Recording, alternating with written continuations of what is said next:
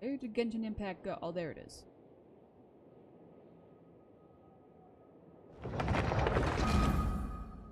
Where did... Oh, there we go. Alright. I kind of accidentally messed this up a little bit.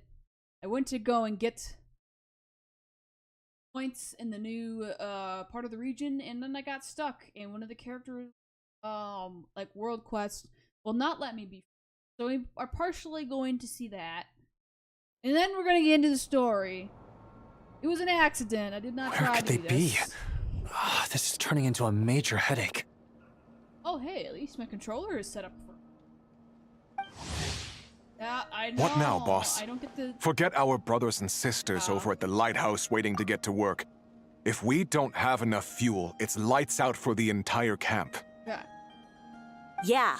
We gotta think of something, squad leader. Head back to your posts. I'll take care of it. Okay. No, I don't need to talk to him Traveler, more. Paimon. No! Good to see you. Hey there, Lua. Why's everyone gathered here at the entrance? It's fine.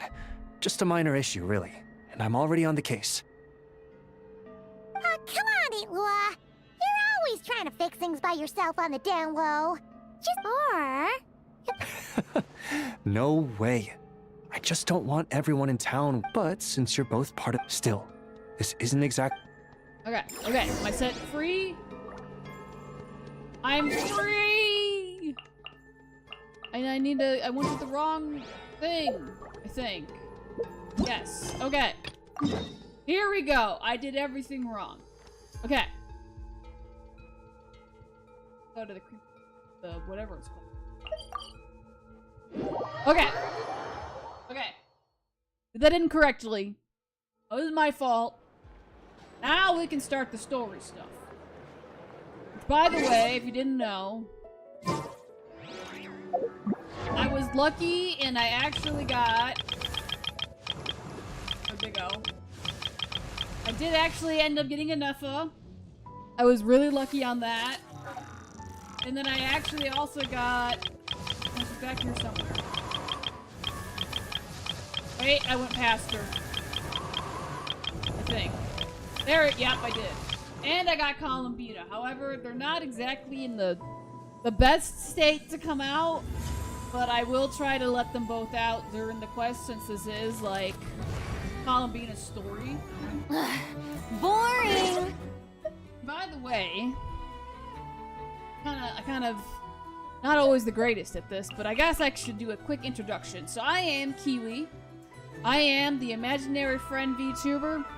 That may not mean a whole lot at first to you, but yes, I did, as an imaginary friend, I did have a person, and let's just say they're no longer here, and somehow I am, and I don't fully understand it, but yeah. Anyways. Why am I in the wrong, all the wrong, roles? Okay, why am I'm in every direction that...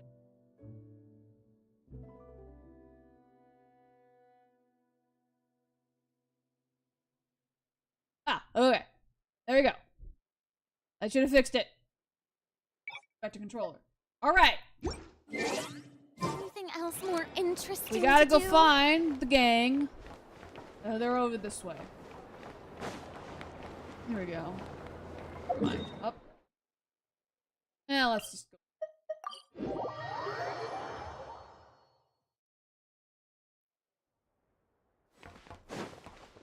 Here we go. On this way.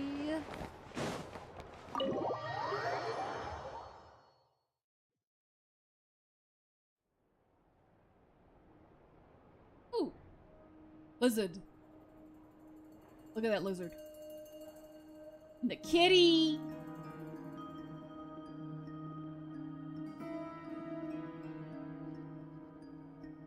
Looks like the gang's all here. Yeah, they sure are, Paimon. Yep, all ready. How about you two? Green and good to go? Paimon's ready. Dude. Great, let's get rolling then. Great. Well, first things first. Wait.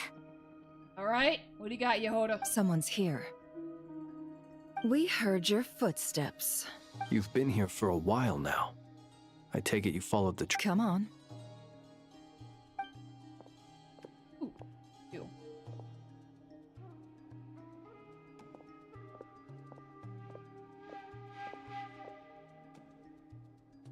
I figured it wouldn't take you long to notice me. Oh, Arlecchino sent you. I come bearing news from my lady, the knave. Okay. Dottore went through the motions of returning to Snezhnaya, but it was obviously a facade. However, he has not returned to the Kuvaki Experimental Design Bureau, nor has he made an appearance in Nasha Town. Well, in that case, he'll be in his lab way up north. I always wondered why he applied for his own private pad. He was planning this all along.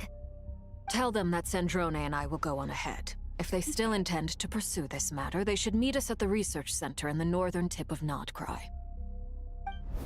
Nice of Columbina's two best friends to think of us. We appreciate the heads up. Our sincere thanks to the Fatui for your aid. Lady Damselette may have left our organization, but at least some of her colleagues remain genuinely concerned for her well-being. Not to mention that the doctor's increasingly cryptic conduct gives us great cause for alarm. And considering it sounds like even it's on top of him. We have crossed swords many times before, but it's not personal. We're just on different sides. We don't lack humanity.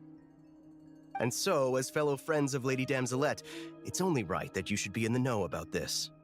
Arlecchino's situational awareness has saved us a lot of trouble. I'll leave the map here with you. If you do decide to head to the research center, please proceed with caution. And remember, at least while you're in Nodcry, Lady Arlecchino's subordinates are your comrades if you want them to be. This is very accommodating of you. We can't thank you enough. Just doing my duty. I shall take my leave now. If you need us, you'll find us at the Experimental Design Bureau.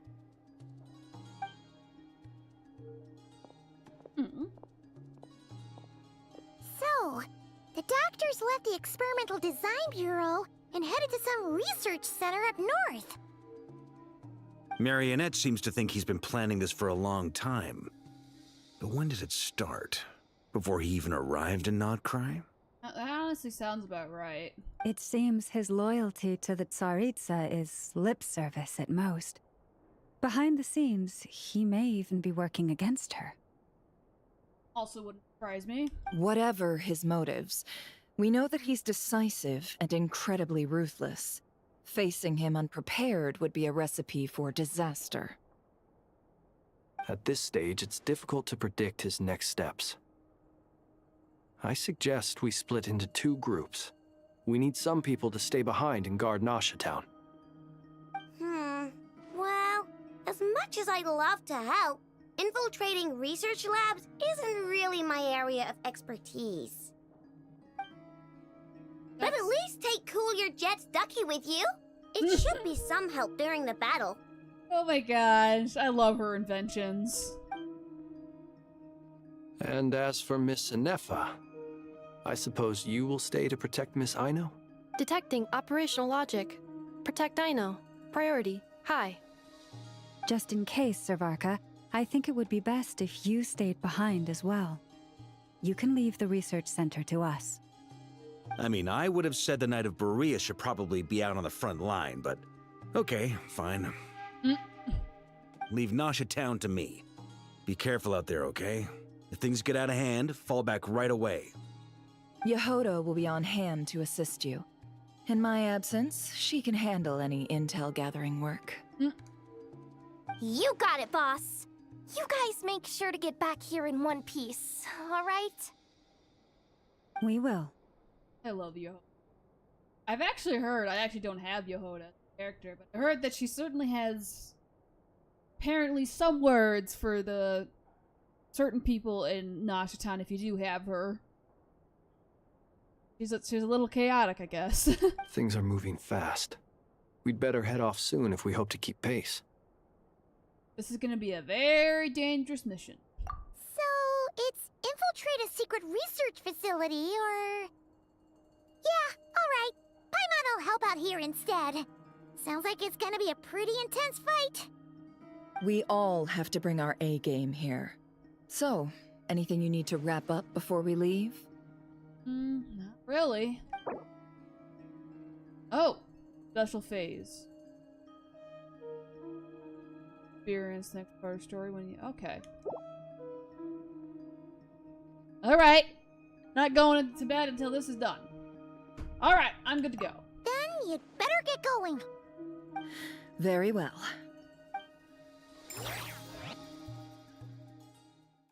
Alright, I guess this is the longer story. All these broken machines on the ground. Someone got here before us. Could it be Arlecchino and Sandrone? Looks like Arlecchino's fire, so I'm gonna say it probably is.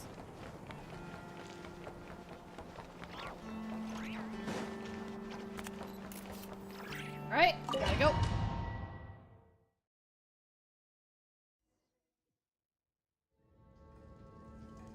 Hey.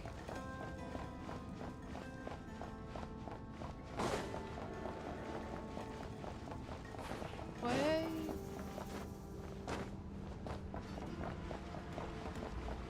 Huh. This is certainly a little concerning. Oh. Okay. Whoa. That's quite a welcome party. Ducky? I could summon Ducky? Go!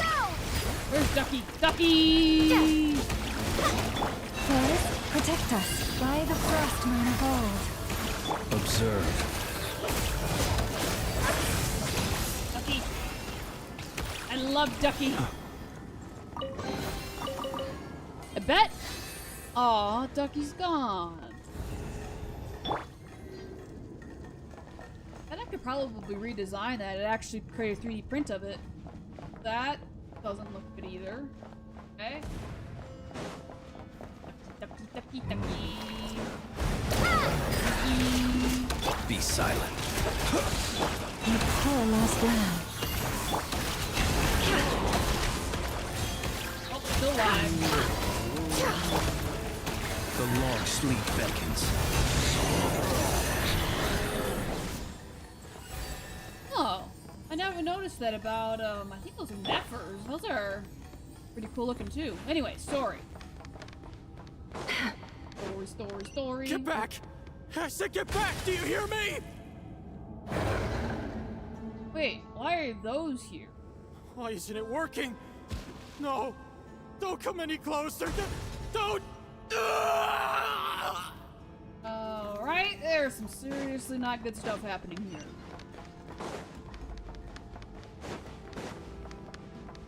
Okay.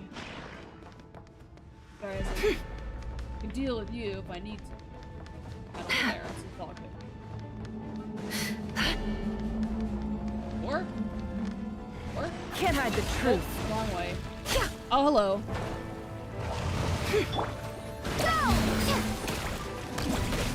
Leave this place. With one heart, we pray. No more lies. The deception ends here. Close your eyes.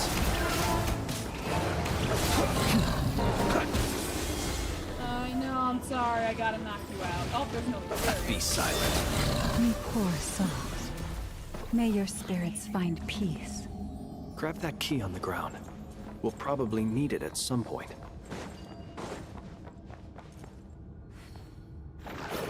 You.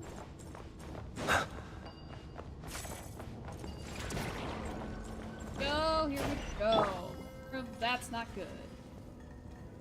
Watch out. Oh, Ugh, there's no way through. Let's go around. wait.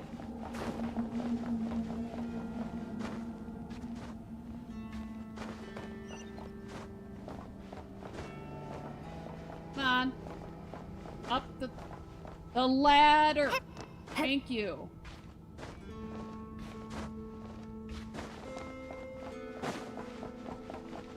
Well, planting in the ceiling too? Wait. Yes. Hello. What the? Trespassers? Here? What's wrong with you people? What's wrong with you? We're looking for the doctor, and we understand he might be here. I see you're fleeing the facility. You looking to settle a score with the doctor? Good luck with that. I don't think you have many chances left. Okay, what's he doing Perhaps. now? But you might have a chance to live if you start talking. 2 other Harbingers had the same idea as you. They're already inside. But what good is it gonna do? The doctor wouldn't do something like this unprepared. Seems to me that you're not too thrilled about being his subordinate. Also, is it just me, or do I sense monsters nearby? If you'd prefer their company to ours, that can easily be arranged. We need to know what the doctor is up to. Please, if you know anything at all, tell me. This is about more than us versus the doctor. His actions could have consequences for all of Nodcry. And perhaps even your homeland, Snezhnaya.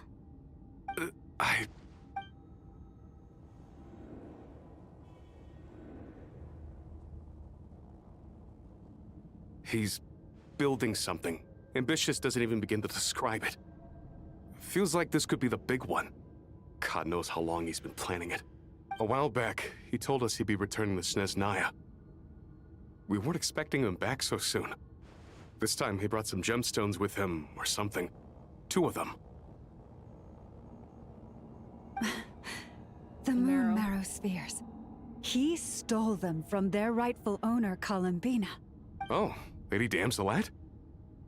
Last I heard, she left the Fatui. Before she went, she told us she'd finished what Her Majesty asked of her, and wished to focus on some personal matters. I remember thinking that leaving us might not be the best choice. I mean, I always looked up to the captain the most, and... Understandably, he was a good guy. Back when this all started, the higher-ups dispatched 3 units to Nodcry to execute their plan. They were led by the Doctor, Marionette, and the Damselet, respectively. I was a part of the Damselet's unit to begin with. She never really interacted with us much. In fact, she seemed sort of detached from everything. Not because she was distracted, just felt like she was indifferent to the world around her. Like she had no stake in anything that happened. She always seemed like she was staring off into the distance. Almost as if she didn't see anything worth living for in the present, so she had to look further afield. That's right. She always used to stare up at the sky. The Doctor used to stand nearby and watch her. Apparently they got along well at first, but somewhere along the way, she grew wary of him, started avoiding him as much as possible. After she left, everyone in our unit merged with the Doctor's. He's similarly indifferent to the world, except when it comes to the moons. He seems to have big plans for them. Right now, obtaining the 3 moons is his #1 priority. He even said, if he can only get his hands on 2 of them, he'll create a 3rd one himself. How would he create an artificial moon marrow? Maybe the knowledge he gained from the Hyperborean phantoms has something to do with it. Thank you for cooperating. We appreciate the level of detail. I get the sense that you'd serve under Columbina again if you had the chance. Would that be fair? No, she's no longer a Harbinger. As a member of the Fatui, my loyalty will always belong to the Tsaritsa. I'm only telling you all this because I don't completely trust the Doctor. His actions do not align with the goals that first brought us to Nodcry. I understand. We'll do everything within our power to stop him. The Knaves unit is based at the Kuvaki Experimental Design Bureau. Maybe you can seek refuge with them. Well, now we know what's going on here. Artificial moon marrow. He's likely well on the way to completing it. Dottore's technological capabilities are far more advanced than I thought. I fear this could get ugly. Everyone, prepare yourselves.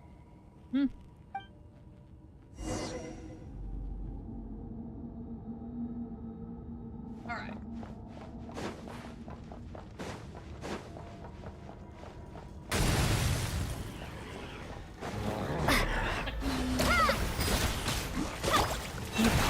promised land for the everlasting forest. Kill.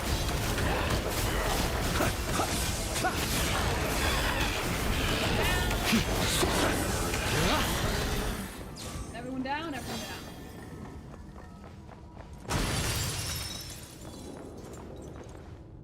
Okay, that's a new creature. Hello.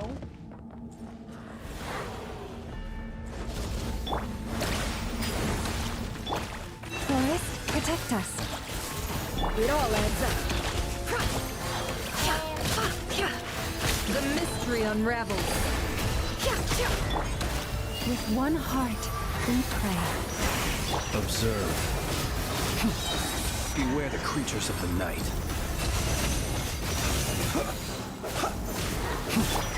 Water jet! Wipe out! Can't hide the truth. Leave this place. Close your eyes. Be silent. Night falls. Hey, get my feet. Hot. There.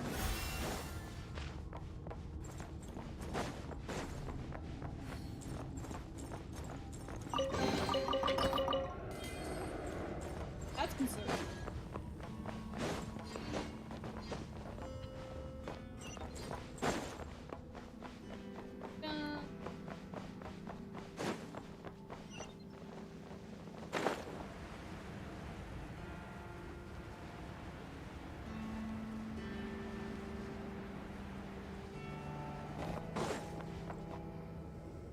Oh, there he is.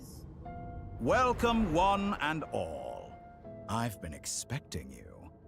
I hope my humble research facility is to your liking.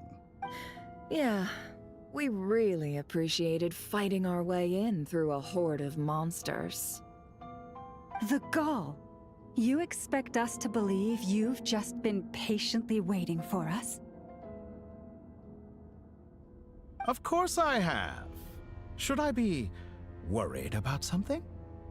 Everything seems to be going quite smoothly so far, and you've shown up right on schedule. First Sandrone and Arlecchino, now you. Ah, quite a surfeit of guests I've had today. If you were looking for them, I should probably mention that Arlecchino disappeared as soon as she entered the facility.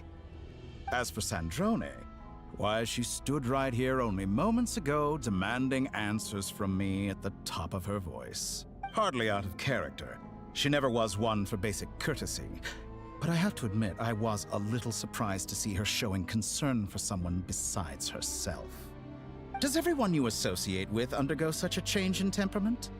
Speaking as a researcher, I have to say, it is not a change for the better. It threatens one's ability to remain objective. Well, since you ask... So you've got your hands on the moon marrow, and now you're claiming godhood. Don't you think that's a bit of a stretch, Dottore? No. I didn't.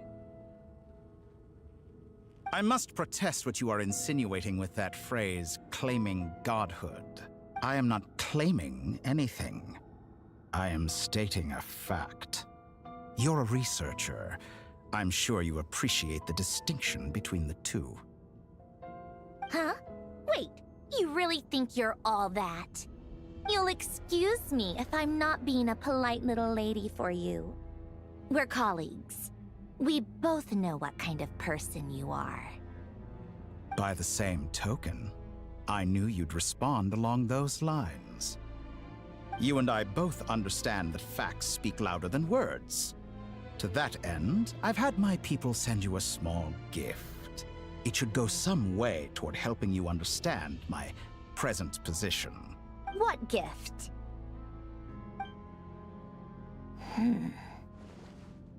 Where have all your troops gone? Who knows? Perhaps they are already marching toward a new world, following in the footsteps of an unknown god. As vulgar and arrogant as you may be, dear Sandrone, I have no intention of taking out my displeasure on your subordinates. They will enjoy equal rights to my own. You sent your people to the Experimental Design Bureau? That's the Tsaritsa's property. Yes, and I am very mindful of Her Majesty's instructions. But you know full well that they do not conflict with my present goals. In which case, all I'm doing is conducting another one of my experiments. Is there a problem with that? Now then, you have a judgment call to make. Am I simply lying to stall you? Or is it possible that every word I am saying is the truth? In which case, your subordinates really are in danger. So now you've turned on fellow Fatui soldiers. You're completely insane. I have set a new rule for myself. Each person gets one chance. Naturally, that includes you, Sandrone. If you wish to leave, I won't stop you. We are colleagues, after all. Scumbag! You went back to... Still, I hadn't counted on Sandrone sparing any thought for the people of this world. Shame. I always found her self-centeredness to be one of her few better qualities. He knows. How can she ever hope to achieve greatness when she's so obsessed with protecting her little design bureau? It's more than a little disingenuous to speak of achieving greatness while taking hostages. Or does honor no longer mean anything to you? Honor? I have the marrow of 2 moons in my possession and will soon complete the construction of a 3rd. I will be the god of a new world. And you speak to me of honor? How charmingly naive. Those are sacred relics. You do not deserve them. In my view, many in this world do not deserve to be alive. And yet, I mercifully permit them to go on living, do I not? You'll come to regret your actions. Will I now? Let's see if you can make me.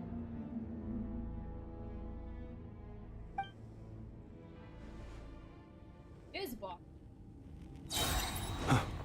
Observe. You won't feel a thing.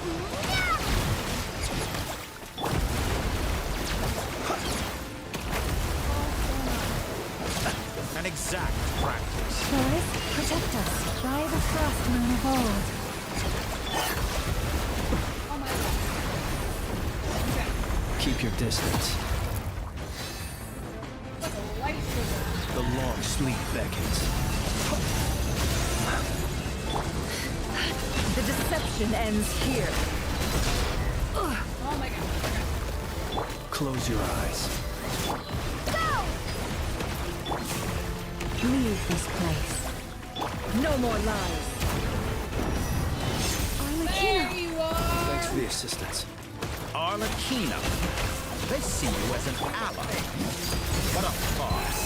You're clearly trying to destroy my research, not me. I'd say your research is more valuable than you. Am I wrong?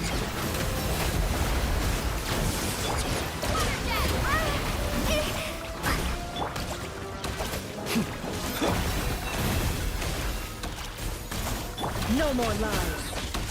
The mystery unravels. Is that the best you can do? Get lost. Laid bare. How? Wanted my full attention, did you?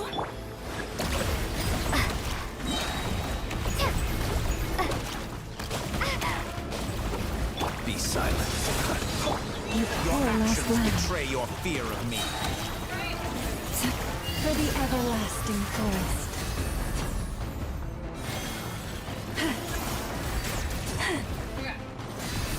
Forest, protect us. Is this all it takes Observe. to tire The night cometh.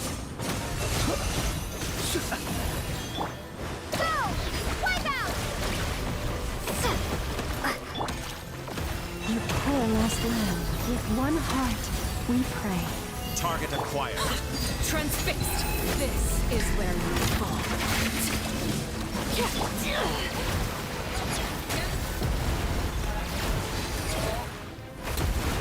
Seek within.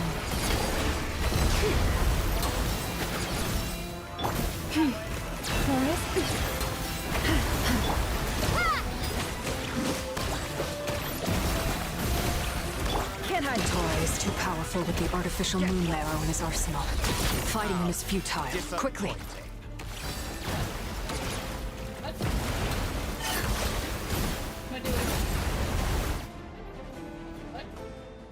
Let's go. I've always thought it is wiser to flee than surrender.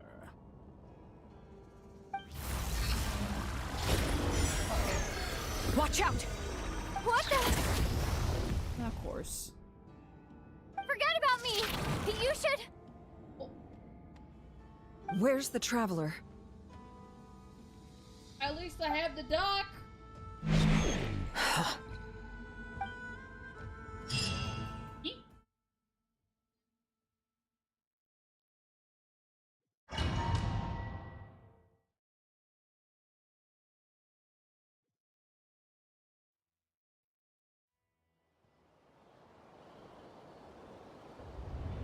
Hey, where am I?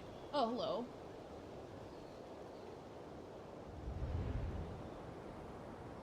What just happened? Nasha Town? How did I get here? I feel like this isn't the real Nasha Town. Strange. I remember being trapped by Dottore during the battle, and now, all of a sudden, I'm here. Something weird is going on. I guess I'll start by exploring the area. Huh? Traveler? What brings you here at this hour? Huh? What are you in the mood for today? A hot dog? Or something else? We've got some special discounts at the moment. Want to see the menu? Sorry, I'm not hungry right now. Ah. Well, feel free to take a seat for now. Let me know if you change your mind. Everyone seems to be acting normal. Am I just overthinking? Oh, darling, look who it is. One of our regular customers. Get the Traveler something to eat, would you, dear? Wait. Why is he talking like that? Well, I'd love to, but can't serve a customer unless they order something. Anyway, I take it your business is wrapped up? Yes, thankfully. It was a long trip, and it's left me feeling pretty exhausted. But the upshot is, I won't have to leave again for a good while. We can have some quality time to ourselves. Wait. These two are a couple? I see some kids around too. I didn't know they had a family. Hey there! I haven't seen you in ages! What's keeping you so busy? I've been looking forward to playing with you again. You forgot already? You're silly. Daddy brought you over to our house recently. We had some snacks together. What is she talking about? I don't remember any of this. We've had a lot of customers over the last few days, so we've been real busy. And like my mom always says, some people are more than just customers. They're friends. Oh, another customer's arrived. I better go see what they want. This is all wrong. I never once heard the owner of this restaurant talk about their family. It certainly isn't a family-run business. And that child, I don't recognize her at all. Could this be a false memory? Very good. I knew you had it in you. Aren't you going to try the house special? When did he show up? No, none of this is real. You don't seem to like it here. That's fine. We can change venues.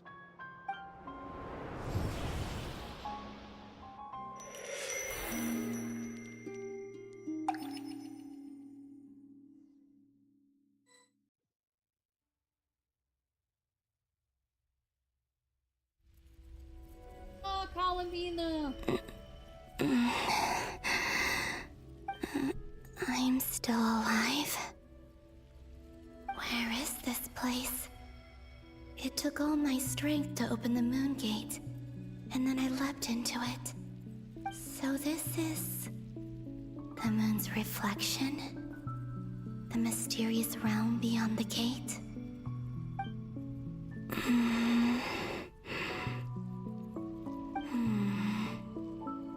I can't sense anything. I guess I could try opening the gate once more.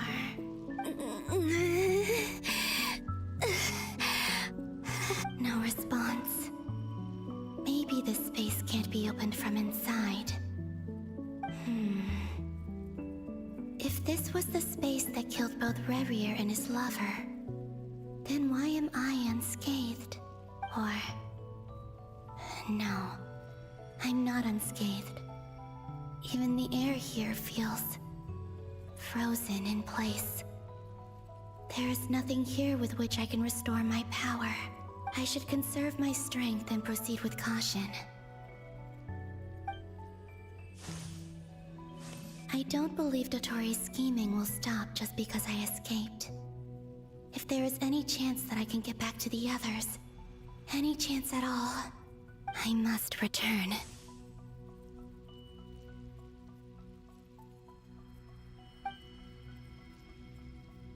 Emptiness.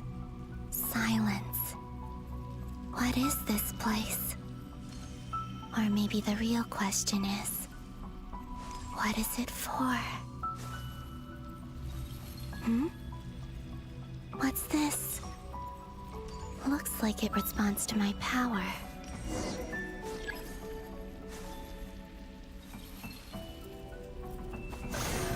Golden. Like Kuvaki. Is it some sort of guide? And why does it feel so familiar?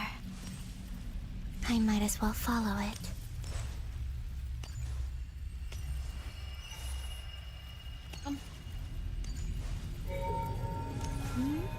Where does this lead? Could it be the exit?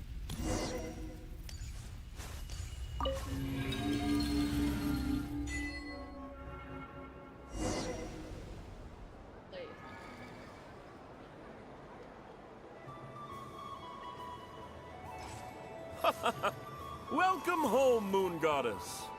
Oh, it's the night of that festival, isn't it? Is this... Nasha Town? But... isn't Moonbriar Night over already?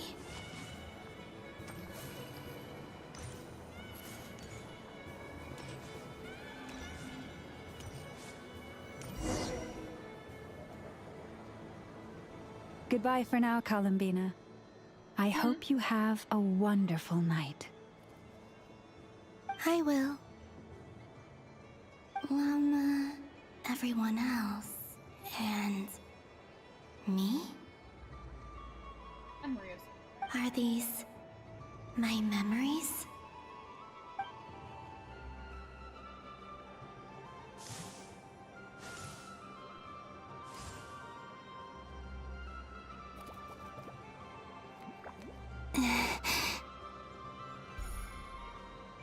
I can't touch them. It's as if we're separated by some impenetrable power.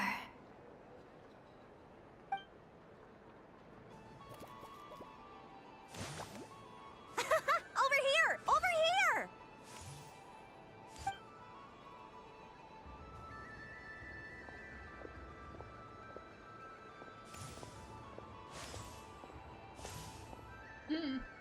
But the people in these memories pass right through me. Just like when I disappeared. If only I had known what would come to pass after that. Even so, I should still take a look around. Just being back here. It gives me the strength to keep going.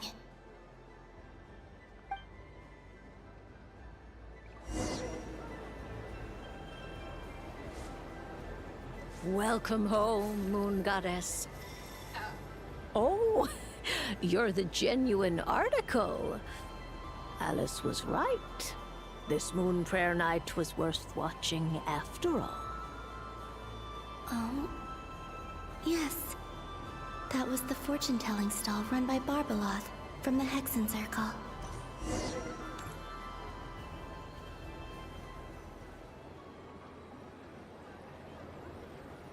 Please, draw the first lunar arcana. Ah, this represents destiny and is the foundation for the divination as a whole. This column be out. My destiny.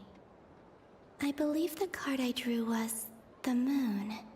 Now that I think about it, Barbalot's divination was absolutely right. It's almost time to draw the last card.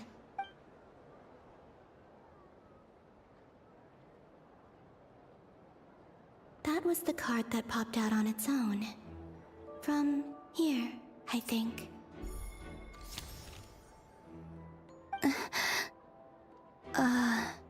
Kuvaki Pulse? There was her. I wonder if she's able to interact with herself. What? Fascinating. I've never encountered this before in my role as a diviner. What's going on? Did that card leave the deck because of my influence? All I did was try to touch it, and then... Maybe this memory space is not untouchable after all. Are there weak points in the barrier?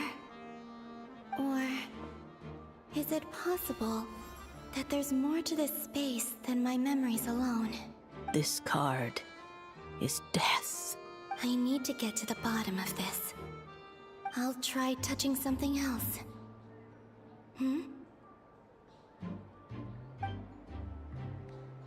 Is this the wind? No, it's gravity. It's pulling me outwards. No, Traveler!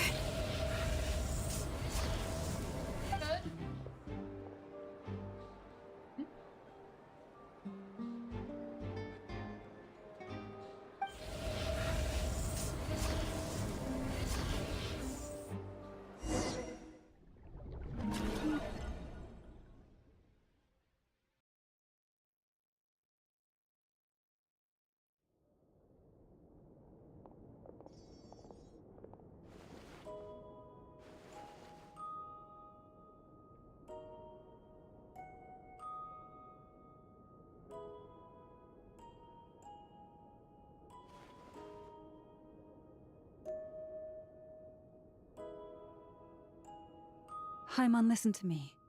From the bottom of our hearts, we are so sorry. We completely understand how you must feel. The Traveler is trapped, and we all— Don't say that! Haimon's not a little kid! You didn't leave her behind on purpose! There was nothing you could do!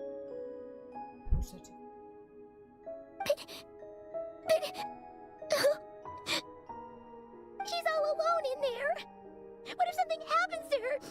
What are we gonna do then?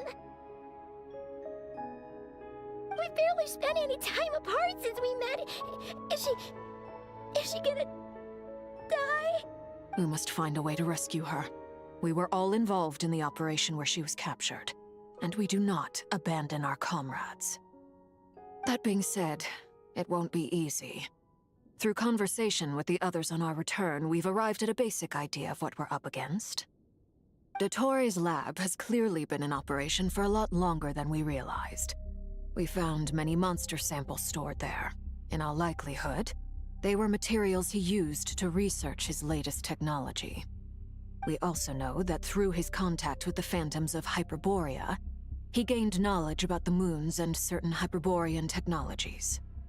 Using this knowledge, he then fashioned an artificial moon marrow to serve as a replacement for the frost moon beyond the sky.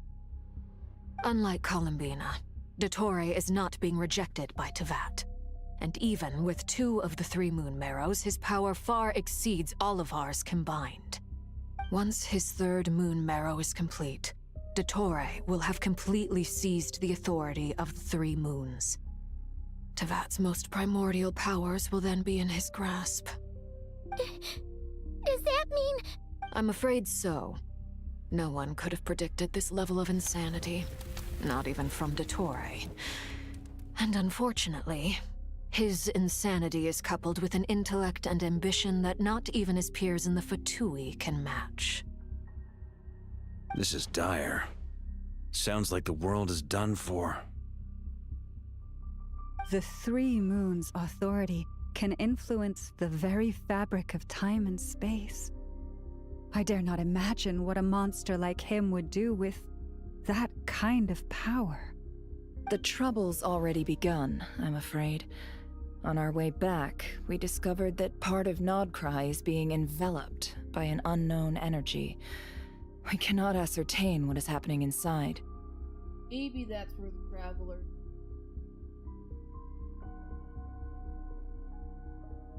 Well, I think Calmine is more a memory. I'm convinced this is Dottoro's doing. Not that there's any way to prove it. The issue is, we have no idea what his intentions are.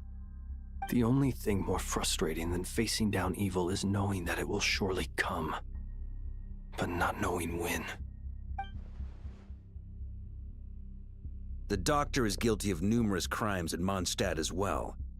One of our knights, well, former knights. His father was murdered by Dottore. Yeah, that's D-Luke. His ideology and methodology are a danger to everything in his path, from individuals to entire nations. He does not feel guilt, even when he acts against his own people. He doesn't see them as his own people, that's why. People like him see everyone else as beneath them. Right. He views other people only in terms of how they can benefit him. That's the basis of all his social connections. Granted, he's hardly the only harbinger to pursue their own interests. We all do. And Her Majesty is gracious enough to permit it. Still, her mercy has its limits. Dottore's actions have gone beyond even what the Fatui could have imagined. Usurping divine authority to become a god. For a servant of the Tsaritsa, that goes beyond being disloyal. It's treason of the highest order. We can't expect him to heed the Tsaritsa's will once he gains the Three Moons' authority. Even we Harbingers consider him the most self-interested among us. Poor Traveler! Of all the people to get caught by... We have to go save her! Right now! Please! We gotta find a way! Paimon, I promise you, we are with you all the way. I get how you feel. I do. But it's gonna take more than strong emotions to take down an enemy like Dottore. What we need now is more information. Right. We can't even guarantee he's still at his research center. Before we can think about mounting a rescue operation, we need to confirm the Traveler's location. I'll find a way. I do not. I think... There's no way that Nefer will not be able to find us. Completely trust Nefer. Paimon knows, but... She's so scared. If anything happens to the Traveler... She might be the strongest person Paimon knows, but she's still human. She feels pain and bleeds just like anyone else. Oh. Then think things through before you stick your neck out. Unless you want to lose your head. I said, probably.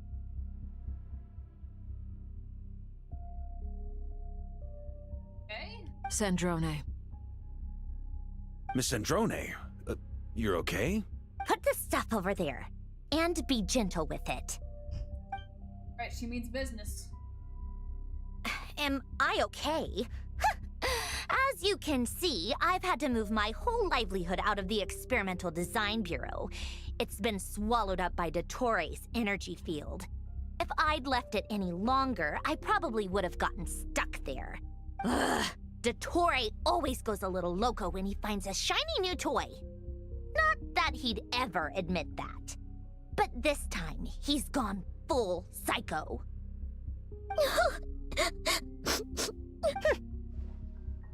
Just go ahead and cry already. Sorry. Paimon's not trying to make a scene. It's just... She can't. Oh, Paimon. Let let it all out. There's no shame in it. When you're overwhelmed by fear and despair, crying can help get it out of your system. You'll feel better for it.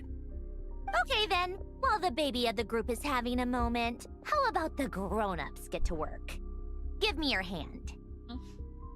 You've made a discovery? Polonia, scan. That sounded almost like you had an upset stomach. You, hand, now. Oh, I thought you'd never ask, my lady.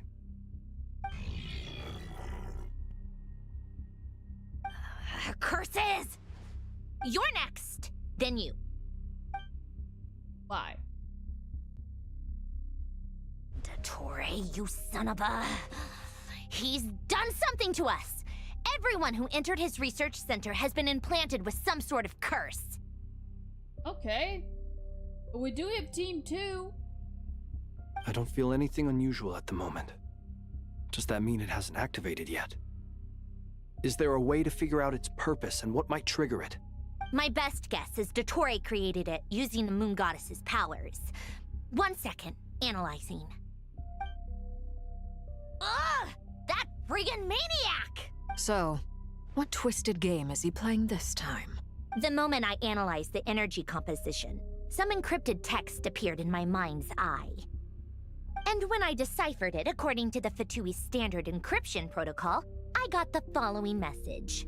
Feel free to run, or you will perish in nod cry. He's mocking us. Yep, he loves to toy with people. Only in this case, there might be more to it. But I didn't detect any murderous intent or malice either in the message or the curse's energy. As if this is him at his least malicious. Or perhaps all people are cowards in his eyes. Maybe he thinks the threat alone will be effective. What a despicable person. And he has the Traveler in his grasp. If I may. As unhinged as Dottore may be, he has always exercised great patience with the objects of his interest. I remember a comment he made when we first arrived in Nodcry. He said, "This world is, on the whole, an exceedingly dull place.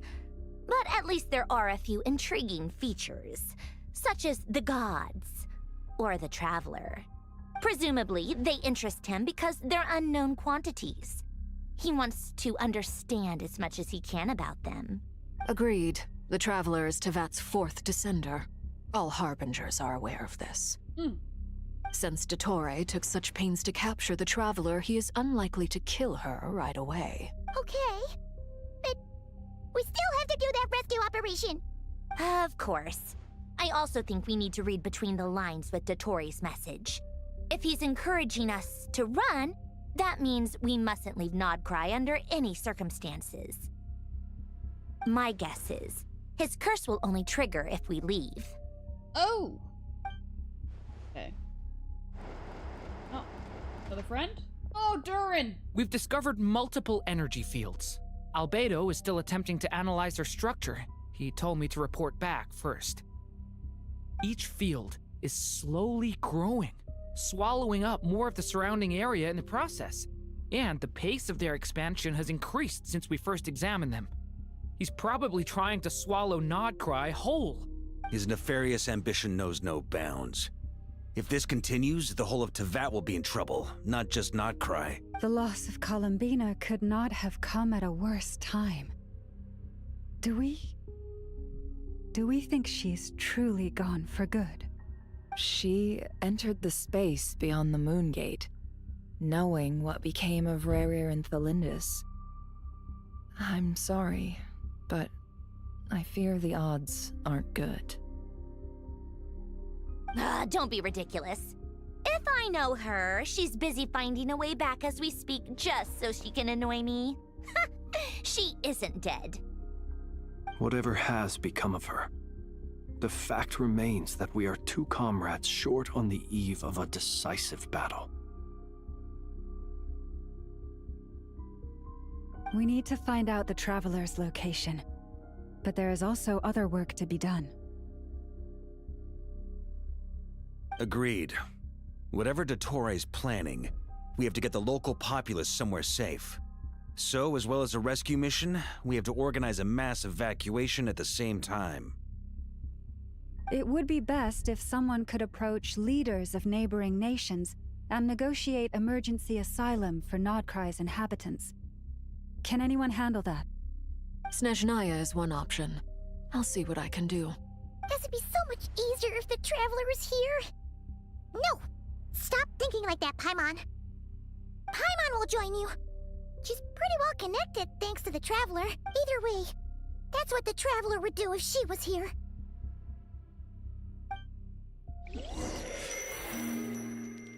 Flower.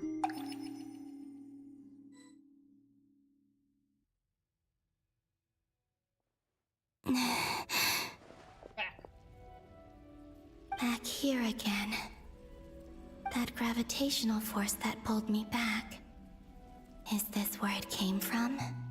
When I saw that memory of Moon Prayer Night, I think I influenced reality. Was it just a coincidence? Or, if only I could have sent the others some kind of warning on Moon Prayer Night, maybe we could have stopped Dottore. I feel so heavy. Does entering that space consume a lot of energy? Well, even so, I have to keep moving forward. Back to emptiness and silence again. I should try and find my way back inside that memory. Here we go. Into the gold. Bring it. Alright, let's go.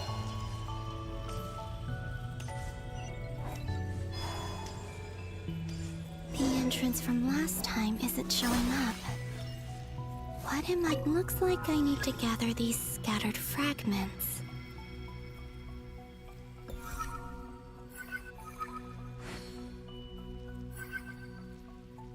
Wait.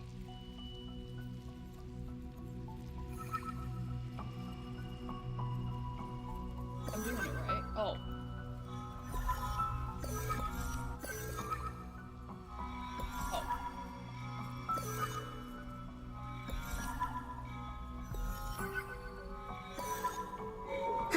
It worked. Hopefully I can stay inside for a bit longer this time.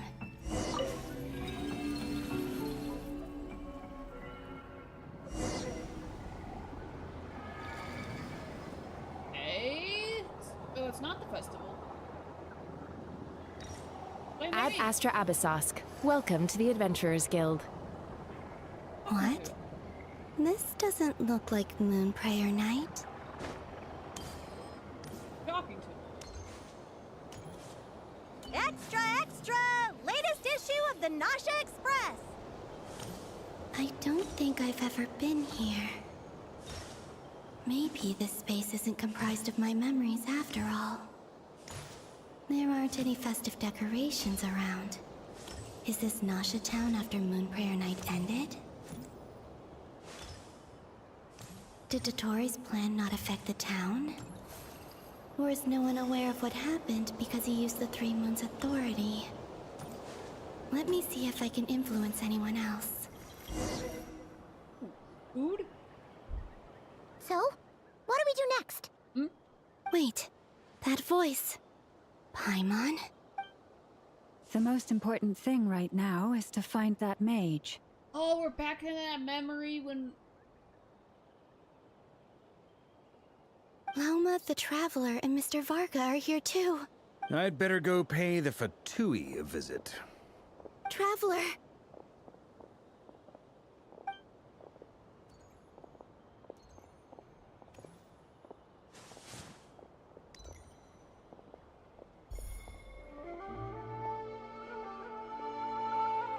Huh?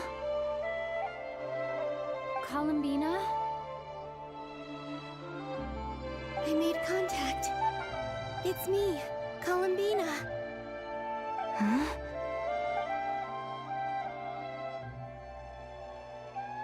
Traveler? Let's go! This is no time to be spacing out! Huh? Huh? Wait a moment. This has happened before. This is what happened when I disappeared. Yes. I stood right over there, thinking that no one would ever find me again.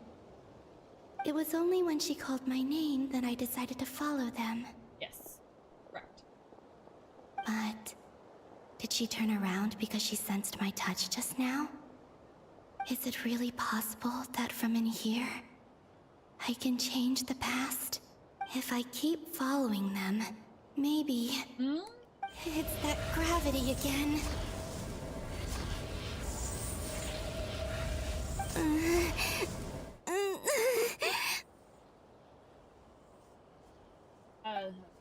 Back again.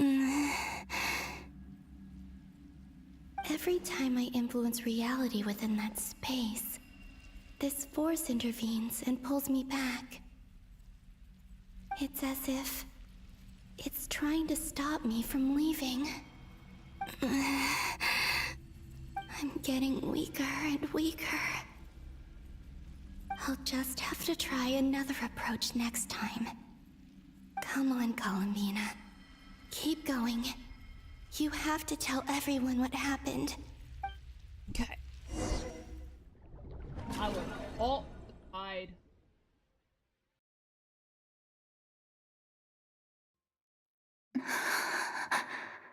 Oh! Okay, now it's... Suddenly, I've been plunged into darkness. Alone, it feels... strange. As if something has grabbed hold of me. Is Dottore now powerful enough to interfere with space itself? Look at you, standing so still in total silence. I almost didn't recognize you. Hello there, traveler. Okay, now... Ark. He seems to be in a good mood. Wait, what's that behind him? That... Ah, so you noticed. This is the completed trilune. 2 primordial moon marrows and 1 artificial specimen. You are wary of it. Good. Maintain that reverence. You performed well in that recent battle. Brave and reckless as always. Courage is the sign of a true hero, and impulsiveness is the hallmark of those who strive to advance. I say this not to belittle you. Most creatures are far more timid by comparison. 3 moon marrows. Does that mean the artificial one is now complete too? Well spotted. What do you think? For a replica I built myself, I dare say it looks the part. No. I mean, it goes with the thingy in the back, but, like, I feel like it would have looked different than that. Dottore, are you planting illusions in my mind? I have no interest in fooling your eyes. On the contrary, I hope to show you the true essence of all that you see before you. Is this not a beautiful city? People live in peace and find joy in their work. The streets are safe. People can even leave their doors unlocked at night. You might say it is the Elysium everyone dreams of.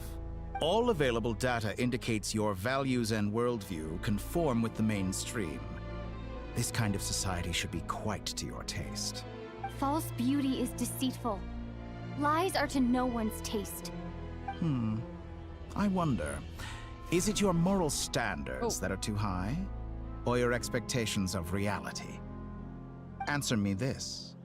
If someone existed in a sweet dream from the moment they were born, a dream in which they never once felt pain, which do you think they would consider superior? The dream or the reality? That's pure sophistry. It has nothing to do with your actions. As I suspected. You have yet to understand all of this for what it really is. What do you want from me? You sound impatient. Do you think the only reason I'm keeping you is because I want something from you? Yes. If it's not, then why haven't you killed me yet? No one can stop you if you're as powerful as a god. I'm delighted you recognize that fact. I believe we last squared off in Sumeru. Ah, the memories. How time flies. You and I have both grown. I'm not surprised that Arlecchino and Sandrone worked with you. You've always a way of slowly but surely ingratiating yourself with all levels of society. People laud you as a hero, but I suspect there's more to it than that. Oh, but to be clear, I don't say that to flatter you. He wearing a choker? Do you always give your opponent an appraisal before you deal the final blow? Call it a long-time habit. I'm a researcher, and one of my duties is to give an objective assessment of my subjects. But you misunderstand. We are not opponents. Not at this moment. Hey? I just want to talk. Think back to Tartaglia, Arlecchino, Capitano, Columbina, and now even Sandrone.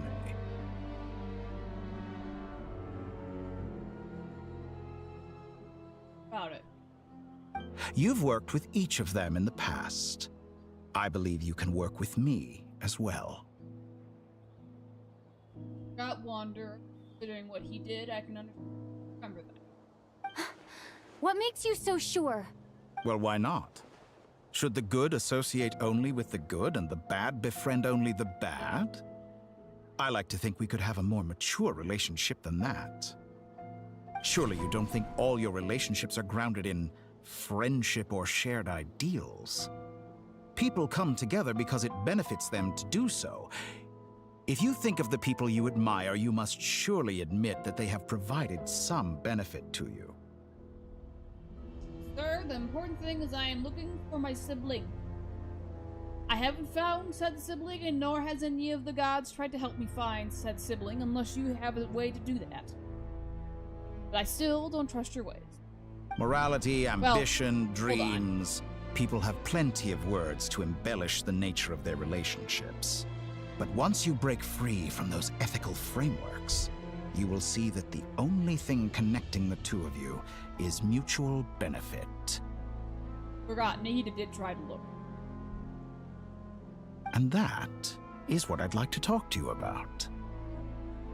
Oh, Emma Wicca knows. She doesn't know either. We're finally getting into it. He's probably been planning to kidnap me for a long time now. But for what exactly? He has the authority of all three moons. I won't be able to gain the upper hand in a fight. Best if I pretend that I'm willing. You say you're a god, but you also speak of mutual benefit. What could a god want that the three moons cannot provide? Excellent question. But before I answer, I would ask you the same thing. Gaining Columbina's allegiance was a rare and extraordinary feat. But the Moon Marrows are now in my hands, and I have the edge over her. For this artificial moon is not being rejected by Tevat. Her identity and lineage may have been a thing of glory in the old world. But they were also shackles that prevented her from ever integrating into Tevat. I, on the other hand, you may view me as a thief, but I have overcome that limitation. So what is it that the three moons cannot grant you? What stops you from negotiating with me to get what you want? I don't make deals with lying psychopaths. That's quite an accusation. Are you expecting me to get angry with you? Well, this is one aspect in which my personal growth has served me well. In the past, my less mature self might have been disappointed, perhaps even angry, over a small setback like this. Like when you and Lesser Lord Kusanali joined forces to oppose me, for example. But things are different now. Just as the rich do not quibble with the poor, I no longer find myself perturbed by these trivial affairs. Human relationships end with conflicts of emotions and interests. But relations between humans and gods are different. And ours is even more unique. I have ascended to the highest heights and laid claim to unprecedented horizons. And you were no ordinary person to begin with.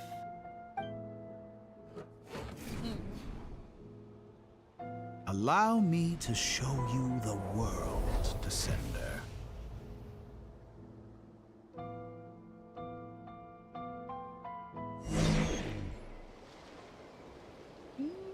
Okay. To stand, walk, jump, sit, and lie down. These are the most common of behaviors.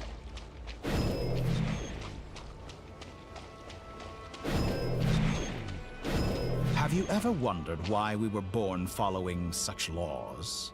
Who stipulated that we could not fly instead of walk?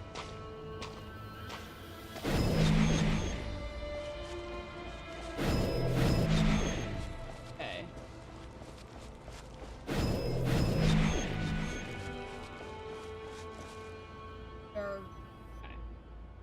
Someone of your talent and experience must surely know of the 4 great rulers who serve the heavenly principles. They govern life, death, time, and space. One wounded by a blade will die from blood loss or infection, and one who falls into a lake will drown in agony. The elderly wallow in solitude, and the solitary age faster. Eventually, new life is born, only to embark on the same path of suffering. These 4 divisions anchor the world and shackle those who live in it. But they themselves transcend its boundaries, squandering the power bestowed by the heavens. All who live yearn for equality, but unless the gods prostrate themselves and profess that they are mere servants of the living, equality can never exist. Who makes the rules we must live by? Who has the right to restrict us? The limits of the body can be rejected. Prepare to be blown away!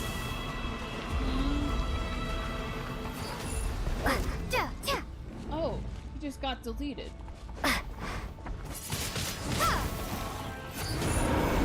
Oh. Hey.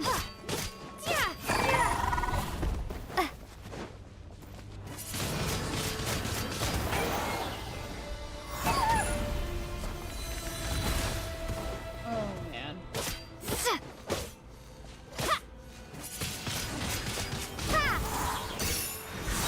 Oh, nope, please don't. How does it feel to be among those with absolute power? You cannot conceive the extent to which your flesh hinders your mind and spirit.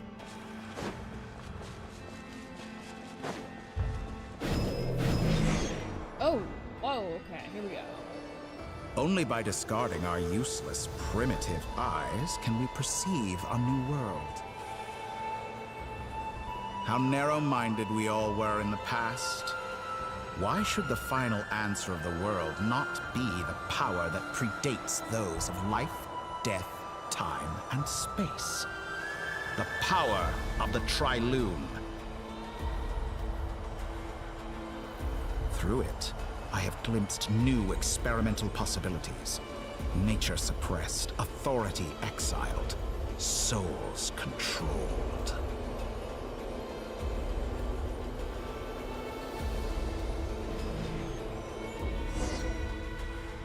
You know, I heard recently that a group of critics reviewed countless stories and drew an interesting conclusion. They found that it is more often than not the villains who strive tirelessly to push the boundaries of progress. In fact, long before this, someone voiced a similar idea in an academia editorial. I felt a great affinity with this perspective. I have never been afraid to step up and play the role of the villain. Fanatics are trampled down for their transgressions, and those who transcend are rebuked for their audacity. And so, The majority of creatures are too timid to follow my lead. But all sacrifices made during my experiments have been worthwhile, as you can now see. I can offer you something new, something unique, precisely because I am a villain. Think about it.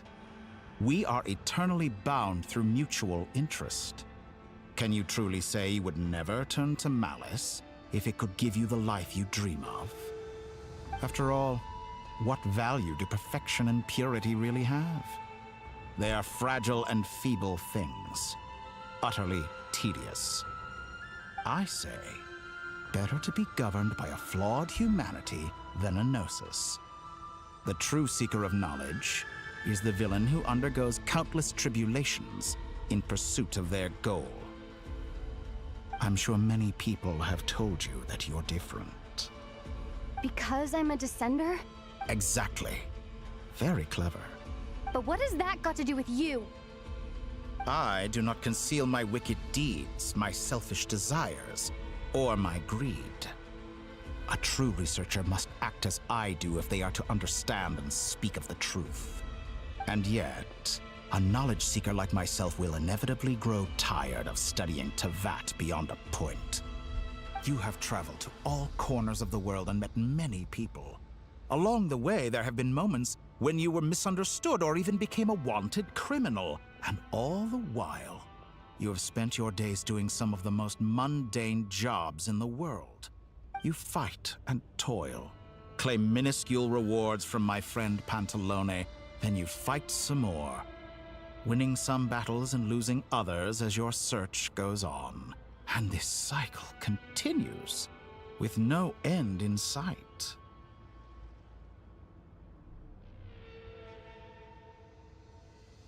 Surely you must sometimes grow weary of being stuck in this same loop day after day. A cat just came in.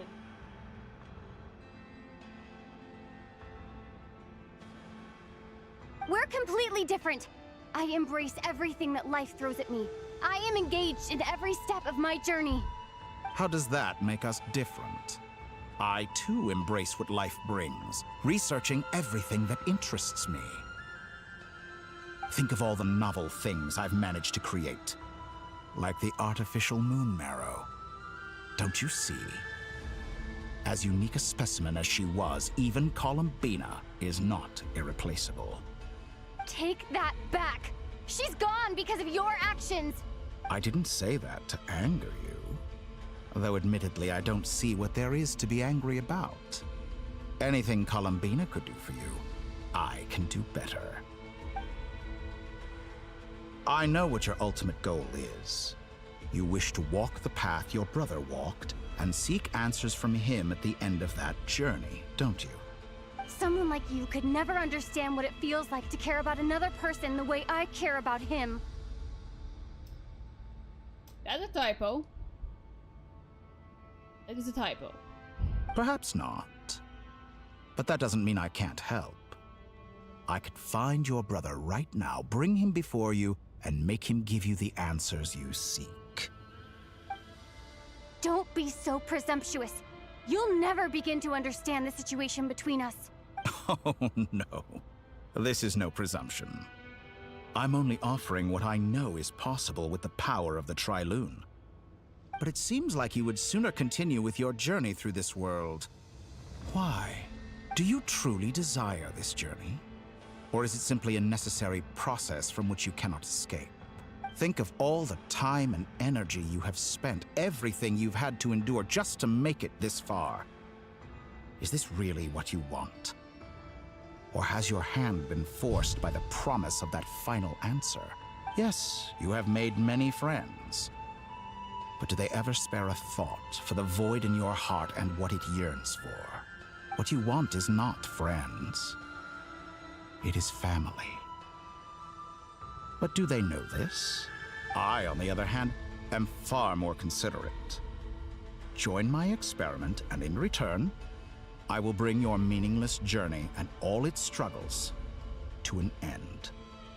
This is a malicious attempt to manipulate me. But at the same time, He's stating some very human truths. Of course, he's right about my predicament. How can I deny it? I have faced ungrateful strangers, never-ending troubles, an endless quest for answers. I want to see him.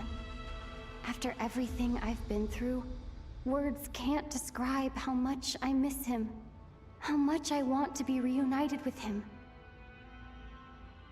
Wherever you are right now, do you miss me too?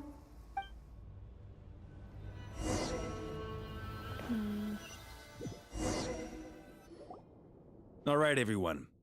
Our next mission is clear. We need to contact all the major organizations, explain the situation to the public, and then begin the evacuation. Okay. The residents of Notcry are quite dispersed. The two most populated areas are the Southern Isles and Pyramida.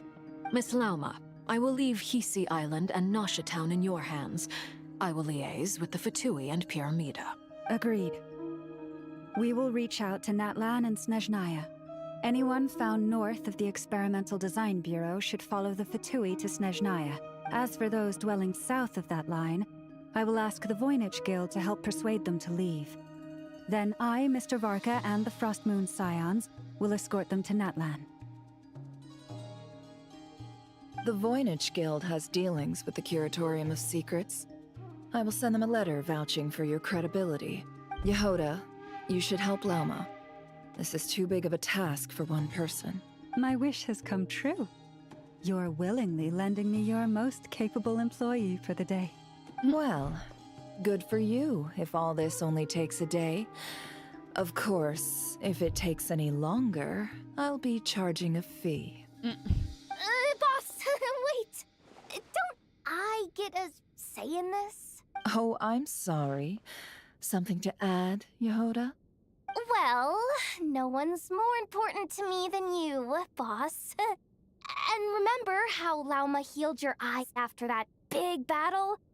I think that's worth at least 2 or 3 days' work for the Frostmoon Scions.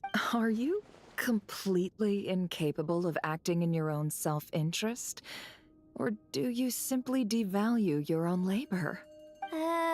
Are you sure you don't want to come with us? Who will see to our other work if we're all busy evacuating residents? Sandrone insists that Columbina is still alive, and we have a traveler to rescue. But boss, I'm just worried that... Well, Nefer, I'll link up with you once my tasks are complete. What makes you think I'd need you to do that? I'll need it. And considering the way you approach certain matters, I think you'll be better off with me present. That's quite enough. Just focus on your work first. I bet we're in for an uphill battle here. But we can help out too. Inefa and I are gonna help Nasha Town's residents carry their stuff. Loading schedule. Store essential local research data and technology samples, then escort the people to Natlan. Understood. I will execute this to the best of my abilities. Great stuff. Thank you, ladies. I've contacted the Lightkeepers. A colleague of mine will join us shortly. I will persuade them to conduct a thorough search of the region to ensure that no civilians get left behind. As for me, I guess I'll be making an early return to Sumeru. I think it's important that someone informs the Dendro Archon of what's going on in Notcry. Roger that. Someone should inform Mondstadt, too. Mr. Duran, can I trust you to handle that? I think you fly faster than any of us can run. As an added incentive, get there fast enough and I'll see about getting your gliding exam waived. Really? Ha! Mission accepted, sir. I intend to stay behind and help Miss Sandrone with her research. She has some alchemy-related questions that she'd like me to explore. She recognizes your expertise, then.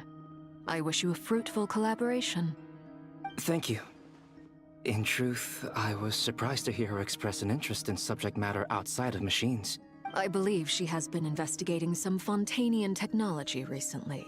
She made a point of bringing the relevant materials with her when she left the Experimental Design Bureau. She's sorting through everything in her room as we speak. I should mention that we have one other friend who isn't present. He hasn't made his position in all of this clear. But if we know anything about him, He's likely investigating on his own. Paimon's been very quiet today. But I know how close she and the Traveler are with the Natlanese. She should come with us to the border. Okay. Paimon will do her best. Make sure to heed Sandrone's warning. Many of us have been cursed by Dottore. As such, under no circumstances should anyone cross national borders. Remain within Nodcry. That aside, personally, I have faith in Columbina. Things look grim, sure, but who knows how it'll play out. Same goes for rescuing the Traveler. Both of them are important allies and friends. We'll be counting on you to gather intel on them, Miss Nefer. Oh, wonderful. You're all here. Oh, Nicole's back. That voice again. Nicole? Oh, there she is. She's so pretty. Whoa, that was loud. And it came out of nowhere. So mysterious. Sorry. This is the only way I can speak to you all right now. Please accept my apology. Anyway, time is short. I'll cut to the chase. We're still facing quite a catastrophe here at the world's borders. Alice has roped in every Hexen Circle member she can get a hold of. Except for me. She told me I had to come and help you all out as a matter of urgency. I quote, "You love talking, don't you? Well, now it's finally your time to shine. Take these. Make sure the whole party gets one each. You'll be in charge of making sure everyone stays connected." It can fly now. It has little wings. Huh? It's so happy looking. A Dodo communication device? Scanning. Unknown device. Analyzing. Unknown device. Conclusion. Cute. Affirmative. It is cute and good.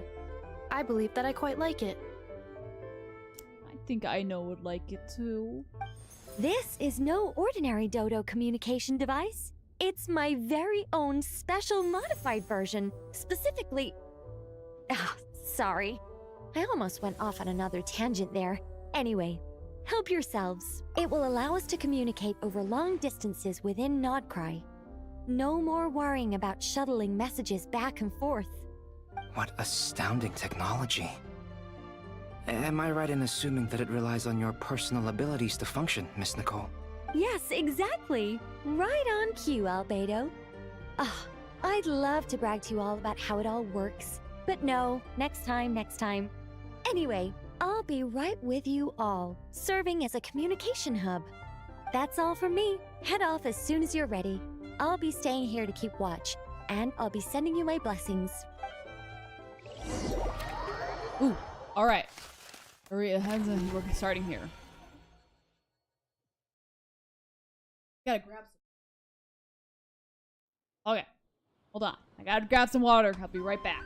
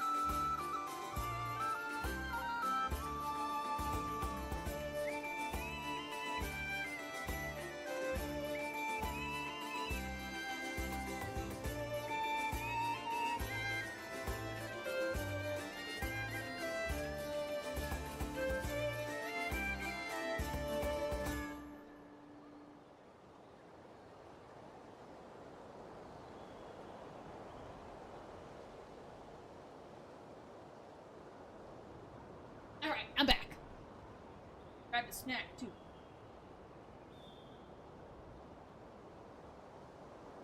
Alright. To the location.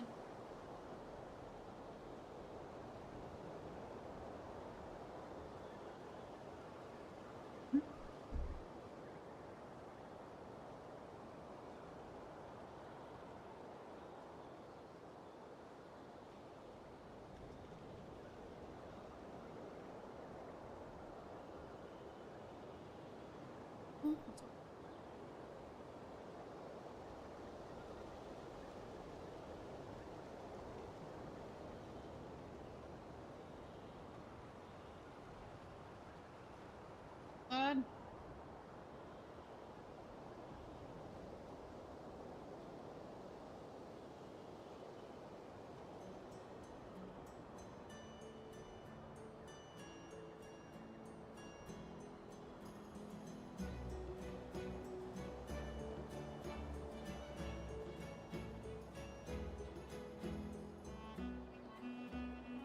Answer.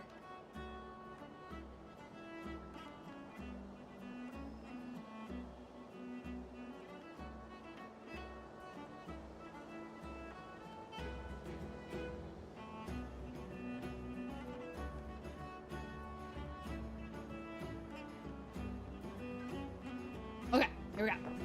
We.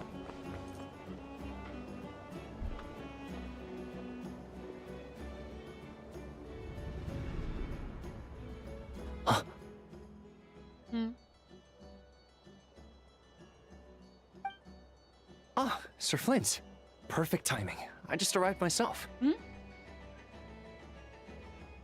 You are most considerate, Master Ilua. But in fact, I know you have been sitting here for quite some time.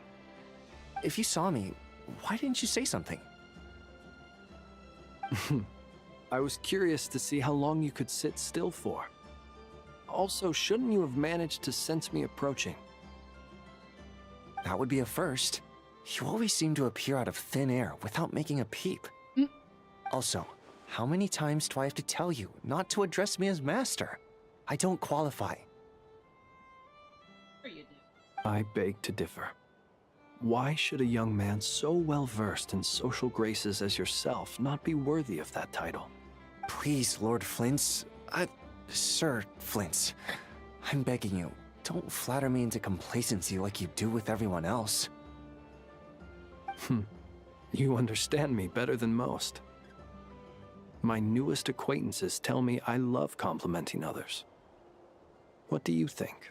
I think they don't understand why you do it. You just love puffing people up till they're a big, happy ball of hot air that floats away into the sky. Like a hot air balloon. Got those in Natlan. In all sincerity, I can only hope that they bring good tidings when they come back down to Earth. Is the situation that bad?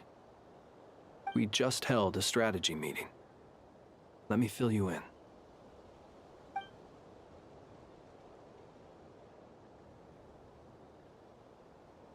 In short, we need everyone gone from Pyramida. We also need a team of Lightkeepers to scour the more remote regions of Nodcry for civilians to evacuate. I only hope we have enough personnel. We do. Old Man Nikita will definitely help, and we can recall anyone out on patrol to focus on this instead. He has a very interesting utter thing going. Good. I'm sure you and the others will make short work of this. Now, don't forget, once you've completed this task, make sure you and the rest of the team evacuate to either Snezhnaya or Natlan as well.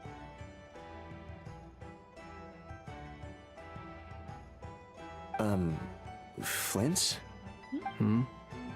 If you've got something to say, Master Ilua, why not guess what I'm thinking right now?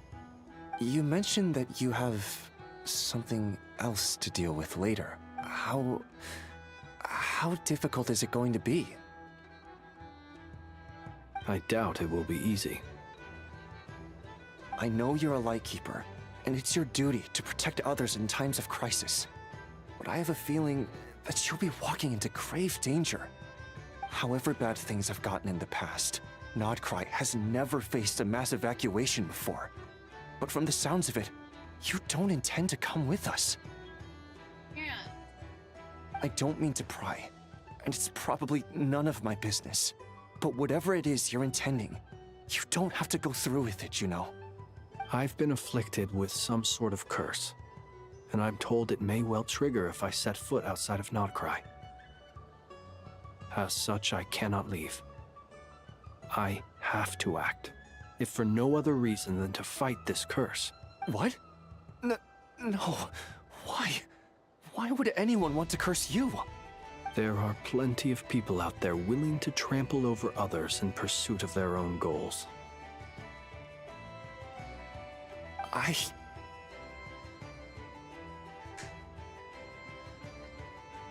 feel like we should... Frankly, Sir Flint, I am furious. You're making light of what is an incredibly serious situation. Can we keep him? Indeed I am. And what? I told you, I'm furious about this.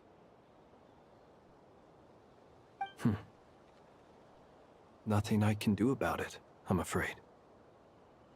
Things happen, and we just have to deal with them.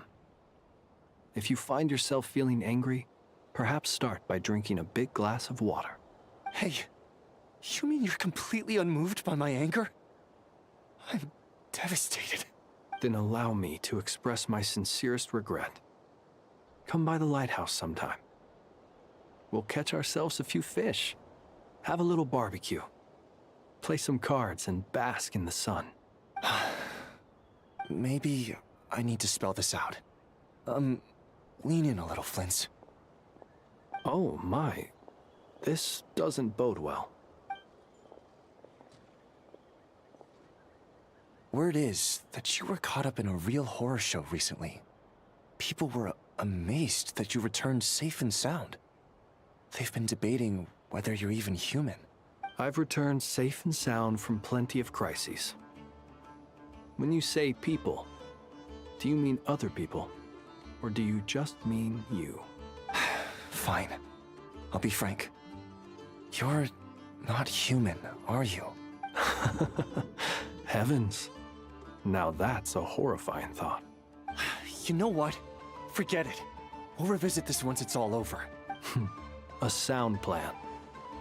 Albeit a little ominous sounding. Just promise me you'll come back in one piece, all right? For you, Master Ilua. How could I refuse? Also, please pass my regards on to our colleagues. Tell them, thank you all for your assistance. Please put safety first as you proceed with the operation.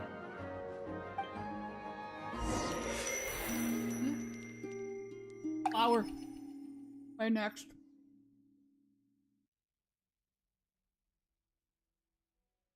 I have to keep searching for a path toward reality.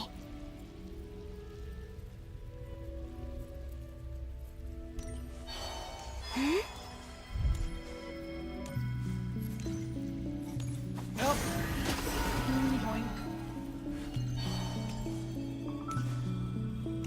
Wait, where is it? There it is. Oh, I missed. Here. Oh, never mind. Oh, that's right. It's again.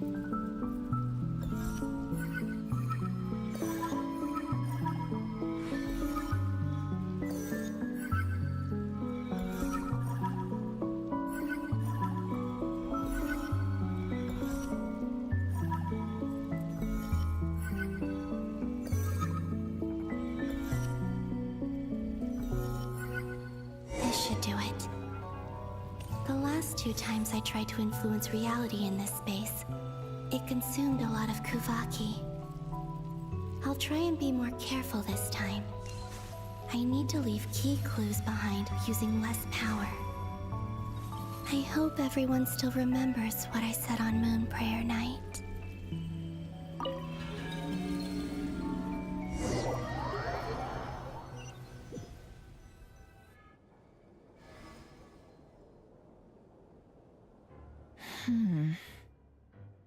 Nothing here either. Flints? Ah, Miss Nefer. What are you doing here? Unless... I just spoke with Itlua about arrangements for the search and came for a walk nearby. As for you, why would... Huh. It appears we think along similar lines. And neither of us likes to accept things at face value. As well as figuring out how to gather intel on the Traveler, I wanted to confirm some of my own suspicions. Also, we'll need to bring a lot of force to bear against Ettore, even if we're only looking to rescue the Traveler. We can't leave anything to chance. You don't think Columbina perished either, do you? I'm merely considering the possibility that she survived, just as you are. How much can we really know about a deity like her anyway? Do you remember what she said on Moon Prayer Night? Okay. About using moonlight to send messages to us. Of course. I think that's why we're both here. Where have you checked so far? I've been focusing on the outdoors. Anywhere the moonlight shines. I checked most of Nasha Town, but didn't find anything. I checked the Curatorium of Secrets, and a few rooms where I thought I might find some leads. But no luck here either. The only places I haven't looked yet are the rooms in the flagship. But process of elimination isn't the only thing that brought me here. Oh, really? What's your other reason? After all that build-up, our mystery ally never showed up even once! Huh? Am I imagining things?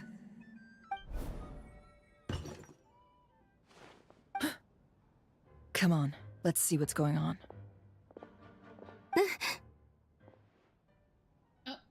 Oh no. I knocked over a vase as soon as I came in. It must have been caused by a Kuvaki fluctuation when I entered the space. Although, it seems like I'm not about to be pulled away this time. It looks like as long as I'm careful with my actions, it doesn't count as influencing reality. Anyway, is this the flagship? The Traveler mentioned that's where she was staying. I only went into the lobby last time, so I've never actually been here before. How does this space work? If nothing else, I can now be sure that it is not simply memory. She mentioned where her room was. I think it's... this one.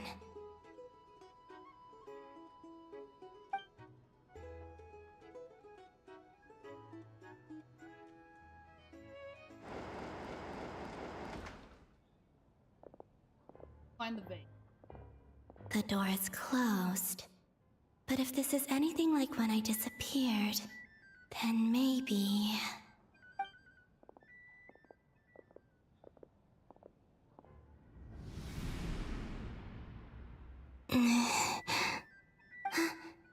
I'm in. She and Paimon aren't here at the moment. I hope she's okay. I wonder what happened to her after that battle with Ettore. Best not to dwell on that for now. Please, Traveler. I really hope you find this.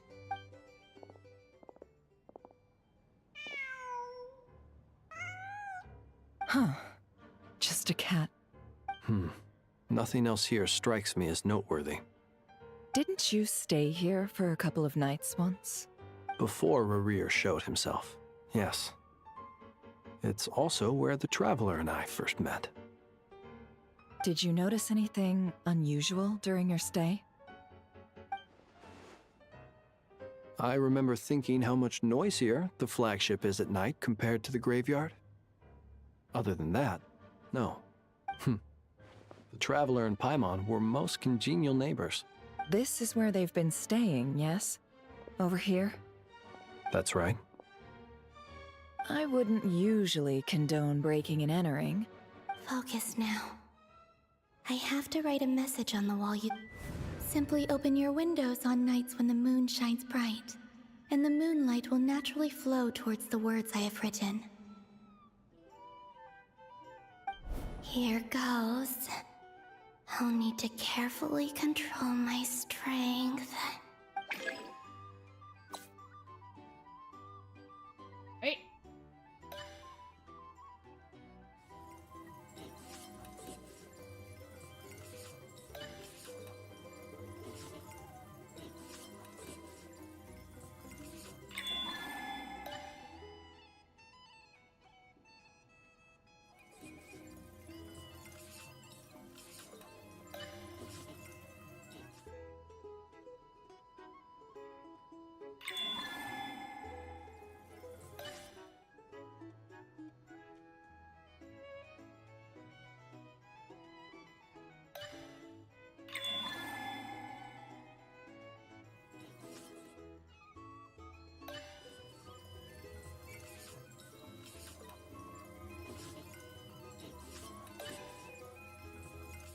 Okay.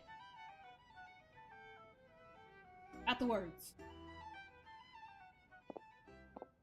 You see it? Hmm? There's a noise outside the door. Is she back? Oh. Please, you have to see these words.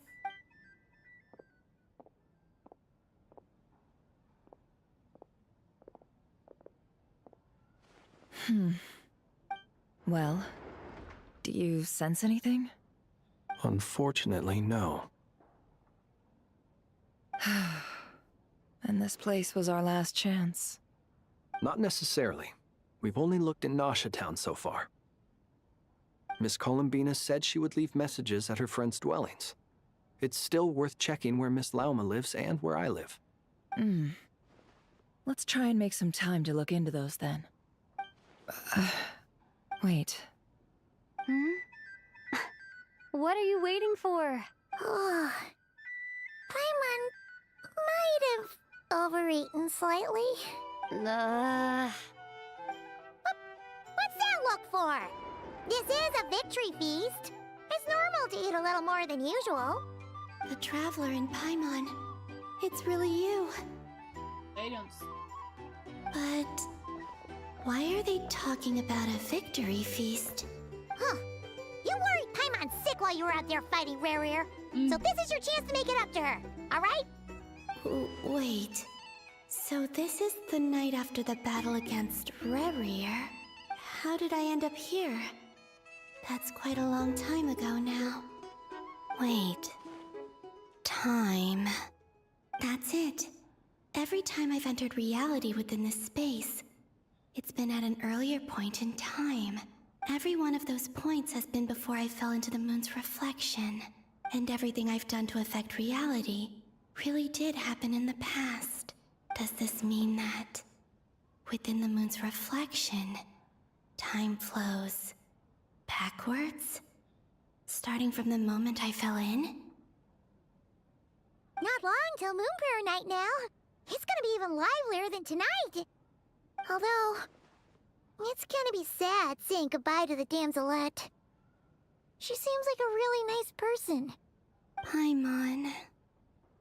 No, I can't. Even if I make contact, they probably won't understand what's going on. And in any case, I'll likely get pulled away again if I do. Instead, I have to find a way to get them to notice what I've written using the moonlight. Wait, even I hadn't thought of doing that before Moon Prayer Night. They'd never conceive of that possibility. Is there truly no other way? Don't lose heart. We'll find a way somehow. Huh? Oh, you say that, but the Frost Moon is beyond the fall sky. If we wanted to go visit her, how would we make it through to the other side? We might not have all the answers now, but I'm sure we'll find a way one day. Huh. Guess someone's gotta be the optimist. The present. The future. That's right. There are still things I can do. What's your plan? Flint's, when you were staying next door, did you ever open the window? No. The rooms here are dark and damp. and there's such a buildup of dust on the windows that the moonlight can't even get in. I didn't think it was worth the trouble. The moonlight. Ah, I think I see where you're going. One moment. I'll see if the owner is available. Don't bother. Time is of the essence.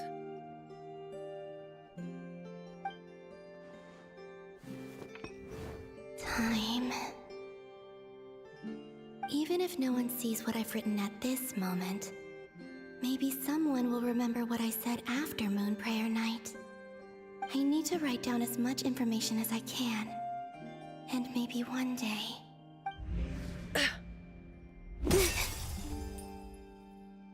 Huh? What's up with you? You can't even hold your cup steady. A little. Well, you should probably hit the hay then. You've had a really tough couple of days for you.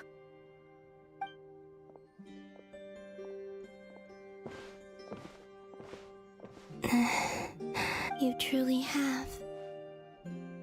You helped defeat Rerir, helped me reclaim my name, and you helped the others organize Moon Prayer Night. Wherever you are right now, I'm sure you're still fighting against the injustices of fate. This is all I can leave for them. How I wish I could stay here, but it's time for me to go.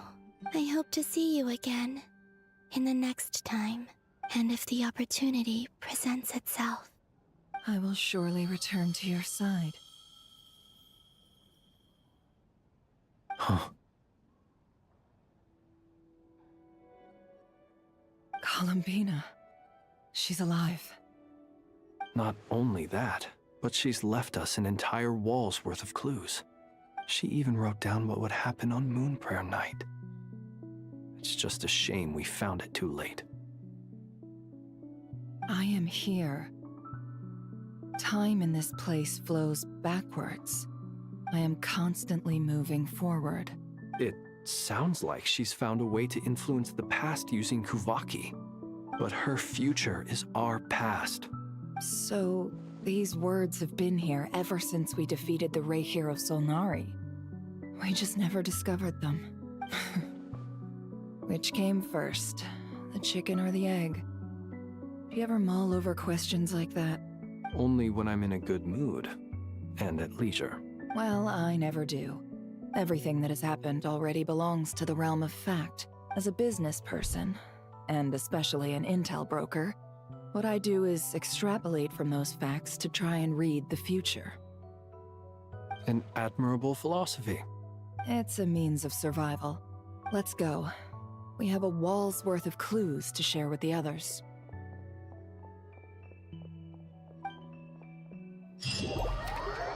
Okay.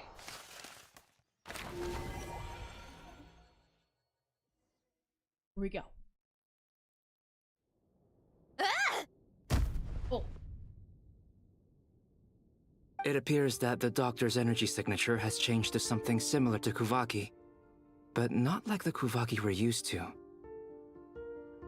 Nodcry's Kuvaki devices will only have a limited effect on it. I can see why you've chosen to place your hopes in alchemy instead.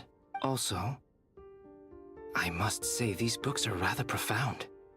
My subordinates just shipped them in from Fontaine. Some of them are from the Narcissenkreuz Ordo. Some are incident reports from Petrichor, and then there's a few test reports for these junk machines. Additionally, after some further scanning, I've discovered something extremely annoying. What's that? Tevat's skies contain multiple moons. A long time ago, when I did my first scan, I detected 3. Just as the legends say. But when I checked again just now, I detected 4 moons. So there's one extra? Yeah. Originally, I thought that if I could still find 3 moons, that would at least mean Columbina's still alive. But then it occurred to me that apart from the Frost Moon, Tevat's moons are just husks. And husks surely shouldn't show up in the scan, since they're not alive. It's weird, isn't it? If we can't even distinguish between a dead and a living moon, how are we supposed to know whether a moon goddess is still alive? Or does this mean that the moon marrows are equivalent to the moons themselves? It's certainly possible. In which case, the fourth moon you detected may be Dottore artificial creation. So he wasn't bluffing. He really built his own moon marrow. Ugh! I'm so mad right now! I love her. It's easy to get overwhelmed when you have too much on your plate. Maybe you need to relax. Perhaps try going for a walk. Or simply take a few deep breaths. Nothing can calm me down at a time like this. I need more time, and I need progress.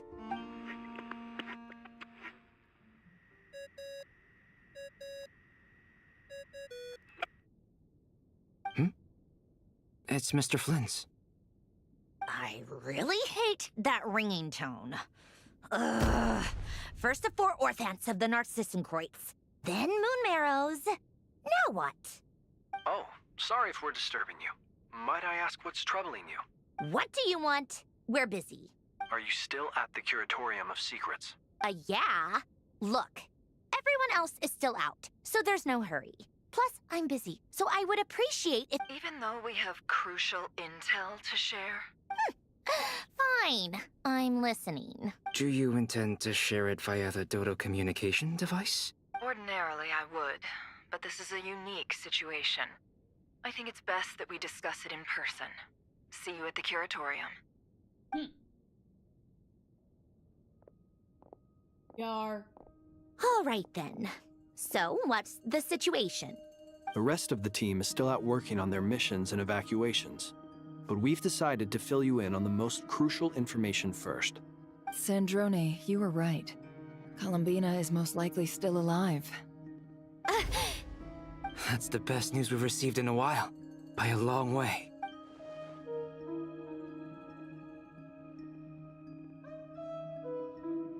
Random locations. Appearing in reverse order? Are you serious? So not dying isn't enough for the moon goddess, huh? She has to show off too. Anyway, does this mean we can deduce her condition from the moon marrows? Miss Sandrone, there's nothing wrong with simply admitting that you're happy to hear the good news. I'm not. And she's the least of our problems. We're facing a huge crisis. If she can't control the flow of time in there, she's just gonna keep moving backwards. Different points in time won't intersect, and she'll never find a way out. Let's say life begins with a drop of water. When did time begin? The moment this planet came into being? No, that's not right. Her final destination would be the moment at which the space she is in was created. But it doesn't seem like we can influence that space from the outside world. So how can we help her? Also, if she's alive, Rerir and Thalindis might be too.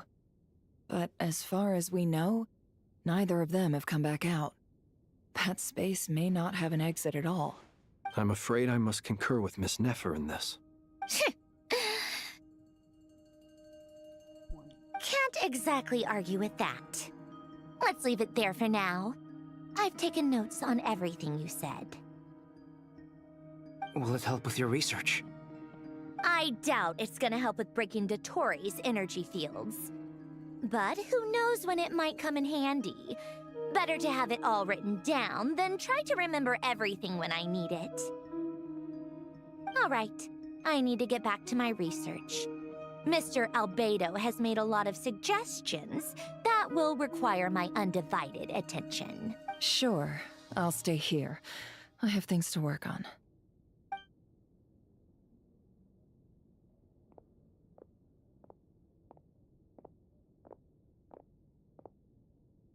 Paimon, are you there? Oh, right. She went with Varka to Natlan, didn't she? Good thing we've moved her and the Traveler's luggage in here. Speaking of the Traveler, where could they be? There's a note. From Paimon. Paimon here. Not in at the moment, but if anyone needs to borrow her stuff or the Travelers, go ahead and help yourself. Paimon won't be mad. Also, Traveler, if you get back before Paimon, make sure to get some rest. Paimon misses you a lot, but put your health first, alright? How sweet. Well, since you offered, Paimon, don't mind if I do. This is the Traveler and Paimon's luggage. All the items they use day to day are here. It's well organized. I wonder which of them is responsible for that. What do we have here?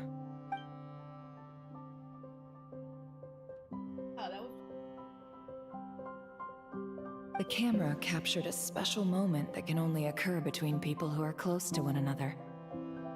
You can really sense how the photographer feels about their subject. I wonder why this picture was placed outside. Is it because Paimon recently looked at it?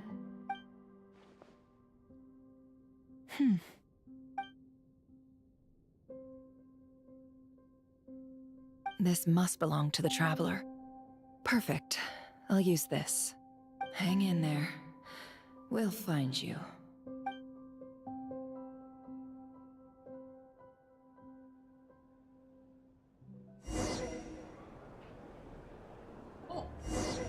Polonia. Search keyword world formula and bring me all relevant books. Oh, this is great. Can you run?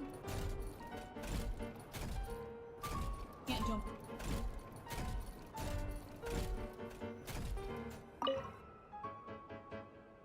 Big guy.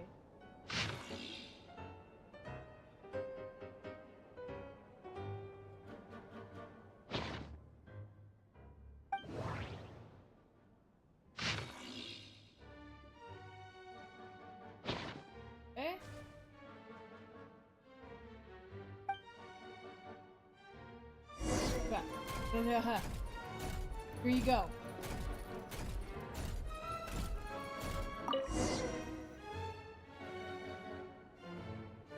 Let's see. This one is on Tonki's sermon dictation concerning the apocalypse. I believe that the correct term for this is Fortuna. This was an ancient Romorian technology, a wisdom unparalleled. I never imagined that Romorian ideas would be so similar to the diagram I have named, the world formula. This is strong evidence that human civilization should gradually shed possibilities as it continues to explore and evolve. The end of humankind may well be upon us right now. The sparks of civilization shall run out, unless we consider introducing variables from outside the system. Variables? Surely that can only mean one thing. Descenders? Dottore likely captured the Traveler because of her descender status. But the Three Moons' authority comes from the world itself. Why would Dottore need anything beyond that?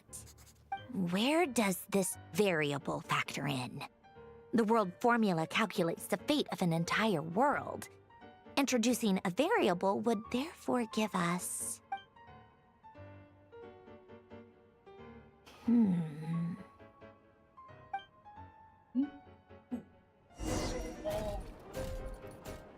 Polonia, search keyword pathway and bring me all relevant books. Oh.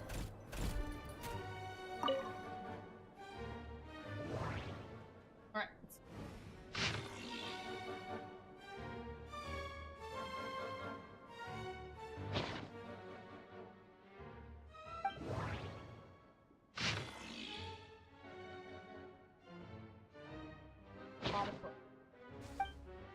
Here we go. He holds them so gently.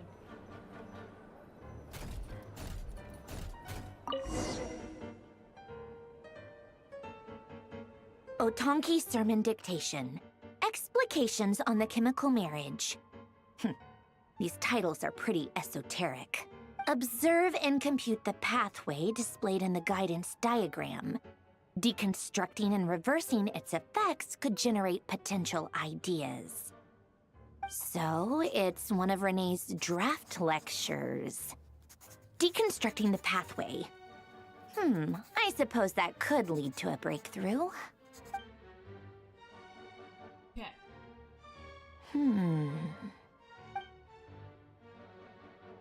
This is so long. This guy sure loves showing off his knowledge.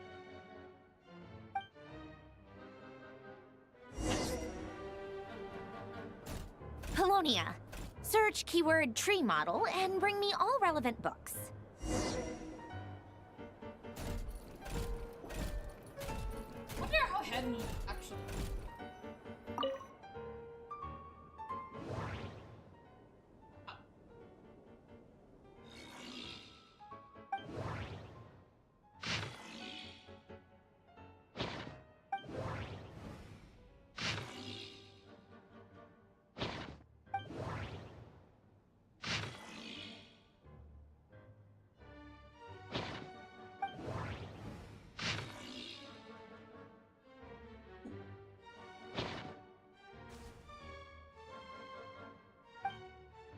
Go.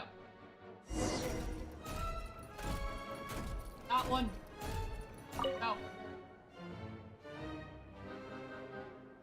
Most of the experimental devices proposed by the Lilia Crucis Ordo are built based on the simple and basic logical structure of a tree model. Lilia Crucis. Guess they were trying to cover up the name of the Narcissenkreuz Ordo? When Duke St. Germanus departed, he said, "It seems that there's no going back." Alas, he is only a genius when it comes to machines. In all other things, he is but ordinary. Excuse me? I'm sorry. That's just ridiculous. What kind of book is this? Great Detective Herlock, the Alchemist and the Clockwork Saint? Isn't this a novel?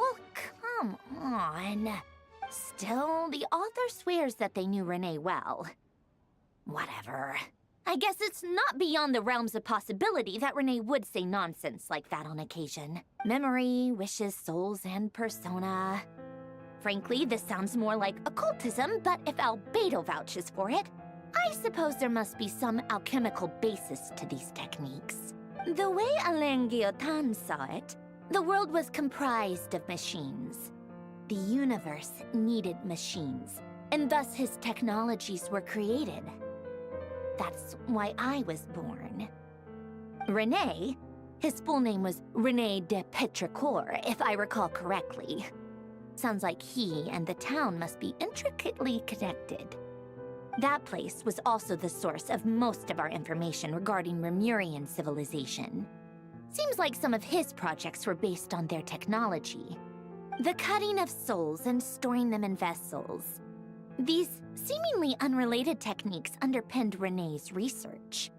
Assuming that the four orthants correspond to alchemical categories, the chemical marriage model? Alain would have scoffed at that. He never would have let those theories or parameters anywhere near his mathematical formulas.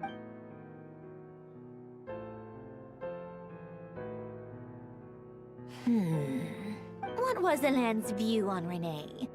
I know he mentioned the name, albeit very rarely. Oh, now I remember. Alain's old notes are here too. They mentioned René once. René seemed most out of sorts when he spoke to me.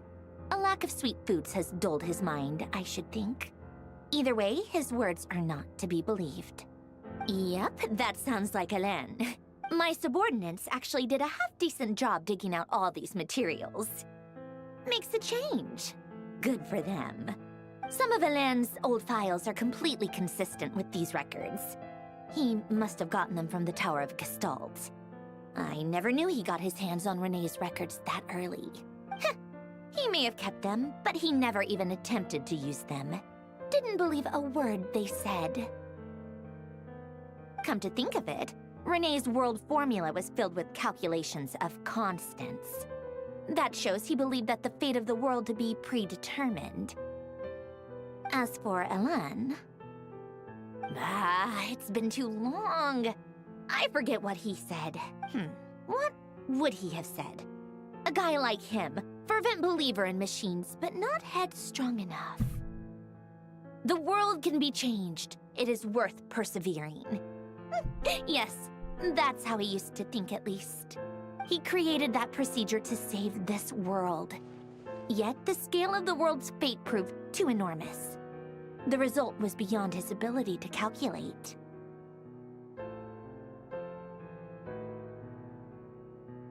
He died having never seen the outcome.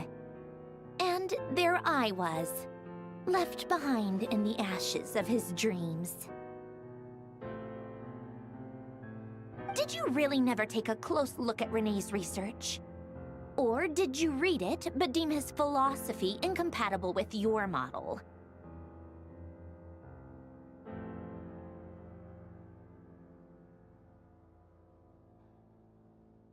The very thought of trying to incorporate his ideas probably made you feel sick to the stomach. Well, don't worry, because there's a whole new category of lunatic in town. Next to Dottore, every other madman looks sane. You once asked me what I wished for. Should have asked him instead. He's the one pining for things you'd sooner die than witness.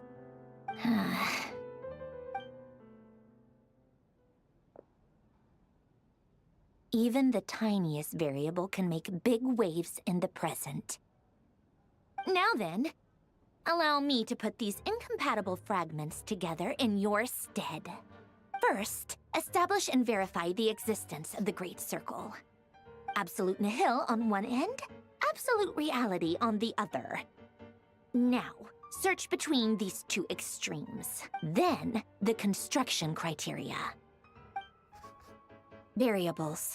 The sparks of civilization shall run out unless we consider introducing variables from outside the system.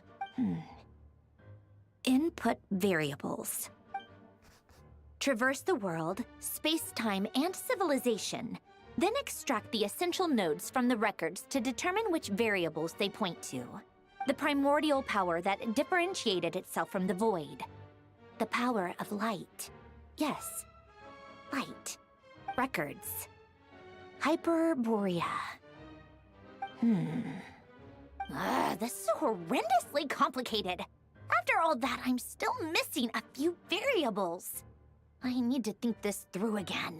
How do you think it looks, Polonia? Like the frenzied scrawlings of a madwoman? Fine, keep it to yourself. It's not like you can talk anyway. I'll assume you gave it a passing grade. I jest. But true madness does often start with trying to save the world. What would Arlecchino and Columbina think if they saw this incomprehensible hen scratch? They'd probably have me institutionalized. So would Rosaline. She's been dead for a while now.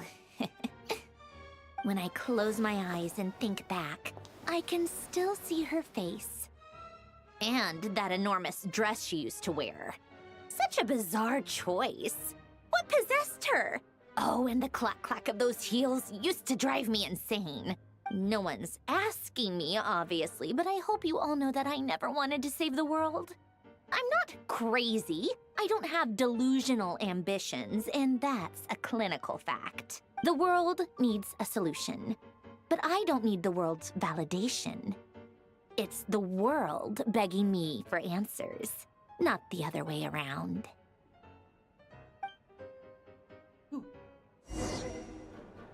Going. Tea time.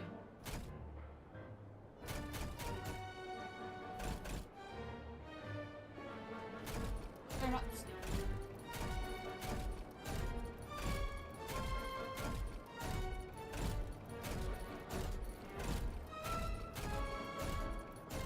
Oh.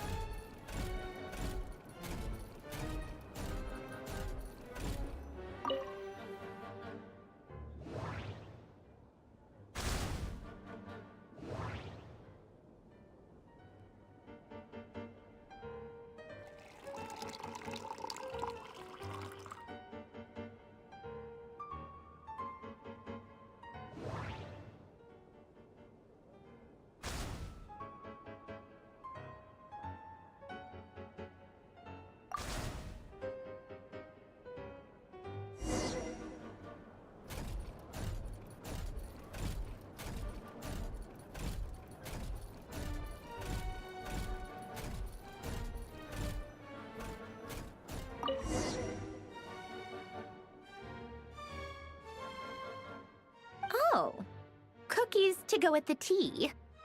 Let's see. They must be from that person who brought those documents. I see they're from Hotel de Boer. Something's written on the box. We are proud to present this homage to the Fortress of Meropede's fun-filled mill collection system.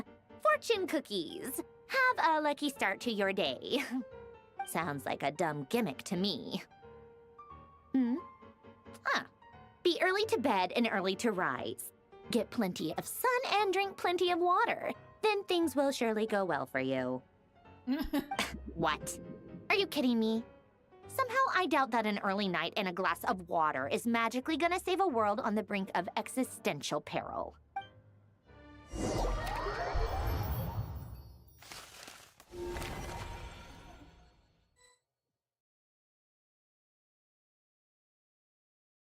Lady Arlecchino, word has reached us that Lady Marionette's troops are all in position. They are ready to act as soon as the order is given. Excellent. The only thing is, they are fewer in number than we expected. It looks like many of them must have lost their lives at the hand of the monsters released by the Doctor. Can't be helped. Allow them to join our ranks, and keep in contact. As you wish.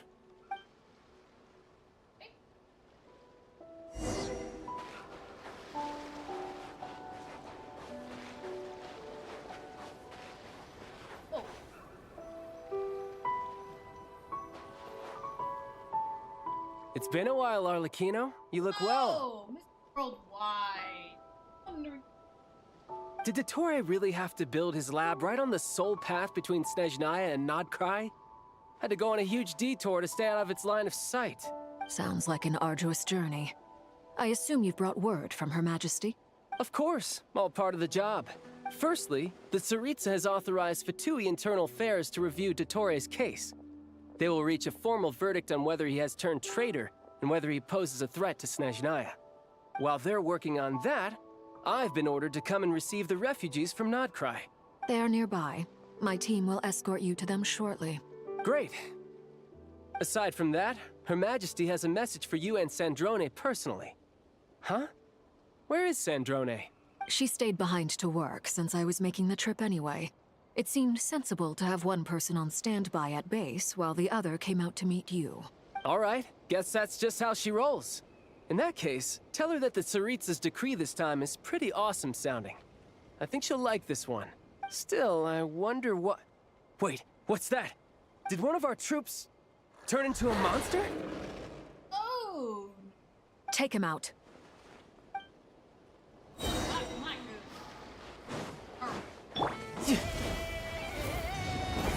Brace yourself! This is gonna hurt! Overruled! Everlasting as the moon! Laid bare! Who's next?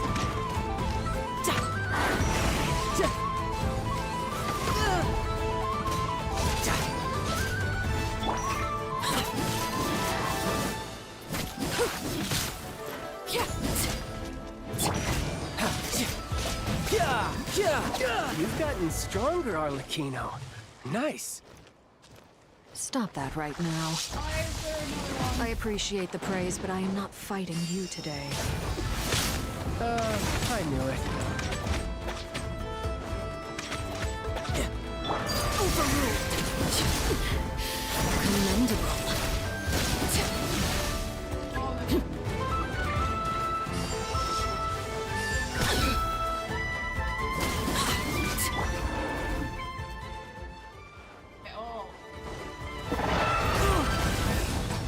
Who's next? Laid bare. This is where you fall.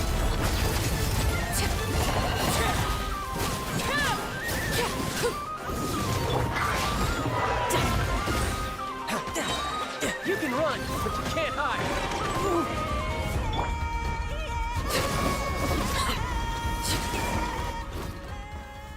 I can't believe it. He was a living, breathing human one moment, and the next? Another fine piece of work by our dear colleague, I'm afraid. What in the world has been going on in Nodcry? I think, actually. A lot. But long story short, Dottore stole 2 moon marrows that should have belonged to Columbina, then built a 3rd moon marrow of his own to concentrate the Trilunar Authority in his hands. What? What do you mean he built a moon marrow?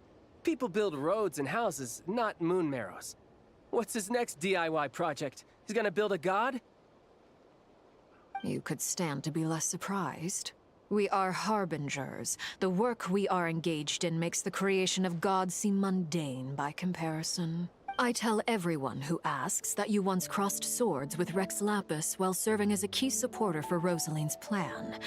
But right now, you're acting like a common adventurer. Thanks for speaking up for me. Those 2 really took me for a ride back then. Then again, surely no common adventurer would manage to get tangled up with them the way I did. That's gotta count in my favor, right? It almost sounds like you wish to repeat the experience. I might have to lower my opinion of you. No. I'll stop talking. Please, go on. Dottore is currently still experimenting with his newfound power in ways that continue to corrode the outside world. As for the human mutation, I believe this is simply a consequence of his experiments, and not a strategic move. That radiant beast was once a subordinate of Sandrone's. I suspect he was only allowed to live so that he could become an experimental subject. Also, those of us who fought Dottore have been afflicted with a curse. As such, I cannot leave Nodcry. This is so much worse than I thought. No wonder Her Majesty's decree is so extreme. While these exceptional circumstances persist, the Harbingers are hereby authorized to use unilateral executive powers. Should Dottore pose a threat, Arlecchino and Sandrone are permitted to eliminate him. My thanks to Her Majesty. I will pass these good tidings on to Sandrone. Her Majesty has also declared that she will refrain from launching an attack on the now evacuated Nodcry due to the presence of unretrieved research material. A wise decision. By the way, how's my old partner doing? I'm assuming they're with you? Partner? You mean the Traveler? I'm afraid I have bad news. She was captured after our failed assault on Dottore's lab. Her whereabouts are currently unknown. What? Why? Since when does Dottore have a bone to pick with her? And... That is indeed the question. I'm not sure he does. He must have some other goal in mind. This won't do. I have to rescue her. You can't. We have no idea where the Traveler is. What am I supposed to do then? Stand here twiddling my thumbs? Sandrone is working on it. The best thing you can do right now is complete your mission. Fine. I guess I'll leave this to you then. One last thing. Tell the Rooster to get the message out to the gods and citizens of every nation in Teyvat. Beware. An uncontrollable pollution is spreading forth from Nodcry. The source of that pollution is a madman drunk on the success of his experiments. The Fatui and our allies will endeavor to contain the threat. However, if Nodcry falls, things are likely to escalate. Considering Dottore is one of our own, all Fatui stationed in Nodcry consider it our duty to stay and fight him to the bitter end. Whatever the cost. Hey, don't be too pessimistic. If it comes to it, I'm sure Her Majesty won't stand by and do nothing. I hope you're right.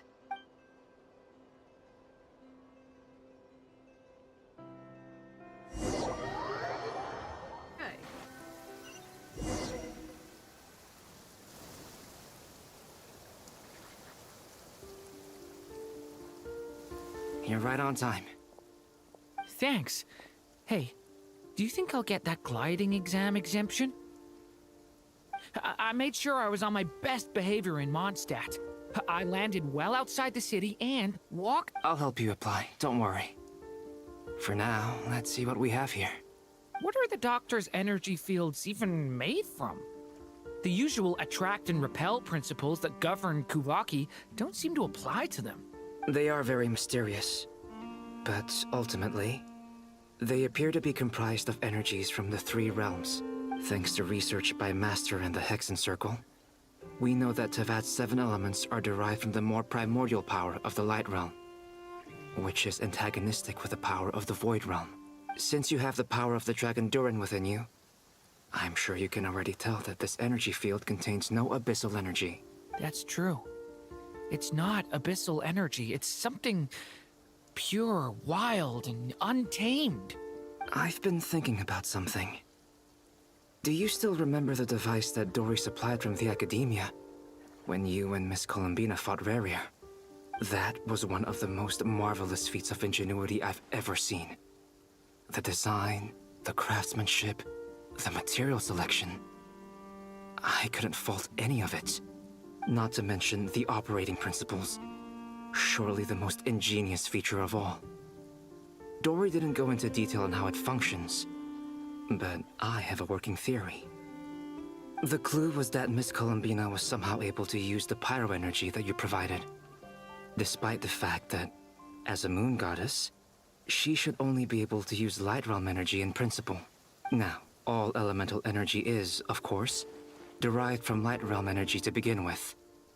Hence, I suspect that the device works by restoring elemental energy to its original state. This presumes a theoretical model of the 7 elements akin to that of light refracted through a prism. Perhaps it is no mere analogy. Maybe there is indeed a prism in this model. I almost wonder if the idea for the device was conceived based on direct observations of said prism.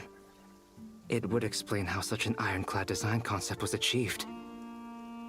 It is at once a masterwork of engineering and a groundbreaking application of the Academia's latest elemental theories. I suspect only Lesser Lord Kusanali herself could have devised such an ambitious technology. I saw Hatman. But back to the energy field before us. If this is pure light realm energy, its relation to elemental energy is one of integration versus division. Or you could say that the former contains the latter. Could this mean that elemental energy can dilute the power of the light realm? Should we give it a try? We should.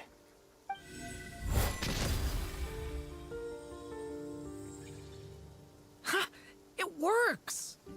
Clear signs of disruption were detected at the periphery of the energy field. This indicates that elemental energy can disturb or even negate the field. Now you try. All right, here goes. It's working! Switch to abyssal energy and attack again. No surprises there.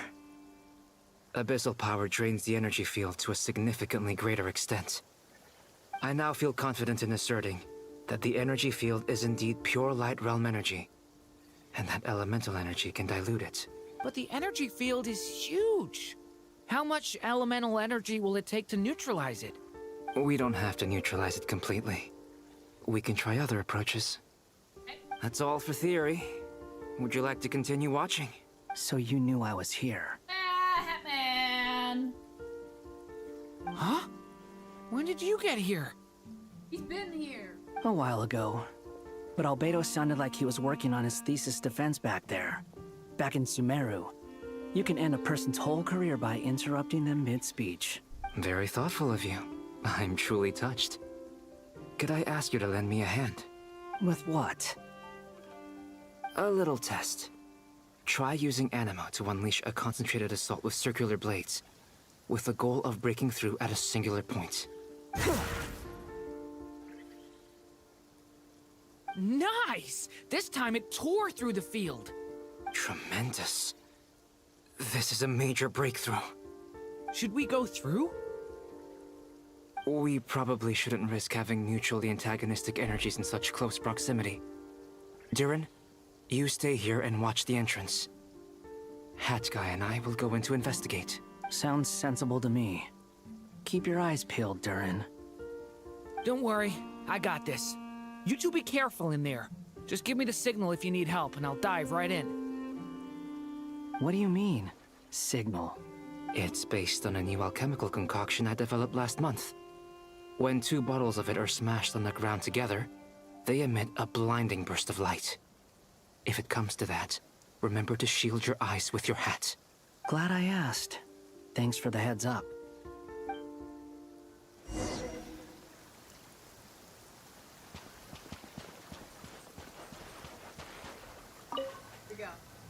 thought.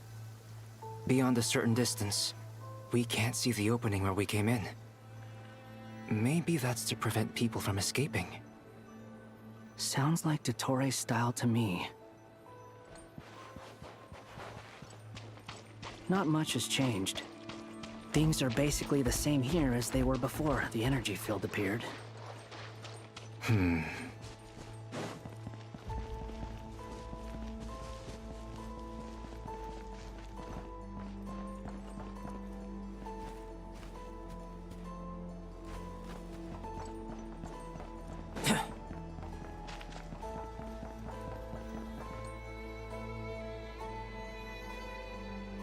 They have no heartbeats and they're not breathing. We can only assume they're dead. But there are no visible wounds. Also, there's an animal squatting next to each body. It's watching us. That's not an animal's gaze. What are you trying to tell us? Doesn't seem eager to talk. I guess maybe it's just an animal after all. Let's keep looking around.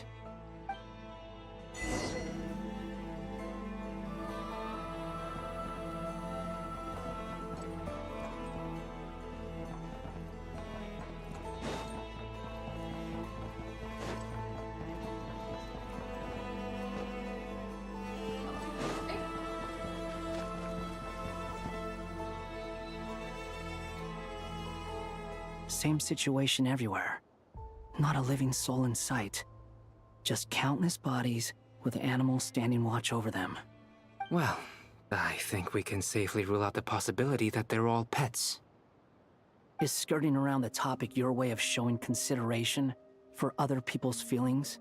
Just being cautious. I don't doubt that you can handle the truth.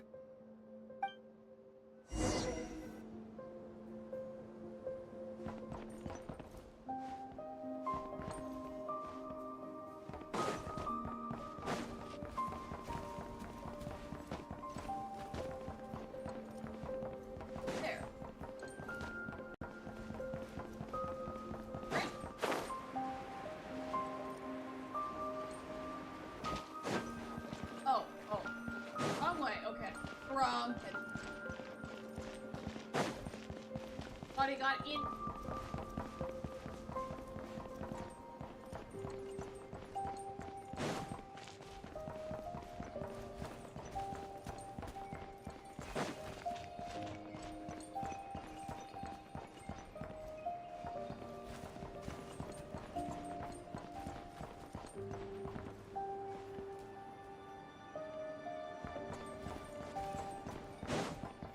Oh.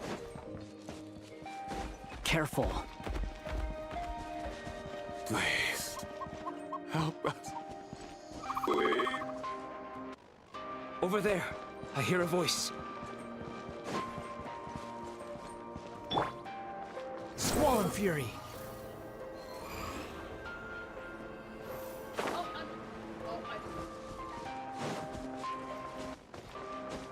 As you can tell, I am not any.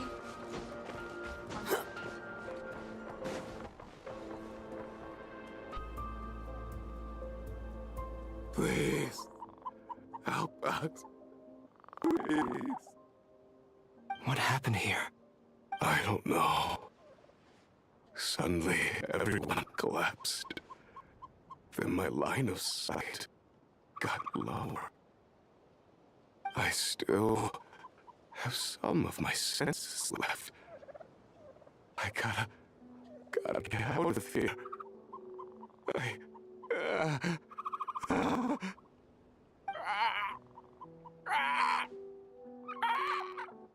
It looks like there's a huge experiment going on inside this energy field. Hitting all the people. Maybe each energy field is its own giant experiment. Vile. He's swapping human minds with those of animals. Even without the other circumstances, this would be an extremely radical experiment. Those people may have lost their sense of selves, but they are not fully animals either. If they were, they would have left. But instead, their instincts are driving them to remain by their dead bodies. We should go. No sense in sticking around here longer than we need to. Agreed.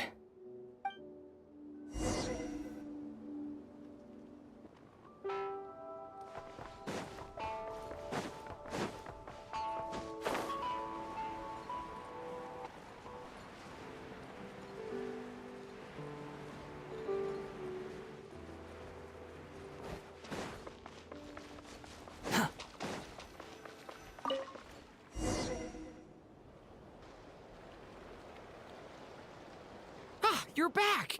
Everything okay? We saw some things that take a strong stomach. Otherwise, we're fine. We should share our findings with the others.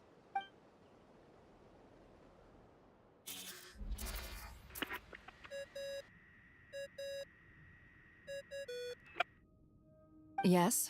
Who is it? Miss Nefer, it's me, Albedo. We found a way to break through the energy fields. With enough control, it's possible to tear them open using elemental energy. Also, we managed to take a look inside. Dottore is carrying out his cruel experiments on an immense scale. Any residents who have failed to evacuate in time will likely meet a grisly end. Sounds like he's living down to our expectations. Might I ask how things are proceeding on your end? I'm just about to get started. I'll be in touch once I have a result. Understood. Stay safe. I will.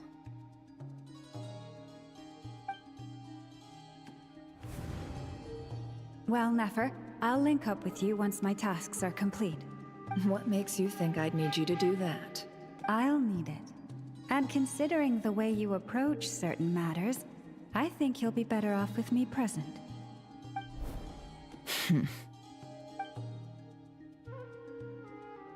Let's begin. Entering simulation mode.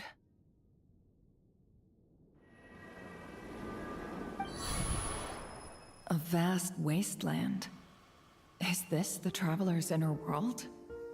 I was expecting something more vibrant, to be honest. Wait, someone's there. What are you looking at? In that case, I'll look at it with you. I want to know all about everything you've seen and experienced. Is there somewhere I should return to? Or should I stay here and be the hero everyone says I am? I don't dislike my current life. Roaming the land, fighting battles, accomplishing missions, earning a living, looking after Paimon. It's not so bad. I guess the only thing that's missing is that you're not here with me. This is the conscious layer, which contains a person's true feelings. I suppose anyone who lives long enough ends up wishing for someone who can't be there. Maybe it's the only way we can feel truly alive. Time to delve a little deeper.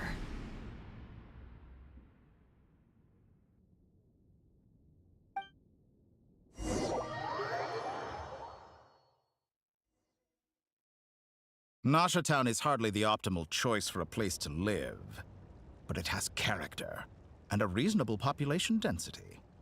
What are you trying to say? Oh, don't be nervous. I was just thinking where might make a good starting point for your journey. Perhaps I should send you further afield. Conria, perhaps. Conria ceased to exist long ago. Once again, you fail to understand the possibilities that the Tri-Lune creates. Anything that has existed in the past, I can now recreate. You simply do not wish to see that happen. That might be because you miss your sibling and fear getting answers that you are not ready to learn. But this is not for me to judge. If we are to collaborate, we need to maintain an amicable relationship. In a moment, you will be able to... Oh no. What are you...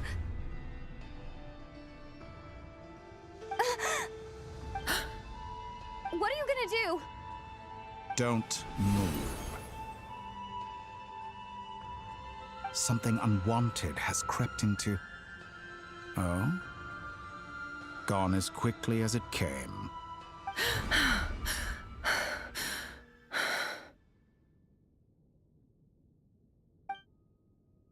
Did you save me?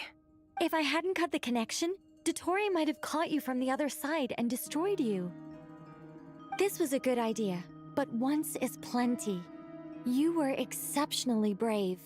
Excellent work. Thanks, but now's not the time for that.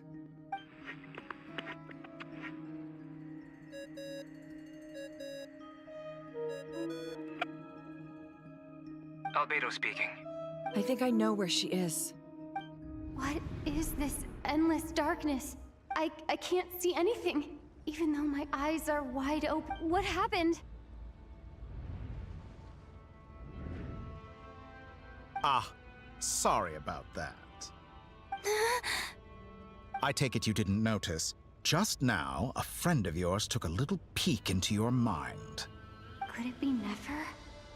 How did she do it? Did she use something as a medium to connect to me? Do you think she's aware of your current circumstances? Oh dear. Have I stunned you into silence? I only wanted to slow down your time a little so I could stop your intruder in her tracks. It would have been nice to capture the spy. I must say, I'm finding the ability to adjust the flow of time rather intriguing. The moment you closed your eyes, time seemed to grow impossibly viscous, didn't it? A whole month passed before you opened your eyes again, but only for you. No one else was affected. I dare say this is something only a god can achieve. Point taken. You've proven once again that you have god-tier powers. Oh, you misunderstand. This wasn't about proving a point. I was testing things out. I find I learn best by doing, and I have to admit, time is not the easiest dimension to control. I only wanted to make you sleep for a short while, but it ended up lasting a whole month. Clearly some finesse is required to wield the authority over time as I wish. I hope you're not angry with me. It was only a month's discrepancy, nothing too serious. Had I been off by a year, a decade, or even a century... You could have frozen me for millions of years. So much for collaboration. You aren't showing much sincerity. Millions of years? To what end? I wonder if you don't understand humans all that well. They are very pragmatic creatures who understand only that which they can perceive with their senses. If I had you sit here for a week, I imagine people might sympathize. But if I left you here for 100, 1,000, or 10,000 years, the sheer size of that number would cause it to lose all meaning to them. They would not have the capacity to comprehend your suffering, and thus they could not empathize. Unfortunately, while gods do exist in Tevat, it is ordinary humans that account for most of the population. Their lifespans are so limited, their bodies so fragile. Did you ever really hope that they could begin to understand someone like you? Your long life and unique origins make you fundamentally different from them. How long will it be before they start to treat you like the alien you are? Before you are ostracized, outcast? Alien. Even I feel bad for you sometimes. This world has made you into a slave. So many times you have served its will, and not once have the powers that be ever thought to grant you the one simple thing you wish for. You have been treated most unfairly. I can change that. I will grant you special privileges, and give you back the status you rightly deserve as a descender.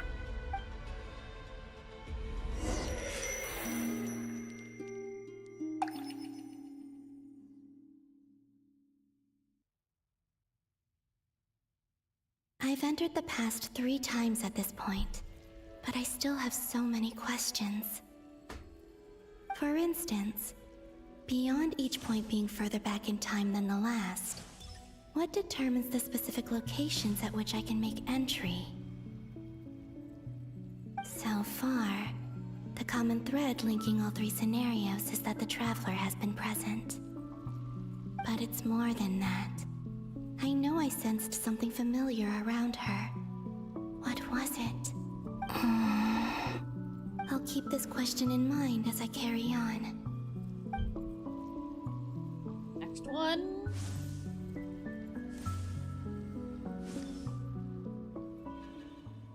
Oh. Okay. Humans, you never change. Always trying to use powers you neither comprehend nor control. This looks like Star Sand Shoal. Was this before Rerir regained his physical form?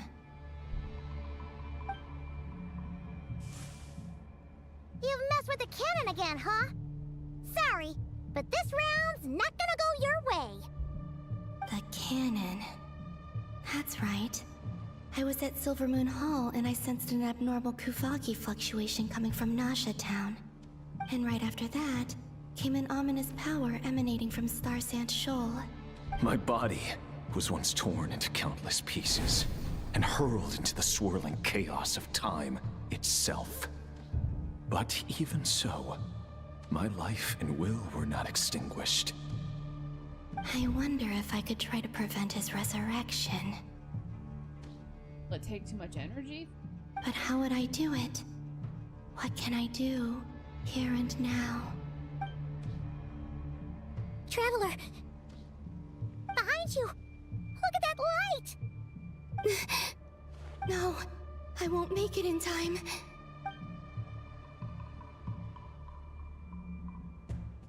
She's using the Kuvaki shield like I taught her. Is she gonna use it to block the cannon's beam? She's strong. I'm sure she can manage. But the force released when the beam impacts the shield might lead to collateral damage.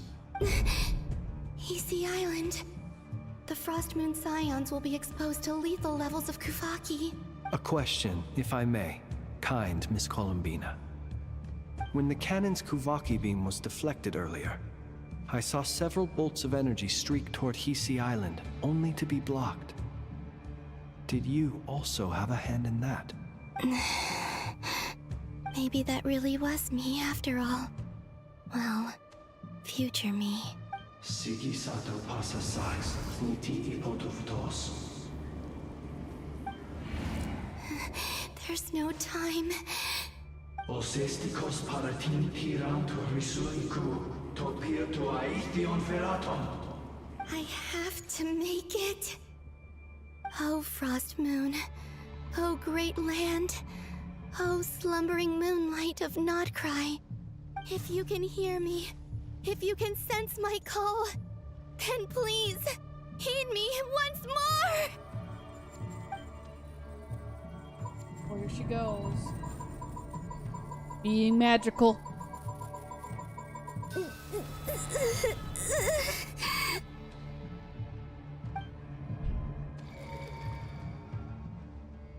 Did it work?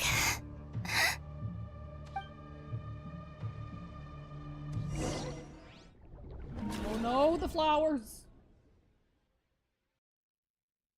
Bella drowned. Hey, wake up. Hmm? Hey, did you hear me? Columbina, I said wake up now! Oh, good morning, Sandrone. It's 3 in the afternoon, actually. And could you kindly not use my quarters as your personal nap room next time? But I feel so safe here. And your coffee, right? It's so bitter, but it smells lovely. It's like you were raised by wolves in a forest or something. What did you drink growing up? Grass tea? The Frost Moon Scions certainly led a more frugal existence than the Fatui. Then I'll bet you've never eaten one of these before. It smells delicious. That's because it's a Fontanian recipe. I had a little free time today, so I made a batch. Rosaline will be here shortly, but if you really can't wait, She's already on it. Hey, at least let me finish before you start eating. Did the Frost Moon Scions not teach you basic table manners? Or did the rules not apply to you because you're the high and mighty moon goddess? These are so tasty. Of course they are. I made them. I was worried they might contain traces of machine oil. What? You know, there's something I've always wanted to ask you. Why did you leave your old home and join the Fatui? I mean, I'm sure their food was awful. But there's gotta be more to it than that. Well, life there didn't go quite how I imagined. What were you expecting? You're a god. Your followers are gonna make some demands of you, right? Surely you can just answer a few prayers here and there in return for the free food and drink. How bad can it be? Well, would you help other people just for free food and drink? The doctor told me that you were created by a great mechanic, Lord something Fisher. The Lord Artificer. Ugh, some people can't keep their mouths shut. Oh, Lord Artificer. And didn't he have something to do with the, Narcissus? Narcissenkreuz Ordo. Yes, that was it. Narcissenkreuz Ordo. So, would you try to fulfill their wishes? You must be joking. I wouldn't go even if they paid me. I don't even know them. Exactly. Well, I felt the same way. I did not know the people who made demands of me. Huh. What do you know? We're on the same page for once. In his later years, Alan did ask me if there was anything I wanted to do. If I had any wishes of my own. Well, I don't. And I'm not in any mood to fulfill someone else's either. Who's Alain? He was the... You know what? Never mind. You're not gonna remember. Anyway, the point I'm trying to make is, neither of us is the self-sacrificing type. Let me ask you this.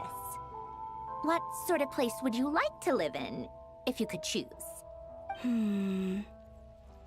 A place where people don't ask me for things I cannot give them. Where they don't worship me, or fear me, but just want to chat with me like a normal person. I'd also like the freedom to come and go as I please. And ideally, it would be somewhere with the smell of coffee and snacks.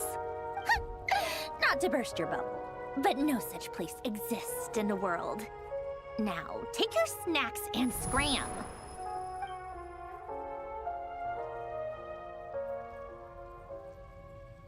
Did I pass out? What better do you use? Of course. I'm back here again. I dreamed of events from my past. Sandrone. Traveler. I miss you all so much. Back there. I guess I managed to harness all the Kuvaki energy on Hisi Island. But how did I do it? Time is flowing backwards here, and I can use that familiar power to enter the world of the past. That mystery ally everyone talked about. It was me all along. I can sense that there isn't much more power remaining up ahead. What lies at the end of all of this? Will time keep flowing into the past? And will I ever find my way back? Okay, here we go.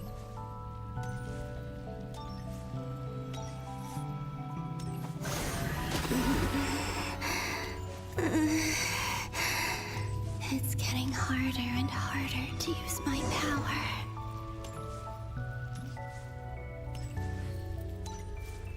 I'm no match for the Abyss in this state. I need to avoid the contaminated fragments.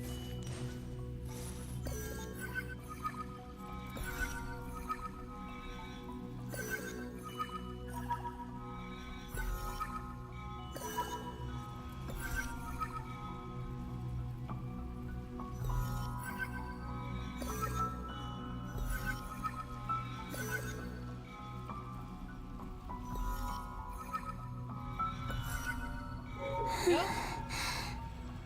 Time to go. I wonder where I'll find myself this time. Gatehouse?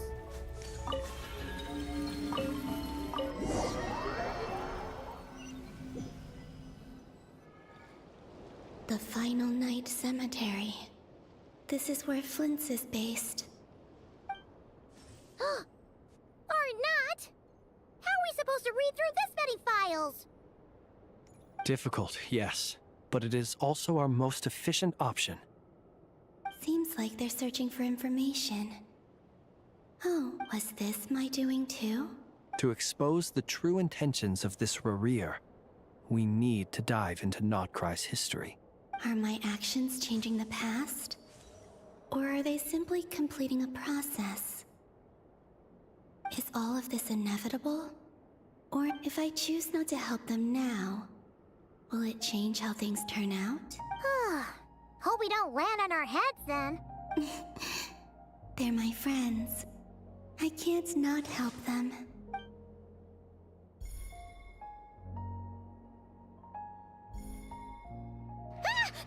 Ghost! And the other one was... here. Hey! Another file's moving!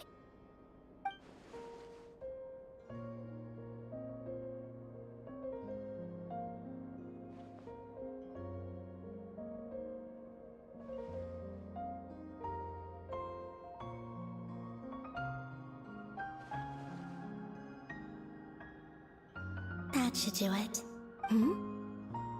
Luanatar? You can sense my presence? Wait! Oh.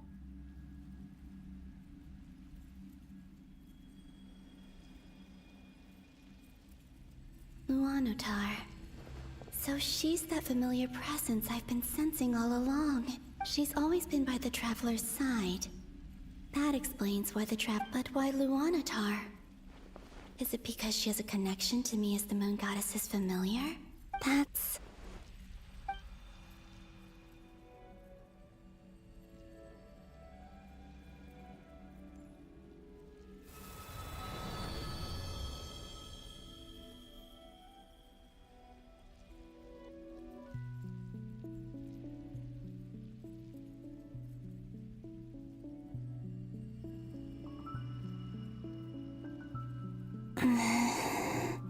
I cannot sense any power up ahead.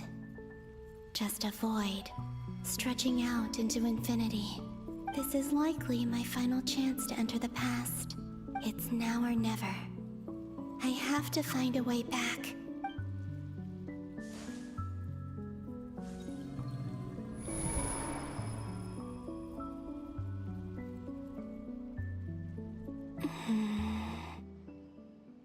Hisi Island? How far back in time is this? Where's Luanatar? I can't sense her presence this time. Seeing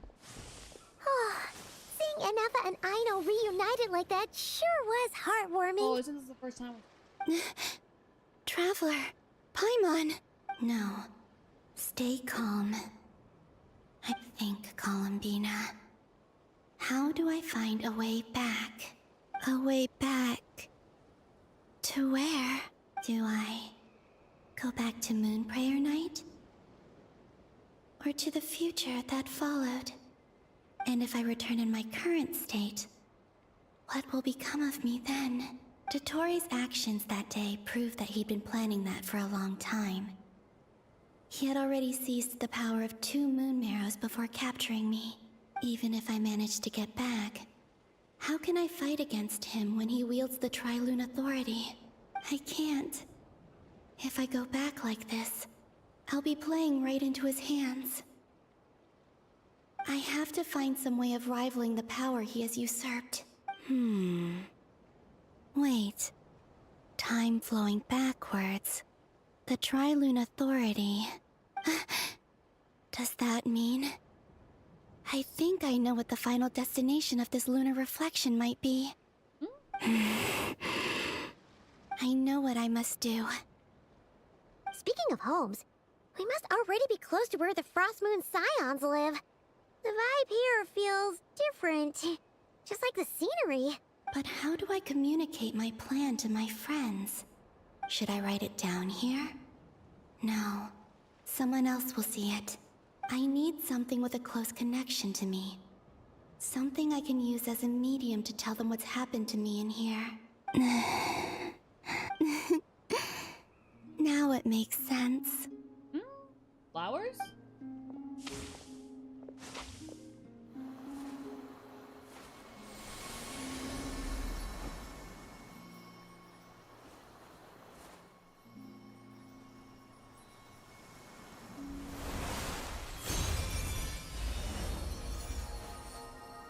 Oh, she became them, didn't she? To some degree.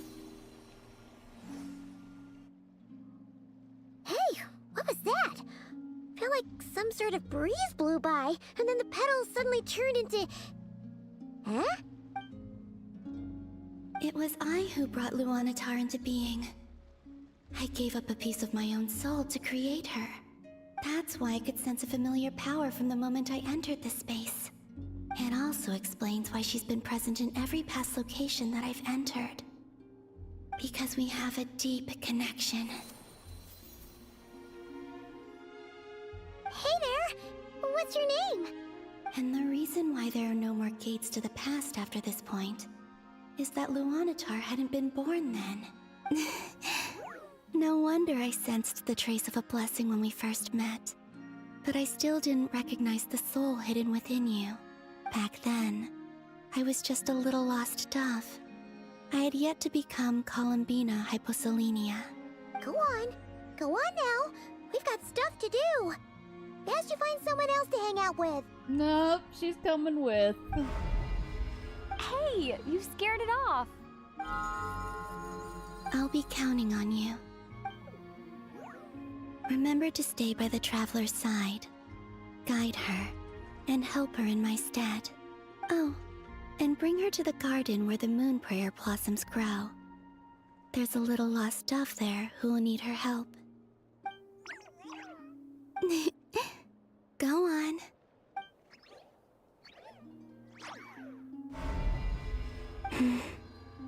You too. Go and live your story. As for mine must go in a different direction.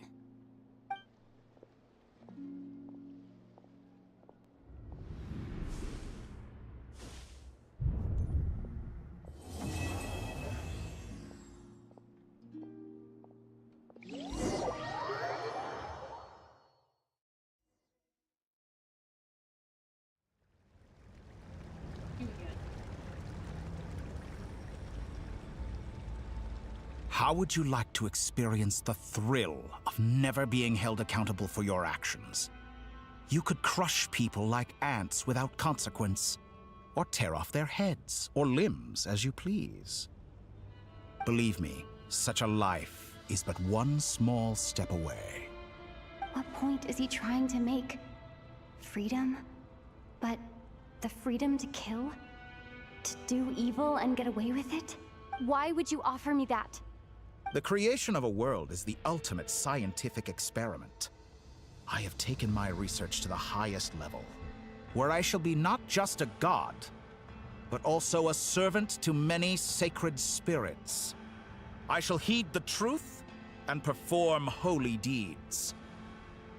A god's laboratory is the perfect playground, but it needs the right occupant to explore its full potential. Mortals are found everywhere one looks. Not so with Descenders. I'd prefer my first guest to be a distinguished individual such as yourself. And I know you could make the most of the opportunities it offers. So the condition for entering the new world is to take innocent lives. The same dilemma that Rerir once faced. Things are kind of coming. Could I really bring myself to kill others for my own benefit? Rerir did. And look where it got him. Have you made up your mind? I can't do it. Your playground is no place for me. You're putting your hopes in the wrong person. But we both know I'm not quite the hero you say I am either. I have my own reasons for the journey I'm on, and they aren't all selfless. You've grown a lot since we last met, but there are still things you are unwilling to compromise on. This will only hinder you.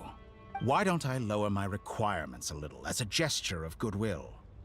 I'll give you a little time to learn to be a less noble soul. That'll make things much easier for you. I really doubt I could live that sort of life. And yet you already sound less defiant than a moment ago. The benefits appeal to you because you can read the signs of the times. Why don't we return to my research facility? Your last visit was so rushed. There is much that I have yet to show you.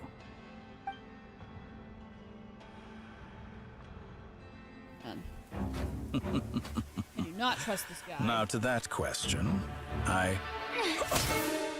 Oh. Heroes don't attack from behind. Guess I'm no hero. This is most disappointing.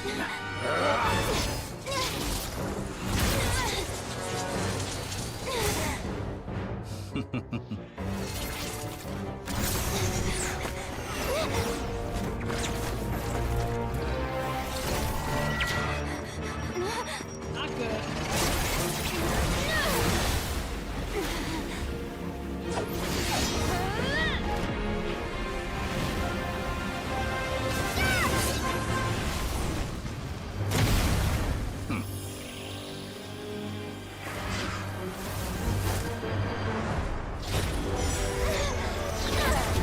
I don't think we're gonna be able to touch this guy. Now then.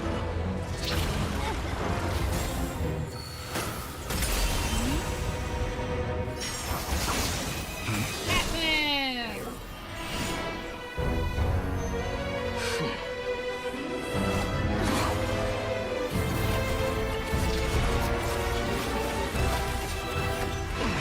Face. Interesting. Really not throwing him a Batman.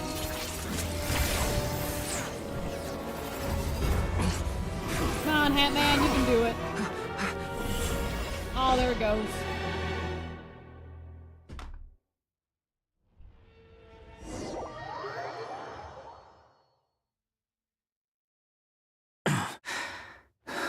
Woo, Hatman, how did you get here?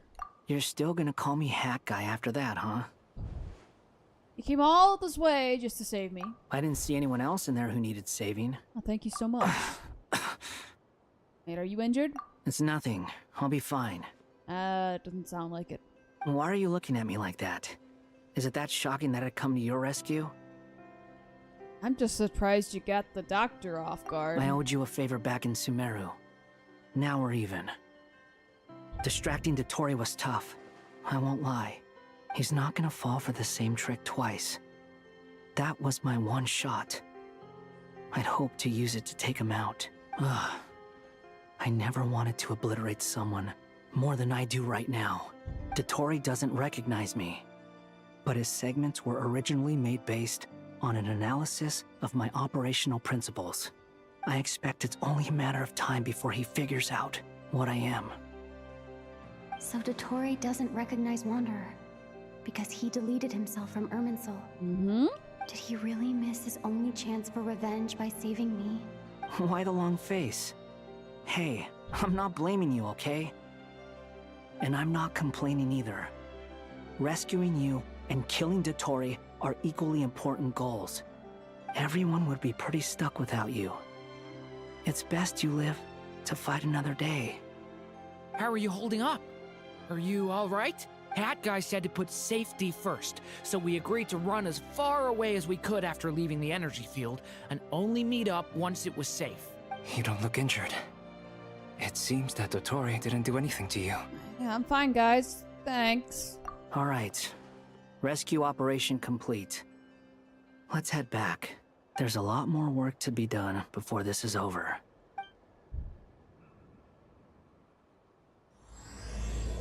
All right. On to the next part of the story.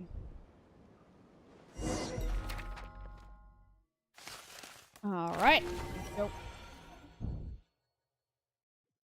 You're all meeting back up.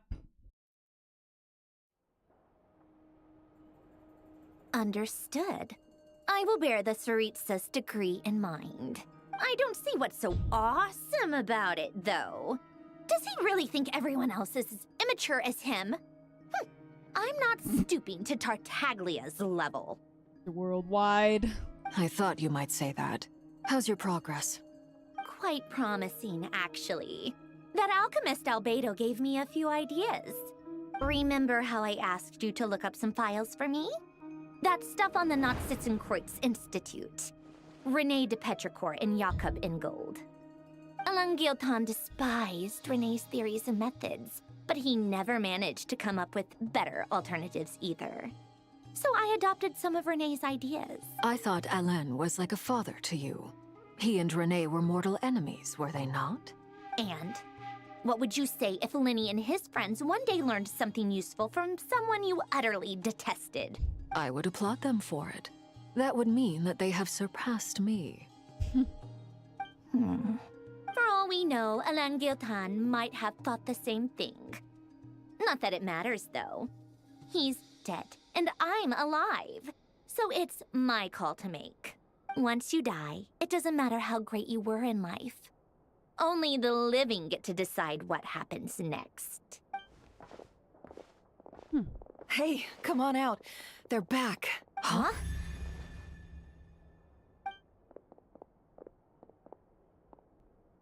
You're back? And your head's still screwed on? And you still have all your limbs? Yep. What does it look like?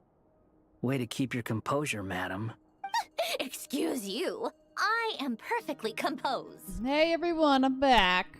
Glad you're okay. Yes, it's a huge relief. Sorry for making you all worry. Worry? Oh, yeah, right. You think we, the Fatui, were worried about you?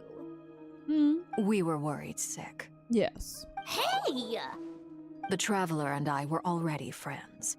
You are free to join this mission in whatever capacity you please. Much like your tea parties. It's a laugh a minute with you guys.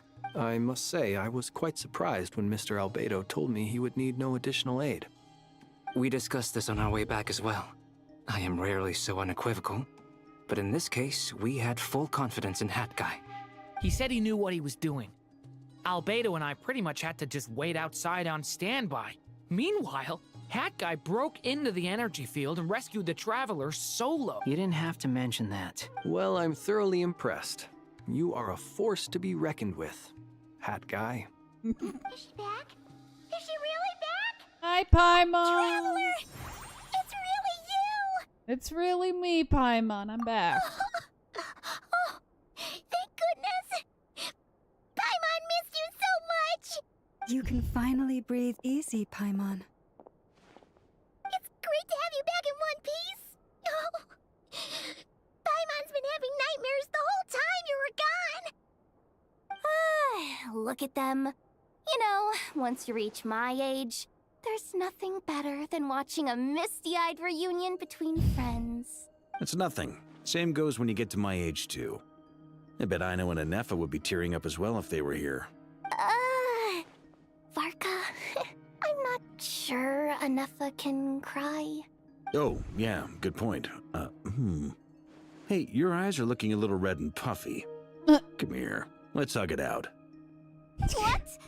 Ew, no. No, thank you. You're not my dad, okay? Knock it off. He could be, though, temporarily. Come on. He's being nice. He's being Papa Barca. Everyone, I'm sorry for all the trouble I caused you. But the silver lining is, I didn't come away from this ordeal empty-handed. While I was being held captive, I learned a lot about Dottoro's current capabilities and what he plans to do with them. Allow me to explain.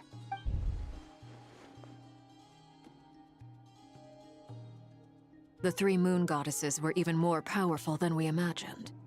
No wonder Dottore believes himself to be equal to the gods. Maybe even superior. utter blasphemy.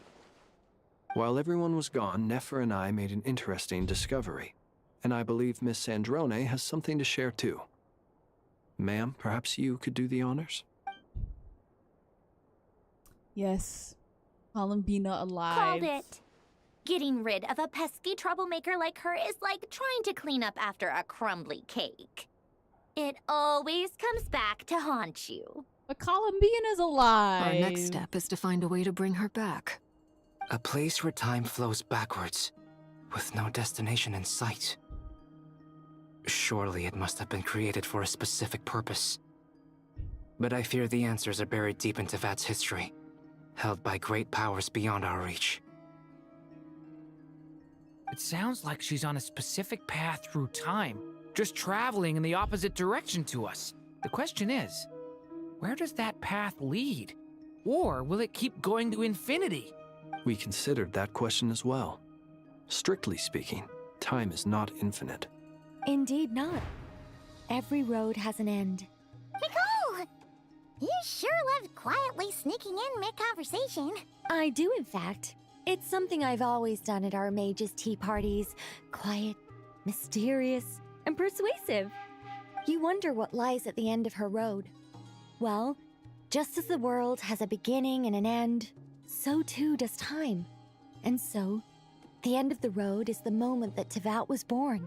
But where Miss Columbina will end up along this road, that depends on where this particular river of reverse time began. What about the original moons and the moon goddesses? Do they have a beginning too? All things do. In the beginning, no moons adorned the sky.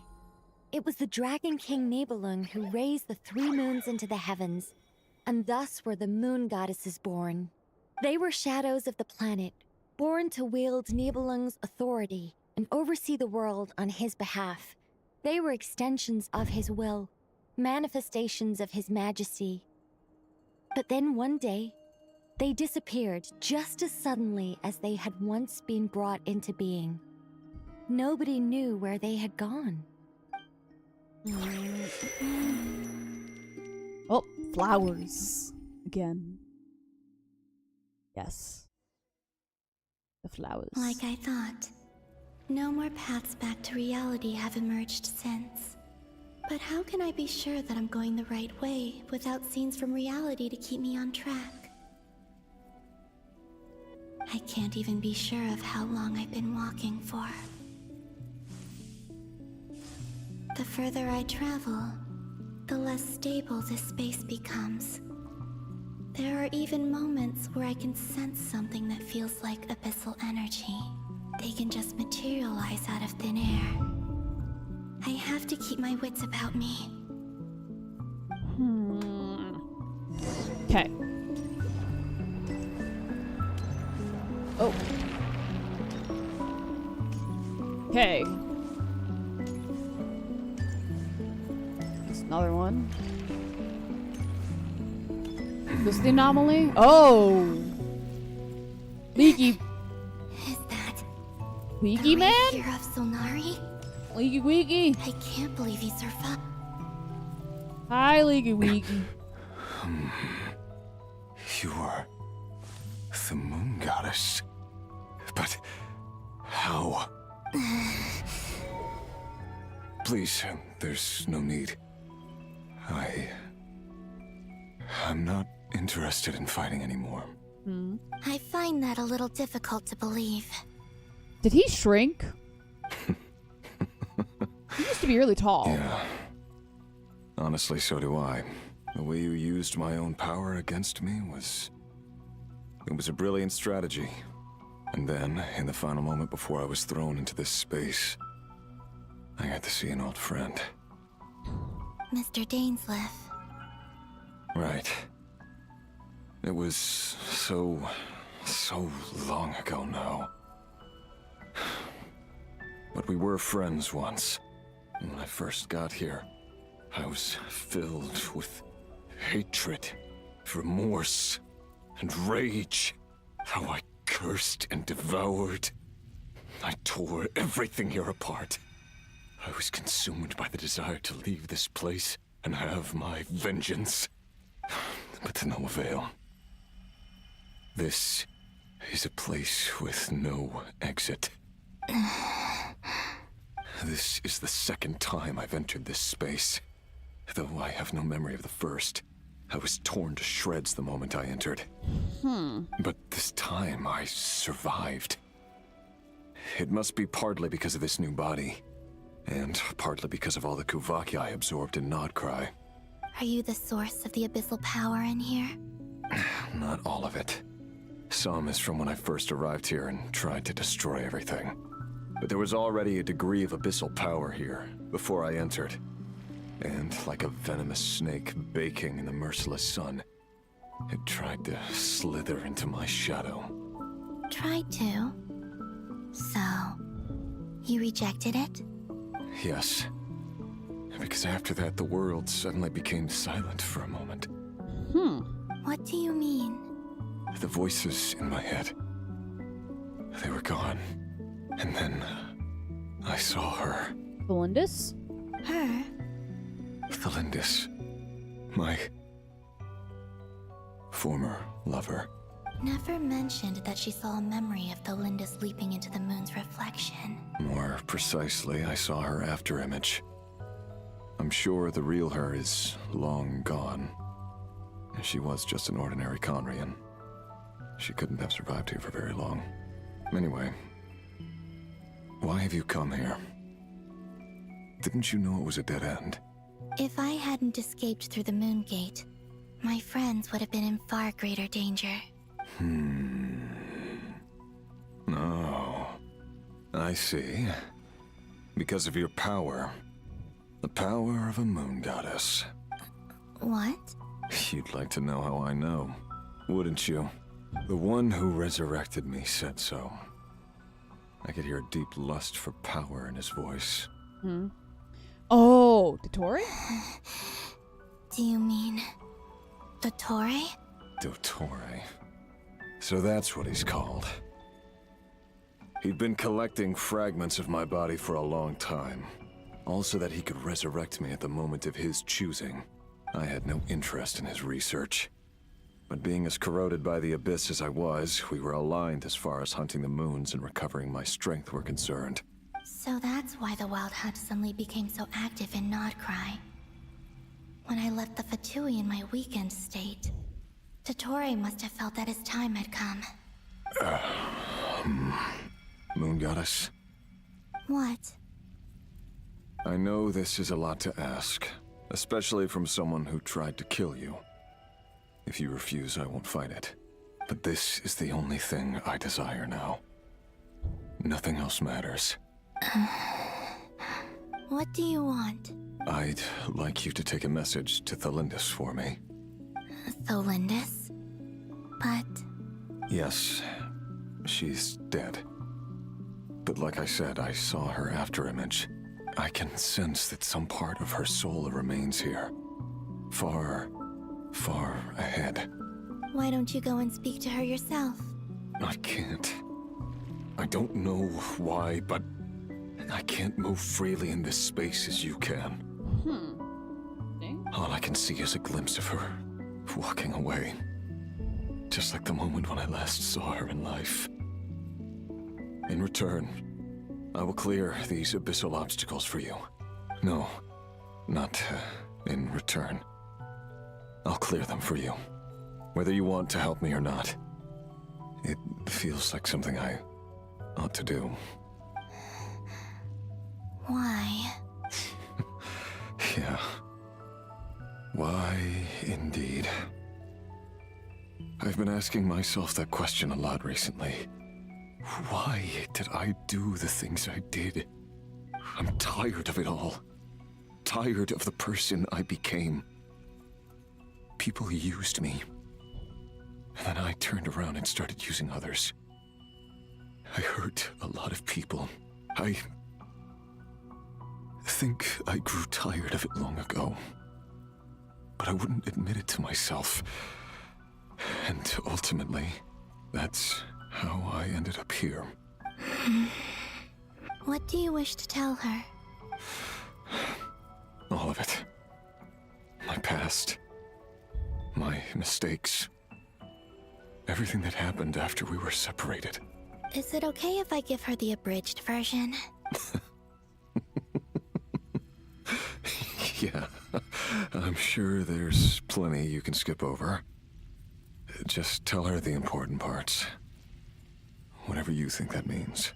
Like the part where you relentlessly tried to kill us? It's up to you. Love demands honesty. But my relationship with Thelindis was built on lies. We hid too much from each other. But after living my whole life in the shadows, I don't want to hide anything anymore. I will do my best.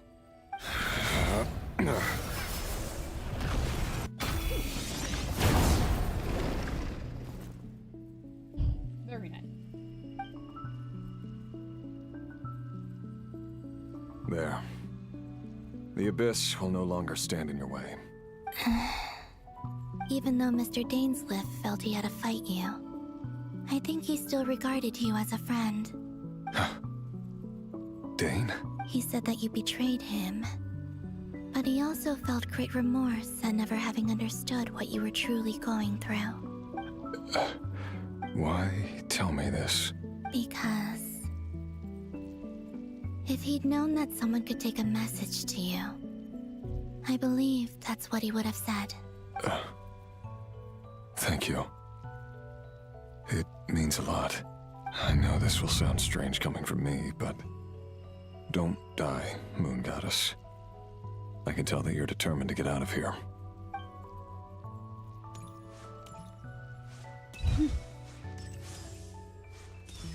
He's not a bad guy. At least now that he's not trying to kill us.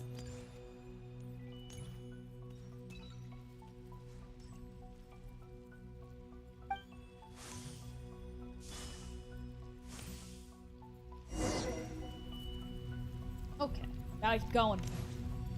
He kept his word. The Abyss is no longer obstructing my path.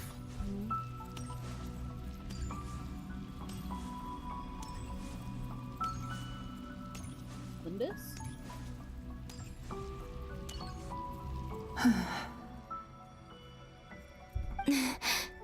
Is that the Lindis? She wasn't far off at all. And yet, they can never meet. Hello, Miss Thelindis. Who are you? How do you know my— You can call me Columbina. I promised Rerir that I'd bring a message to you. Rerir? My Rerir? Is he well? You're still curious about him. He's doing better than he was. Better than he was, huh? Sounds like he's had a pretty rough time. Others have had a rough time on his account too. In many cases, their time ran out because of him. And I'm not just talking about the children of the Crimson Moon. So, things got worse before they got better. Could you tell me what happened, Miss Columbina? Are you sure you wish to know? Yes. This is my opportunity to learn the truth. I admire your courage. However, time is short. I cannot stay here for long.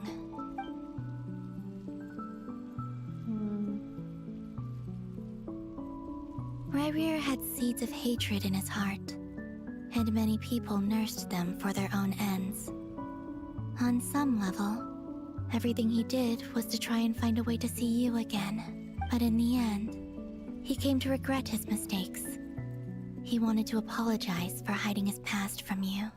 Beyond that, he did not say specifically what it was he wished to convey to you, but I'm sure that you've always been on his mind. You are what has kept him going over all these years. I'm sorry, Miss Columbina. This is so upsetting. I'm not sure how to put my feelings into words. It's all right. I understand. Well, that's everything from me.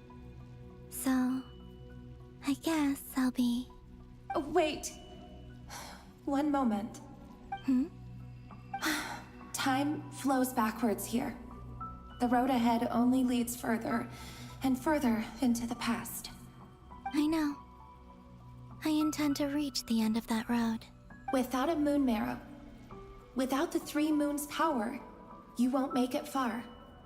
Wait, unless... Are you one of the moon goddesses? You could say that. I see. I often think to myself, if life is like a train ride, why haven't I reached the terminus? Where am I even going? And it's not just me, it's this whole place. Wherever it is, it seems like it's existed forever. It's such a mystery. Where is it going? I must seem so ridiculous.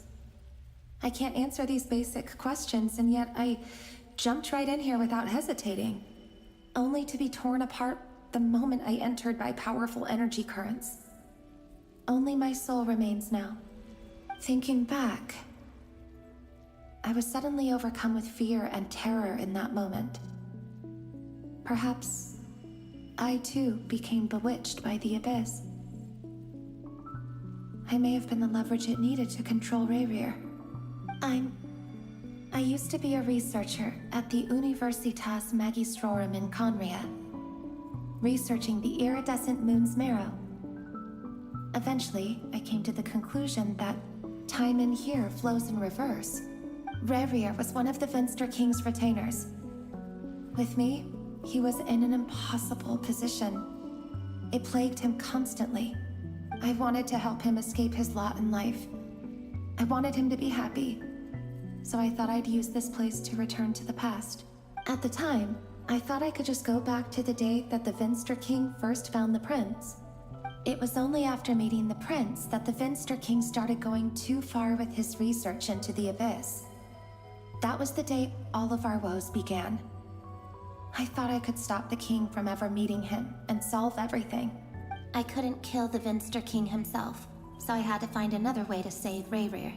That's why I wanted to go back, to kill the person who had brought new possibilities to our realm.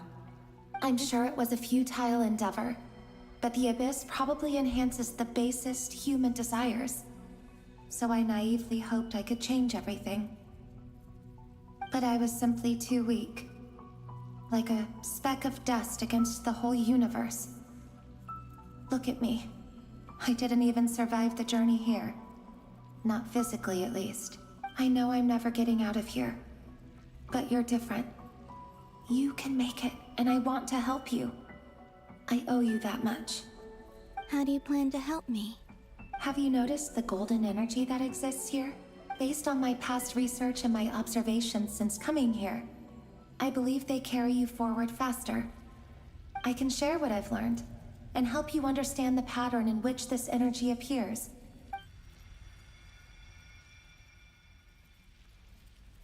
I think you just might... Now, I know you will be able to change the past. Also, I've been speculating about where this space ends. The documentation was scanned, but from what I know of the legends about the moons, the oldest ones seem to begin with Nibelung, king of dragonkind. I have no way of verifying any of it by this point. But if it's true, you might be able to reach that era if you keep walking. Understood. Thank you, Miss Thelindis. I'm the one who should be thanking you. If you hadn't entered this realm of everlasting death, what use would my deductions be? Thanks to you, they have some meaning. About Rayrir, I'm so sorry. For everything. It wasn't your fault. That's not true. Because we both feared bringing trouble upon each other, neither of us ever told the truth. And that dishonesty sealed our fates. But enough about that. I wish you a safe journey, Miss Columbina.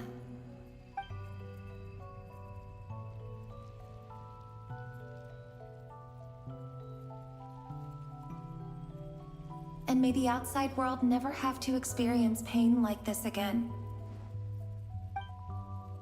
Rayrir, you're there, aren't you? I cannot see you, because you exist in the future. I I expect we'll be trapped in this prison of space-time for all eternity. But please, gaze upon the past, and then sit for a while. Let's find a place to sit down together, just like we did when we first met.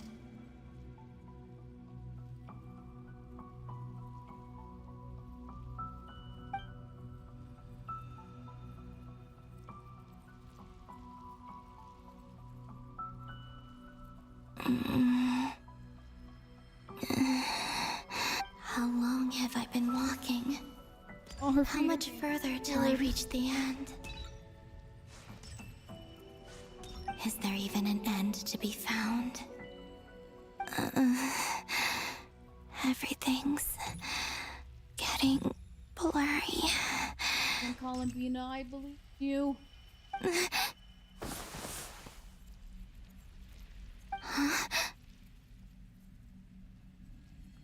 Are you all right, little sister? Have you come from the distant future?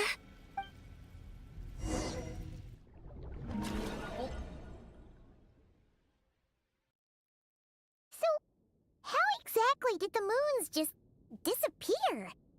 Shouldn't it be a little harder to get rid of major creations like moons? The world is a vast and ancient place. On a certain scale, all life lasts for but a fleeting moment. Miss Nicole explained that the moon goddesses likely perished in the War of Funerary Flame. The moons themselves were also destroyed at that time, save for the Frost Moon, from which a new moon goddess was later born. Am I missing something then? 'Cause the stories say that the moon goddesses were born on the moon, but doesn't Columbina say she was born in Nodcry? Huh, you're right! Why do their birthplaces differ? What's the difference between the two generations of moon goddesses? Also, remember what Sandrone said? Her scans detected 4 moons. In other words, 4 moon marrows. Technically, the result of the scan means that 4 moon marrows were detected and positively identified as moons in that moment. In other words, this piece of information alone isn't enough for us to know how Miss Columbina is doing right now. Yep, we have no way of staying up to date on whether she's dead or alive. She's on her own for now. But at least she's trying her best to get back to us. Yeah. She's a tough cookie. And a sore loser, too. We have to trust that she'll find a way. Because we really need her power. As much as it pains me to say it, we've got no chance of beating Dottore in a straight-up fight. He's much too powerful. It wouldn't even be close. That maniac is going to devour everything in his path until he reaches us. We need to find someone or something that can stop him before he does anything worse. I'll be frank. Our only hope of defeating this false god is with a real moon goddess on our side. I'm not just saying this because Columbina's a friend and I want her back safe and sound. It's just the truth. And I know that even she was no match for him when he attacked, but I don't have a better solution. We're not giving up on saving her, whether she can defeat Dottore or not. Right. Don't worry, Miss Sandrone. We're all aligned on saving Columbina. No one's trying to argue that we can only justify saving our friend because it will help save the world. This is about multitasking. We want to save both. So, she's more than just a moon goddess to you guys?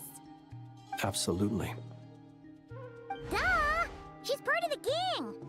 And you are too, you know. Yes, I know. You don't need to labor the point. I knew that the moment I came running over with my documents that I was part of the in-group. I mean, if Arlecchino can fit in, I certainly can. Okay. Anyway, as for how we get Columbina back, I've been working on it constantly. But I think I'm still lacking certain information about the moon. I'd probably get there if I could continue my calculations, but the problem is, I've run out of computing power. computing power? You mean you need more energy? No, the issue isn't energy, it's processing power.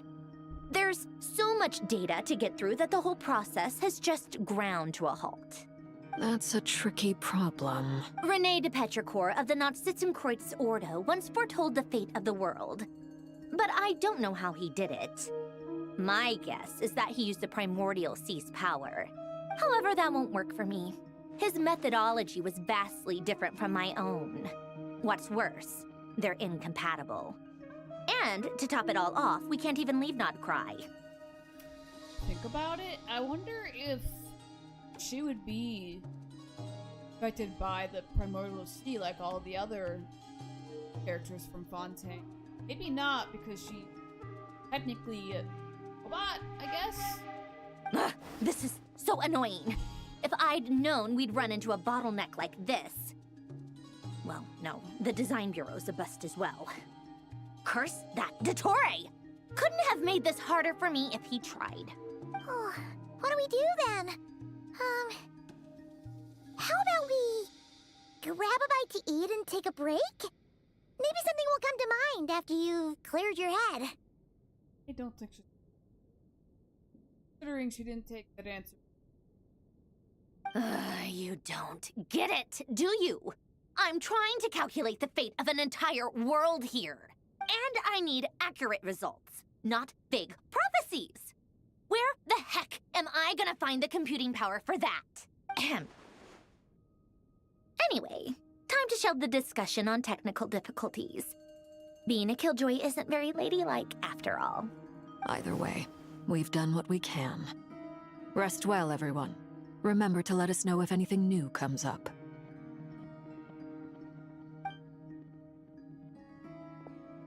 Hawkeye? Is he hinting that we should talk outside? Let's go somewhere a little more private.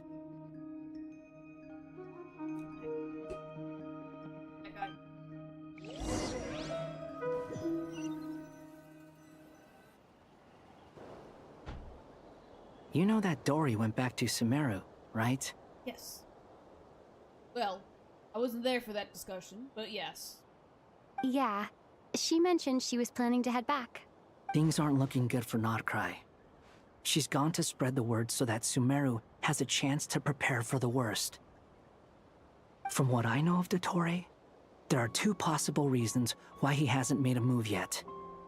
One is that he's still working through some kinks in his new powers. The other is, he wants to see how we're going to react. He'll easily devour everything eventually, so I guess he's in no rush to make it happen. The first false god he made was me. Now it's his turn. Even though my records were erased from Irminsul, Dottore's ideas haven't changed one bit. They really haven't. He once told me that becoming a god was like turning yourself into a hungry wolf or giant serpent to devour the moon. Clearly, he began studying the moon goddess's powers long before he even tried making a god. He's always wanted to get his greedy hands on divine authority one way or another. And in the end, he devoured the moon where I failed. In the desert of Sumeru, there is a chessboard built by King Deshret, also known as Al-Ahmar.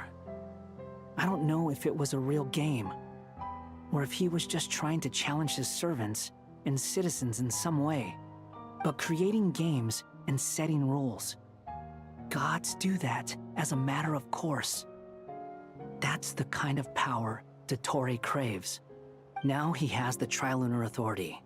His power is leagues beyond the common people. I don't think there's any point in other nations rushing to the front line. They're better off focusing on defense and hoping they can fend off any threats that spill out from Nodcry. Either way, Dory will inform Lesser Lord Kusanali, and she will contact the other gods in turn. The Seven will have some recourse available. If nothing else, their protection should keep the rest of the world from descending into chaos as quickly as Nodcry has. So on the bright side, even if Nodcry is doomed, your friends in other nations won't be in any immediate peril. That's good to know. but I'm not ready to give up on Nodcry yet. There's a word for people who refuse to let anything go. It's called being greedy. Maybe it sounds greedy to you, and probably naive too. But whatever you call it, that's what gives me the determination to keep fighting. Battles are fleeting, but the will to fight is a long-term commitment. Give up for even a moment, and your resolve will shatter. Why do you always feel the need to do the right thing? No one is born to be a savior. I mean, who's gonna criticize you if you fail or give up? Don't take this the wrong way, but Dottore said something similar to me. I guess the Fatui attracts people who don't believe in saviors. Not necessarily. It's less about belief for me. I just want to know how determined you really are. After all, I don't owe anything to anyone else here. Only you. You look kinda worried. If your arch-nemesis was about to achieve their ultimate goal, I think you might feel a little worried too. That's true. Dottore is about to become an omniscient, omnipotent deity. That's gotta be a bitter pill to swallow. Still, you're calmer than I expected. Obviously. I have to admit that my past self was a reckless fool who misunderstood not only the point of revenge, but how to achieve it. And as much as I want my vengeance, I know I'm not gonna get it by acting alone. If the world's taught me anything, it's to think before I act. Too bad it never taught me any other virtues, though. So, I am going to destroy Dottore, no matter what it takes. So, what's your plan? I'll get to that. First, tell me, what do you think of Sandrone? Just like Paimon said, she's a friend, part of the gang. How much do you trust her? This is a serious question. Think carefully before you answer. Although she's with the Fatui, she has her own values, and she's helped us a lot. If nothing else, she's clearly going the extra mile for Columbina. I see no reason not to trust her. If you say so. In that case, the three of us need to talk. I have some thoughts about her computing problem. It can be solved, but it will come with a cost. How much? If I can afford it, I'll cover it. Sometimes your heroism really backs me into a corner. You know that? Come on, let's go talk to her.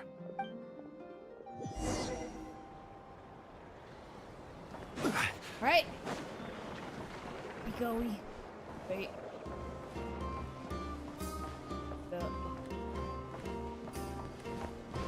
Get all the way up there? No, it's not. I just dumb, probably. Oh, who cares? Oh, yeah, I'm just being dumb. Don't mind me.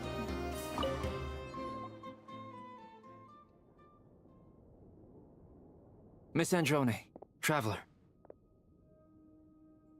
Hey there. Paimon's here too! She was just helping them sort through their things. How did your chat go? That was fast. The call only just ended. Well, you said it was urgent, so we got here as quickly as we could. Albedo, I have some alchemy questions for you. I see. Looks like my knowledge proved useful after all.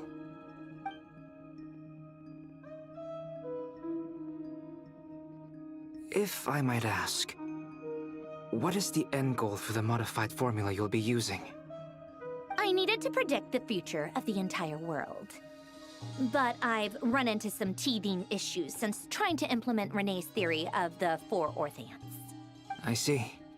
I'll have a look at it. Still, computing power is the real issue here. How do you plan to solve it? About that, it's been sorted. Oh, with the Traveler's help? Actually, you're not wrong. She found the person with the solution. Was it Hat Guy?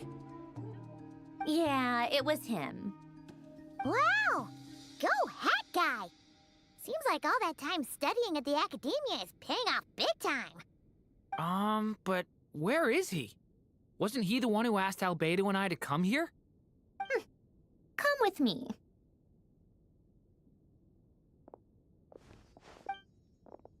Here he is. Hat guy? What's happened to him? Hat guy, can you hear us? No response. I guess he's in hibernation. Hat Guy mentioned that he was a puppet. It seems that his functions are currently shut down. I presume this has something to do with the solution to your computing problem. That's right. He and the Traveler came to see me. Wait, what? You have a solution? Would you calm down? Why do you always react so hysterically to everything? Excuse me? How would you know? You shouldn't be so quick to judge complete strangers. It's very bad manners. Oh, please. It doesn't take that long to figure out that you have a temper. Where does a mere student get that kind of confidence? I've actually published more papers than you. Not that status counts for much. Even Paimon's applied for academia admission. Huh? Are you serious? See? This is why I can't be bothered to explain myself. She recognizes no one's skills but her own. Okay, fine. I'll hear you out. So, tell me, how do you propose to solve my computing power problem? This world itself is constantly processing all kinds of information. If it's the world's future you're trying to calculate, you need a processing device that's designed to cope with that volume. Easier said than done. Only Irminsul can handle that kind of... Wait, is that what you're suggesting? But surely we can't just plug my formula directly into the ley lines. You should be able to tell that I'm not human, right? Yeah, I noticed.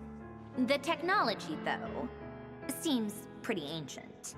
Very different from Pontaine's. It's a completely different system. Conrian, to be precise. I'm what they would have called a puppet. Puppets need an energy source and processing power. The artisans who built them sought out the materials most suited for that purpose. You? Do you mean... The Traveler and I have talked it over. She's willing to vouch for you. So, I'll allow you to borrow my core for your calculations. It was built using wood from a silver white tree, which makes it a small part of Irminsul. Conrian technology and Irminsul wood. Who in the world could have built you? Are you sure about this? A puppet without its core will cease functioning completely. And if it's left in that state for too long, it might not recover.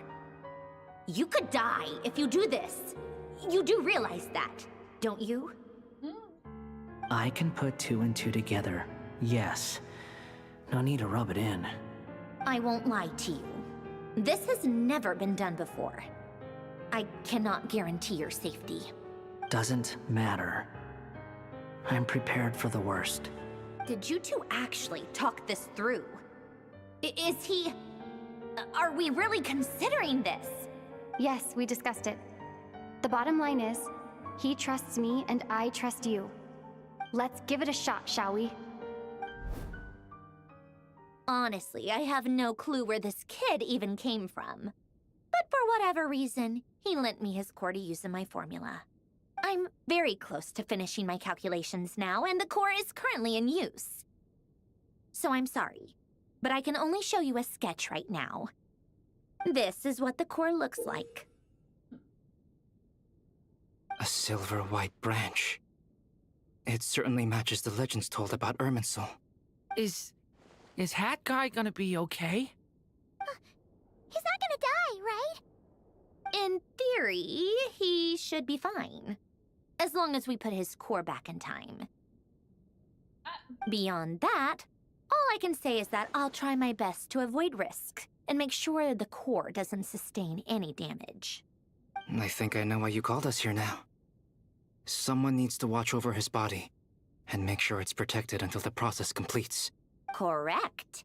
He said that the only ones he trusts here are you two, and the Traveler. And the Traveler will have other work to do. He will have our undivided attention. Aww, head guy. On a more positive note, things are progressing steadily on my end. I'll call everyone in for a meeting once the results are out.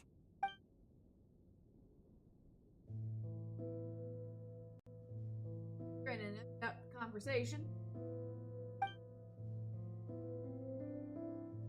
You're watching over Batman. Like this.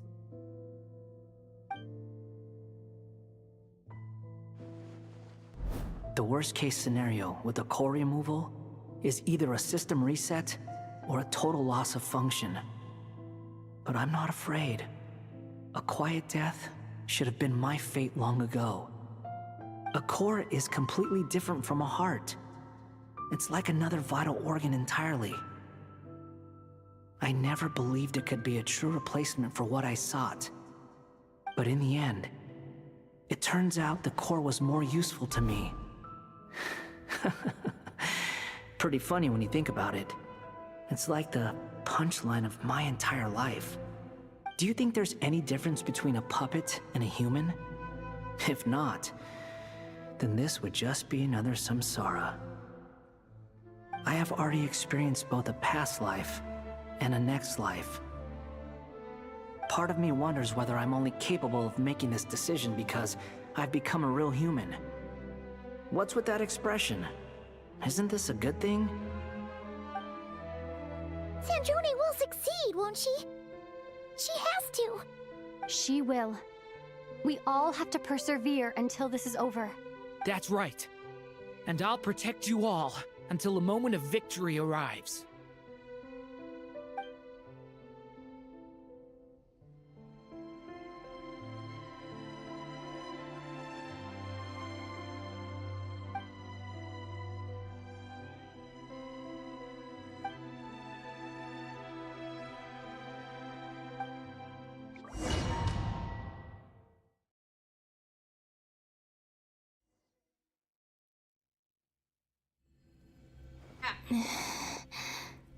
Who are you?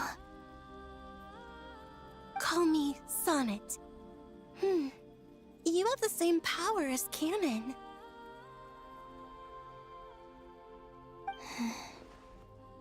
Sonnet.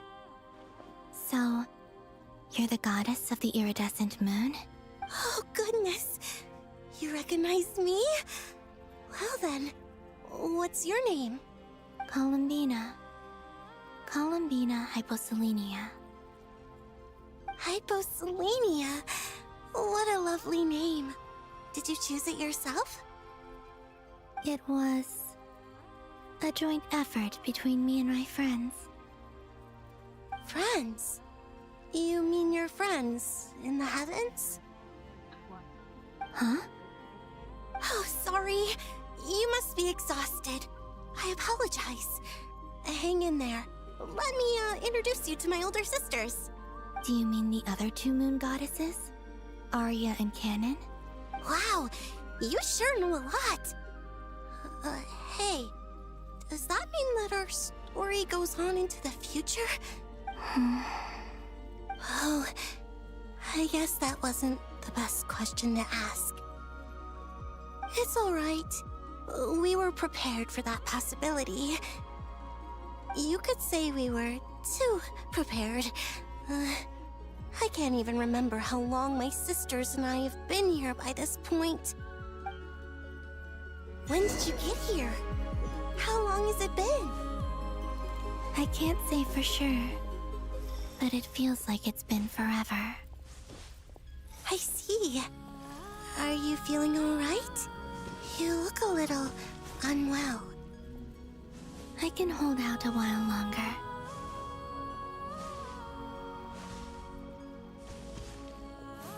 Very slow at walking. We don't have far to go. The place where my sisters and I are based is just up ahead. Don't worry, they're both really nice. I'll introduce you.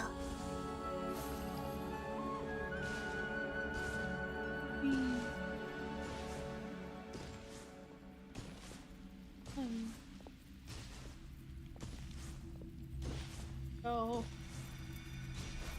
They are. They have really pretty dresses. Sisters! I'm back! And look who I've brought with me!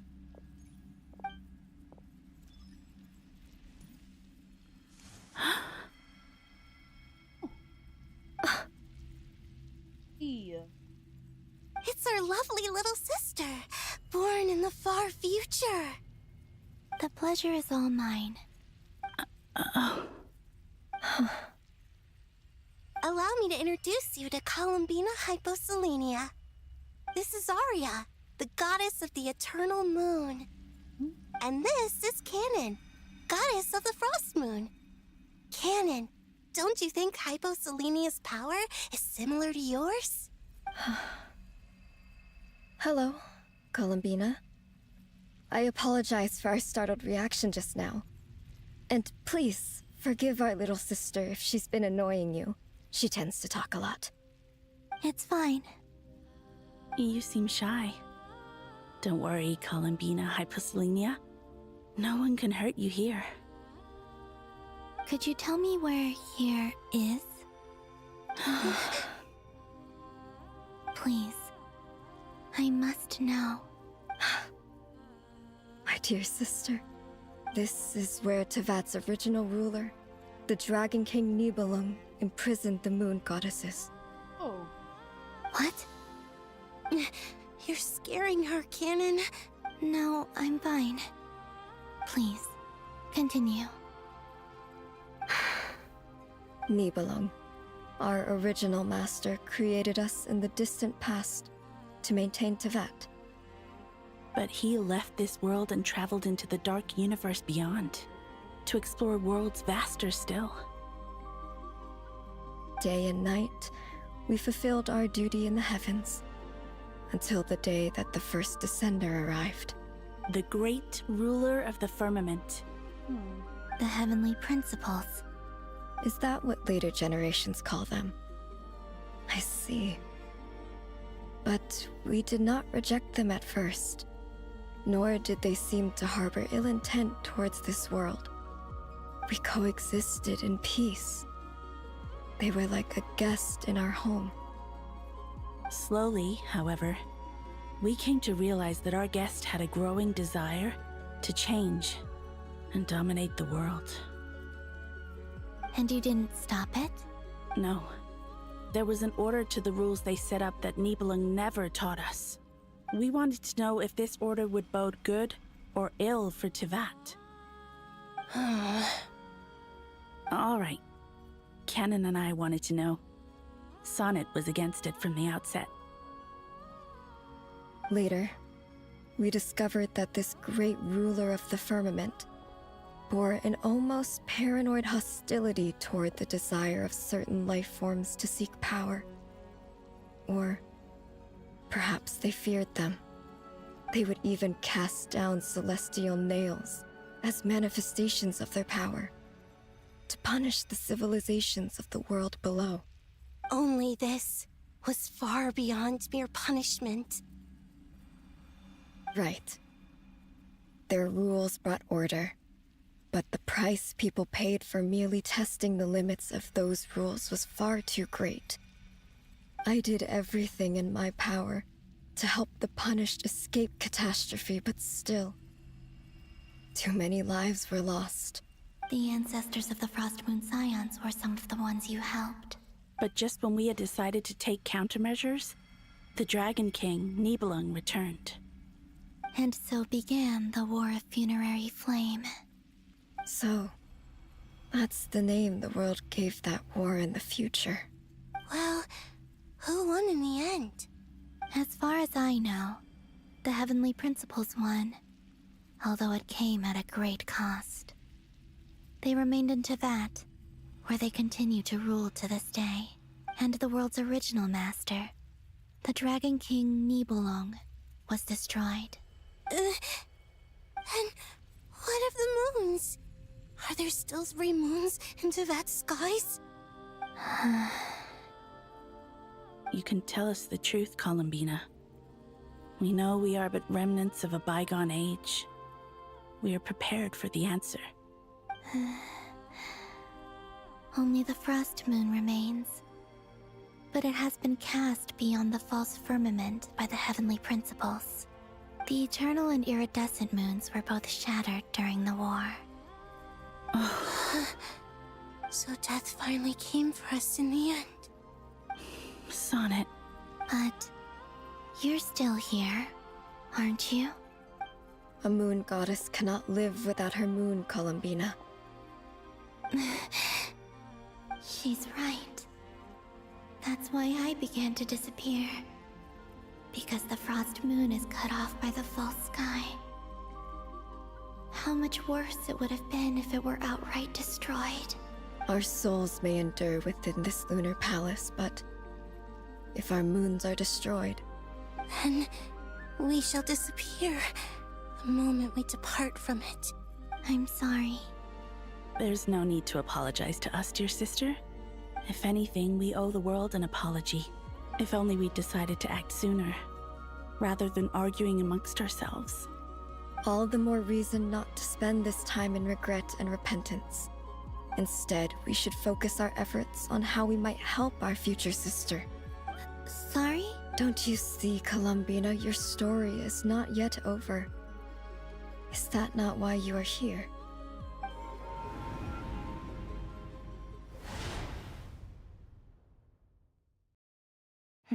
It's done.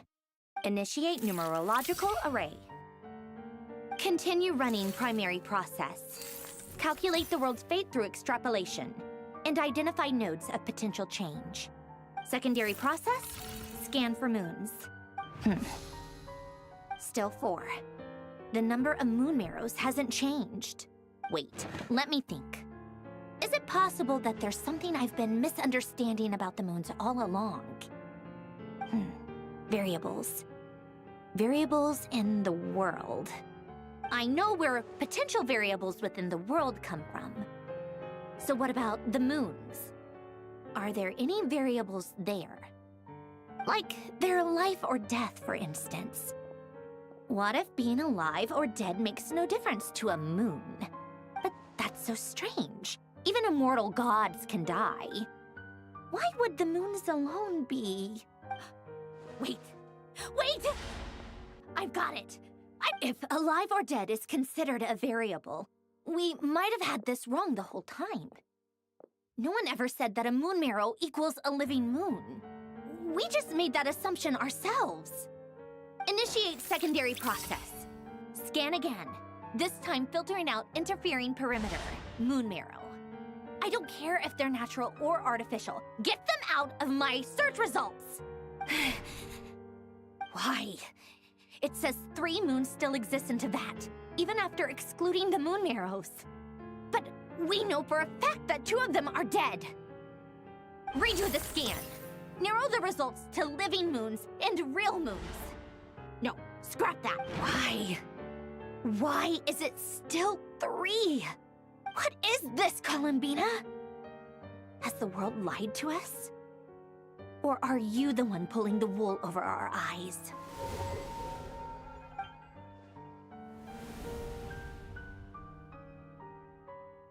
So, you think that the moon's reflection might be where Nibelung imprisoned the 3 moon sisters? Yes, it would explain a lot, such as why that space would respond to a moon goddess's power, opening the moon gate at her command. It would also explain why Miss Columbina has been unable to leave, and why time flows in reverse there. In the messages she sent, Columbina promised us she'd find a way to return. But we have no way of knowing how, when, or where this might happen. The fact that she still has yet to reappear in this world indicates that returning from that place is no easy feat. We cannot afford to simply wait for her. So you're saying, if she could return by her own power alone, she would have done so long ago? Yes, she certainly wouldn't leave it to this late stage when it's so touch and go. I've been giving this some thought, and I've come to believe that Luana's harm might be an anchor that she left behind, as a sort of future waypoint. This could also explain why Luana's heart is always by the traveler's side. Sounds like a plausible theory. If that's the case, there must be some criteria we need to fulfill to allow Columbina to return to the present. The question is, what could they be? Hello? Listen up! This is extremely important!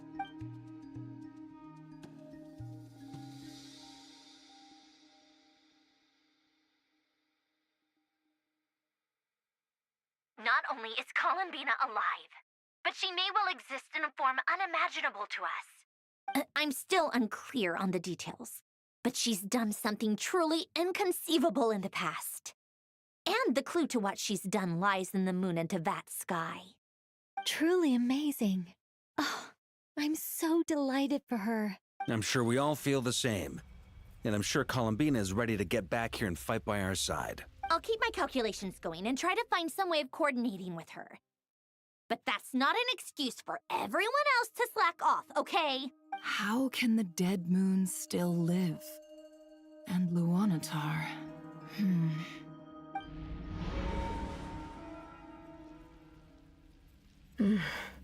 It's hard to believe that's what will happen in the distant future.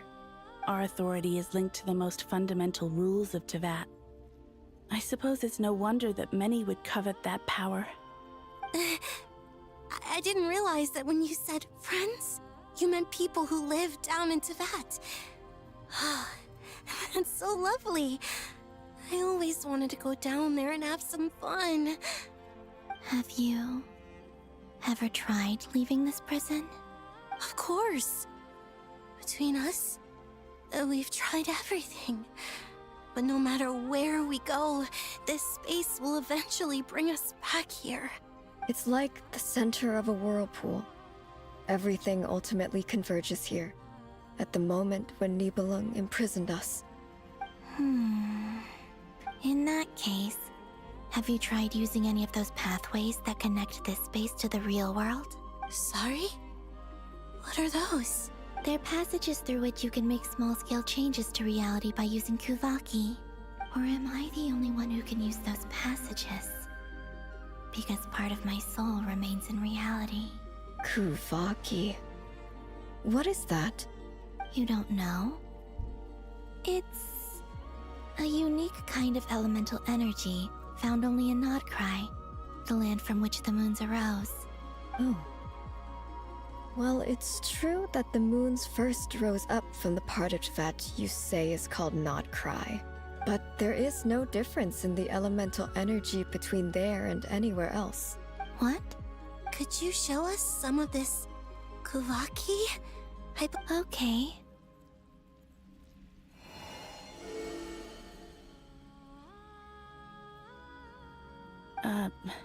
Isn't that just your power? What? But it's everywhere in Nodcry. In the air, in the land. Even the creatures who live there have adapted to its influence. How curious. This Kuvaki certainly did not exist anywhere in the world before we were imprisoned. Let alone influence living creatures. So, how exactly does this is so strange? Why would their reality differ so much from mine? Columbina, you're looking for more than just a way out of here, aren't you? Yes.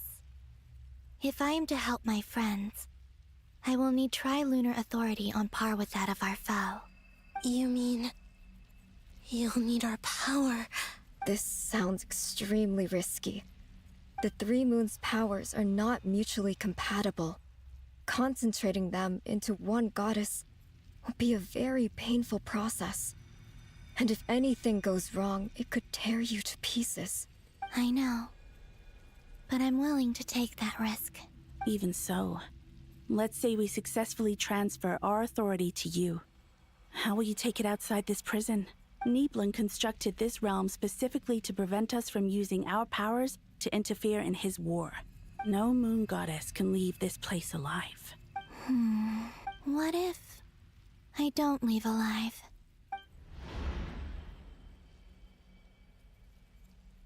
I don't like that question. Start? How are we supposed to figure out what we're meant to do to help Columbina? Yeah.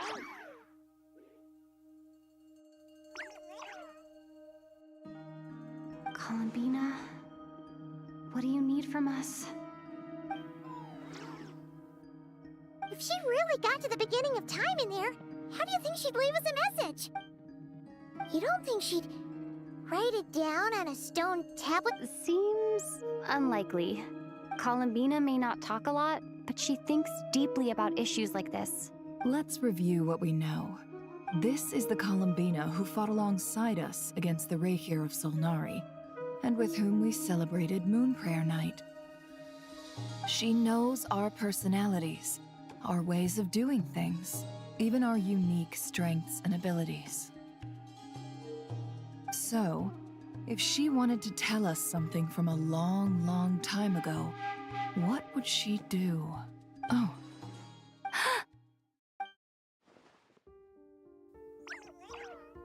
Traveler, you once said that those golden ripples also appeared when Luanatar was born. What if Columbina left Luanatar here, not just as an anchor to the real world, but for some other purpose? If she is part of Columbina, and Columbina knows that I can see past events through her. Oh yeah! Like when you peeked into Rarir's past through his heart! Nefer, wait! If you're right about this, and you can really see past events through Luanatar, your eyes, they'll... Oh, I know. Looking at Rarir's past in Conria was already enough of a strain on my eyes. Looking this far back into the past, it'll surely blind me. But it's our only chance. This is the only way. Boss. We spoke about this once, a long time ago. Do you remember what I said, Yehoda? The day I lose my sight, the Curatorium of Secrets will be yours to run. But... What's wrong? I'd be overjoyed if I were you. This day's come a lot earlier than either of us expected. I need to know you'll honor our agreement, Yehoda. Promise me. Yes, Boss Neff. I promise. Are you sure you don't want some time to think this through? What is there to think through? I should have gone blind after our battle with Rarir. Frankly, it's almost criminal that I got away with it for this long. Then at least let me take some precautions on your behalf. And if you really do lose your sight, I'll... Oh, please, anything but that. I was actually ready to go through with this. Are you trying to scare me into backing out? As if I could ever scare you. I'll assume you're just joking to calm your nerves. All right, enough chit-chat. Let's do this.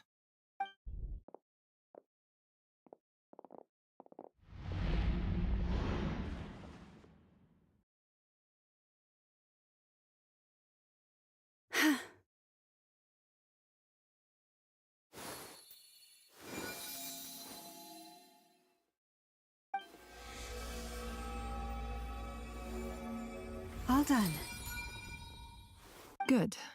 Now give me some space. Come on then, little one. Show me what happened in the past.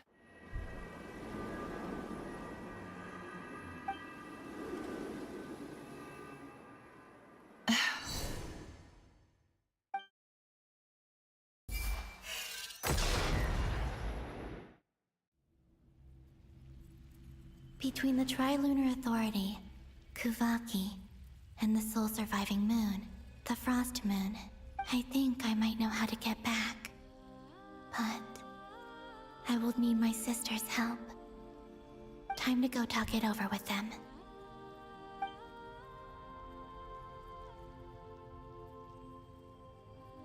Wait, where's the third one?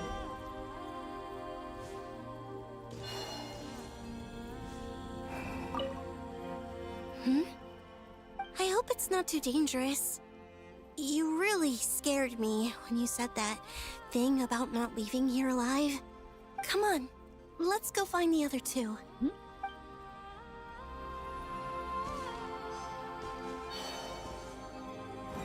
Oh, there's the other one. It seems you have reached a decision. I'm all ears. What do you propose?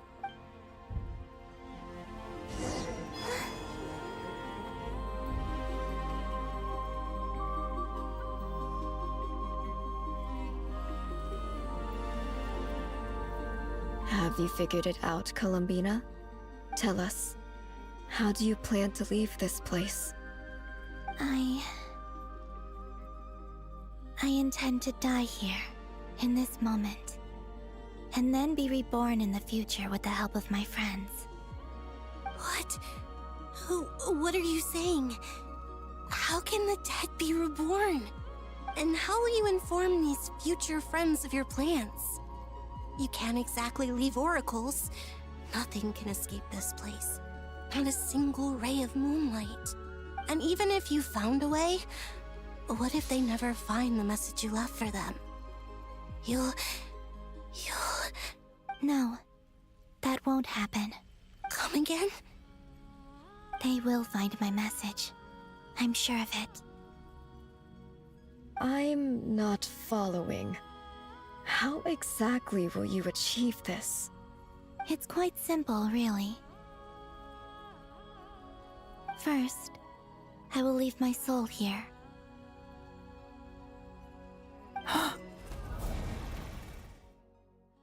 I see it. Your soul? You mean you're a divinity? Yes. I once left a portion of my soul in the future. One so small that this prison barely noticed anything. In this very moment, she can resonate with my soul across time. Okay. When the time comes, I believe that she can serve as an anchor to pull my soul from here back to the future reality. Just as gravity connects the world to the moon. Exactly.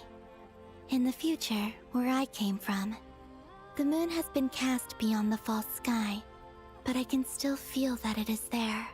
In a similar way, I can feel a connection to the soul fragment I left behind even now. My friends can use it to detect my presence. But how do you just leave your soul here? Is that even possible? On my way here, I met an ordinary mortal who entered this place long before I did. Her body is long gone, but her soul remains. And before that, I encountered an old enemy whose entire soul survives here intact, while the power that once corrupted his body has faded away. So, perhaps this space is specifically designed to imprison divinity and authority, but not the physical body. Still, even if your body can escape, would it not just be a lifeless husk without the soul inside? Wait, is that what you meant when you said you wouldn't leave alive? Yes. I shall turn my body into moonlight and pour it over Nodcry.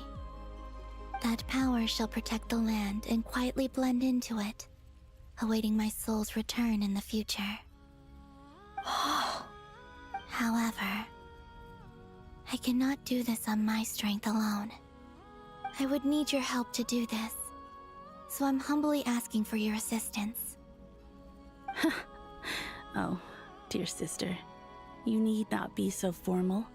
As I said before, we are but remnants of a bygone age.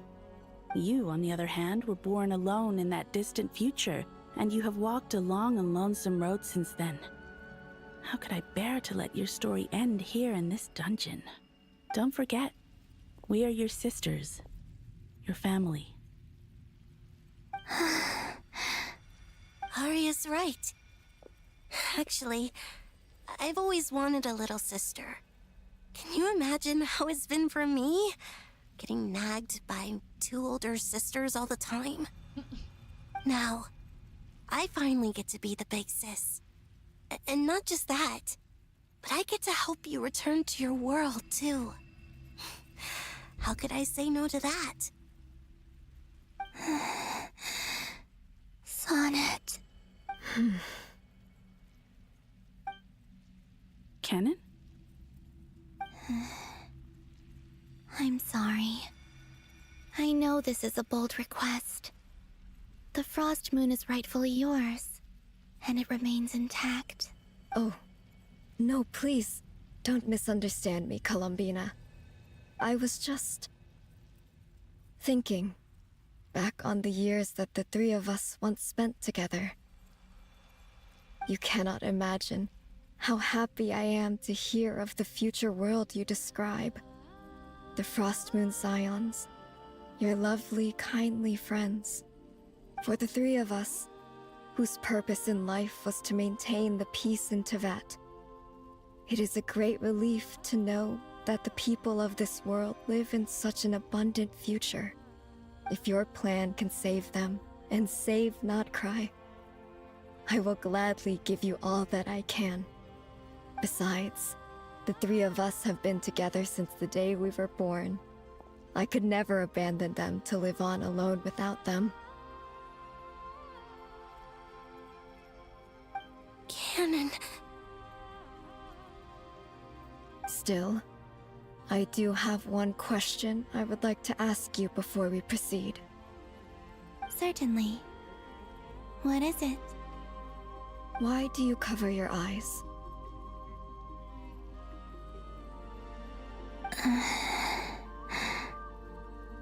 Yeah, I was curious about that too. But it seemed personal, so I didn't want to intrude.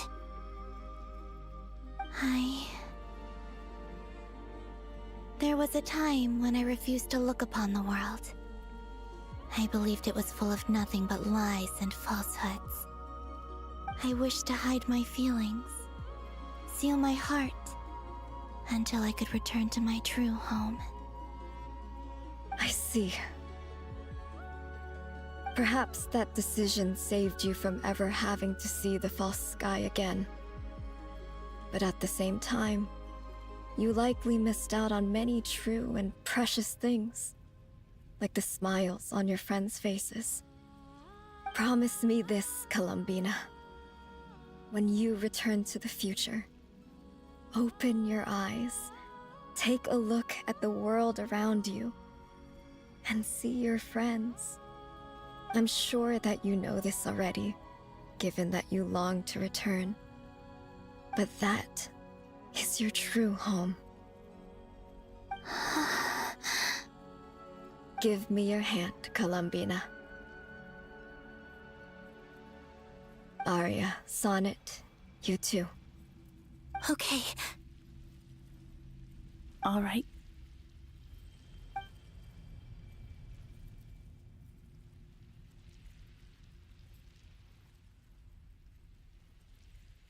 Yo.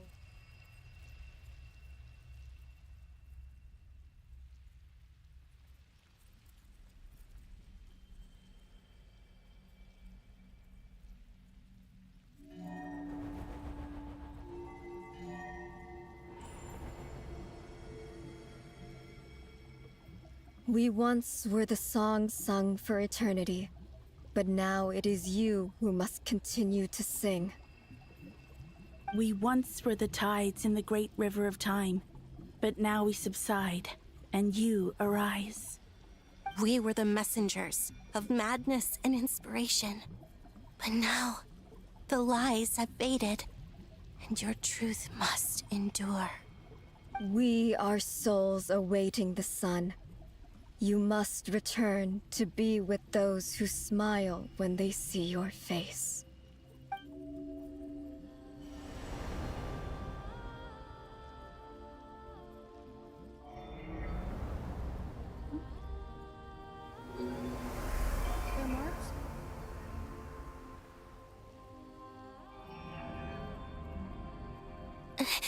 Is it done? Yes. We have transferred the authority over all 3 moons to Columbina Hyposelenia. From this moment on, she is the Tri-Lune Goddess, the one and only moon goddess of this world.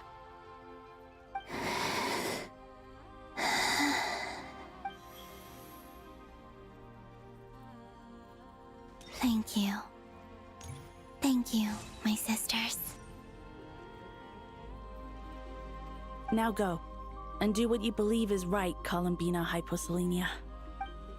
Be aware that we cannot grant you the power of the three moons beyond these prison walls. The conflict that arose over their remains following our disappearance will still take place. I understand. Sisters, oh, my body. It feels... Now that we have given up our power and authority, our bodies are merely mortal shells. This prison is dissolving them as we speak. It's okay, Sonnet. The end must come for every god, just as it does for every human. That's all this is. The final destination of our lives. Canon and I will be by your side the whole way. We have one final request, Columbina. Could you use the Three Moons' power to send us back into the real world? Now that we have lost our powers, I doubt this space will seek to hold us further. It's just... we would like to spend our final moments together in the only place we ever called home. Of course. Gladly.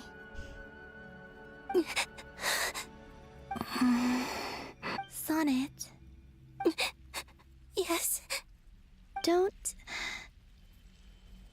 I wish I could tell her not to give in to the abyss. Not to be afraid. But is this really what I should say at this moment? Oh. Don't forget. I'm so glad to have a big sister like you. No, Hypo. Thank you. I'm okay. I'm not afraid. As long as my sisters are with me, I won't be afraid. It looks like this is goodbye, sisters.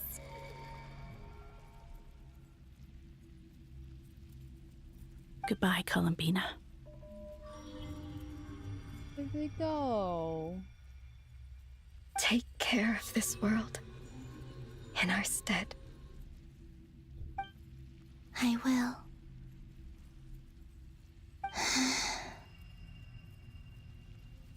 And now, it's time for me to bid farewell to my body, too. May it become the moonlight that keeps Nodcry company through the long years ahead. So this is why Nodcry was not always home to Kuvaki. It only appeared after I poured my body out upon this land, and only this land. Kuvaki responds to me because it is me, my body, answering the call of my soul. And the golden energy I've encountered on my way here was, in fact, that very soul, which I am about to leave here to guide me.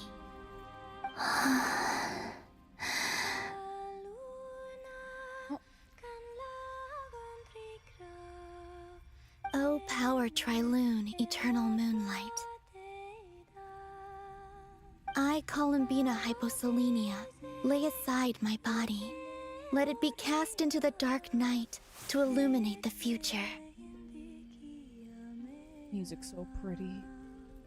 May it be a companion to all who dwell beneath the moon.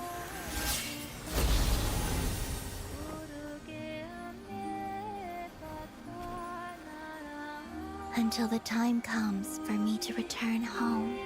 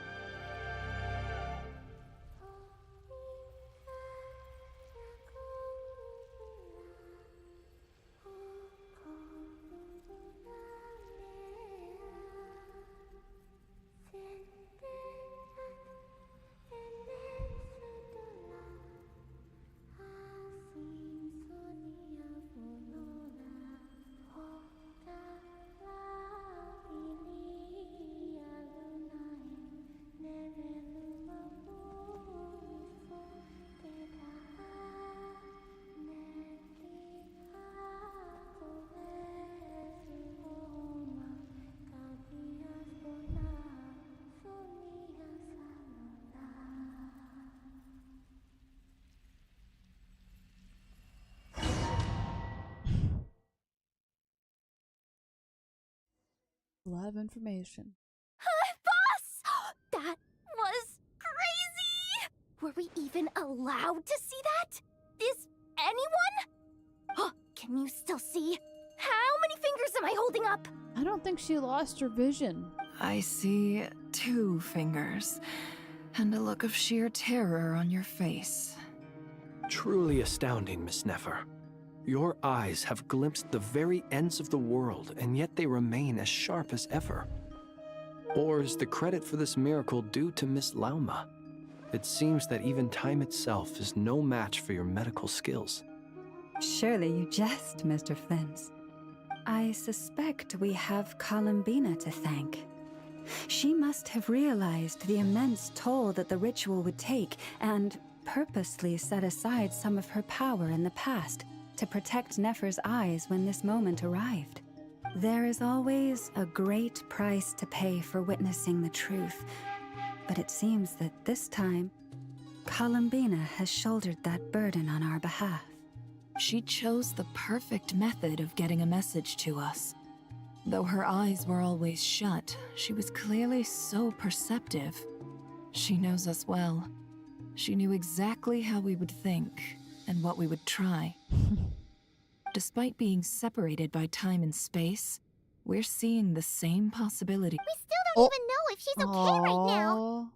But as long as there's a chance we can do something, we'll fight to make it happen. We'll get you back somehow, Columbina.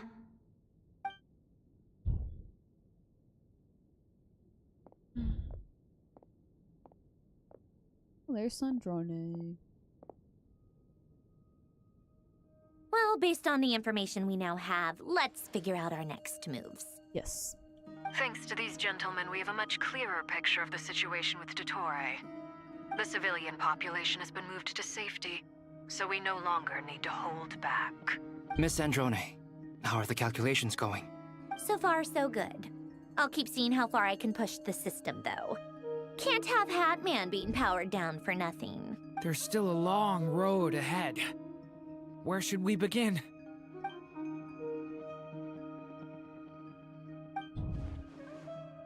Battle ahead is filled with unknowns. No one can say how strong Torre's grasp of the 3 moons' power is.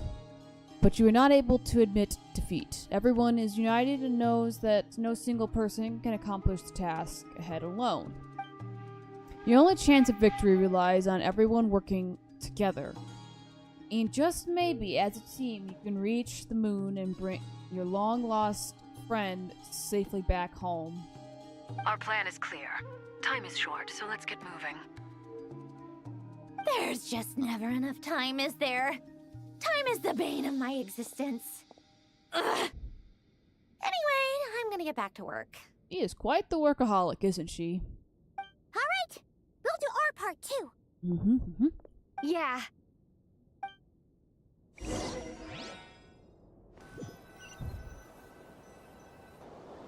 Albedo's theory says that elemental energy can dilute the light realm's power. Yes.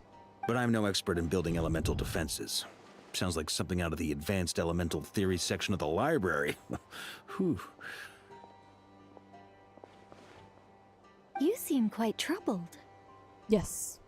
Well, yeah. I mean, who doesn't get a little flustered when they're completely out of their depth? You were the very picture of confidence back when you approached the Hexen Circle. Yeah, I could have been faking it through that whole meeting for all you know. Who's to say I'm not just a ball of nerves in a charming and gregarious package? Oh gosh, really? I'm so sorry, I had no idea. Well, you're all the braver for it. Still, I was much more in my comfort zone than I am here. At least in Mondstadt, you can cry for help from a cliff top and actually stand a chance of summoning Barbados himself. Things have never looked bleaker than they do now. If we don't pull this off, Tevat's doomed, isn't it? Oh, you think so? Actually, yes. Yes, it probably is. Just the way you say that. It's a shame. Don't put too much pressure on yourself. Tevat has faced annihilation many times in the past, But it also gave us you, didn't it? Hey, don't give me that. It's not like I'm anyone special. I disagree. Every human born in this world is special. We angels have always believed that. In that case, this humble human being has a big favor to ask of you. I thought you might say that. I'm sure Alice, in her great wisdom, sent you here precisely to help us in this difficult time, yes? Well, that has less to do with her wisdom and more to do with my power. Oh. Of course, of course. Well, the thing is, these elemental defenses we're about to build, I don't think it's a question of if they'll fail, but when. Durin's findings from his patrols make it clear that Dottore is constantly expanding his territory. First it was his lab, then the design bureau, and now this. It's not realistic to completely stop him encroaching on the rest of Nagrai. Rather, our goal should be to stall him for as long as possible. If Miss Sandroni's calculations are correct, well, they're the closest thing to certainty we have in this situation, so let's assume they are. Anyway, her calculations suggest that our best hope for victory lies in Miss Columbina's return. Sounds about right. It's up to us to slow Dottore's advance and buy time for her to make a return. Oh, so Nicola's pyro elemented. I've been trying to figure out this whole time, like, what element she would be. And you can kind of see her... You can kind of see her vision there a little bit. Are you asking me to help you with building the defenses? No. I'd like you to prepare for what comes next. When he eventually reaches us, we will have to fight him. You were an angel once and a mage now. I'm asking you to lend us your protection. Oh. Can I take it that you're triggering the terms you fought for during our three-way talks? Well, technically those terms were about protecting Mondstadt. But if you're happy to agree to the change in location, then yes, let's do that. You're cashing in on this much sooner than I'd imagined. Well, yeah. The way things are going, I might not get another chance. Very well. The mages have heard the knight's plea, and we will respond. To tell the truth, Alice and I had already discussed how we might help you all, so I didn't come empty-handed. I always like to be prepared. She shares her plan with Varka. Wow. Yeah. This is great. Seriously, thank you. It's been many long years since I had a chance to dazzle humanity with a little divine intervention. To humbly serve as a reliable and responsible guide. Anyway, Knight of Boreas, please accept this gift in recognition of your great virtue. Go now. May the angel's blessing deliver you safely to your destination.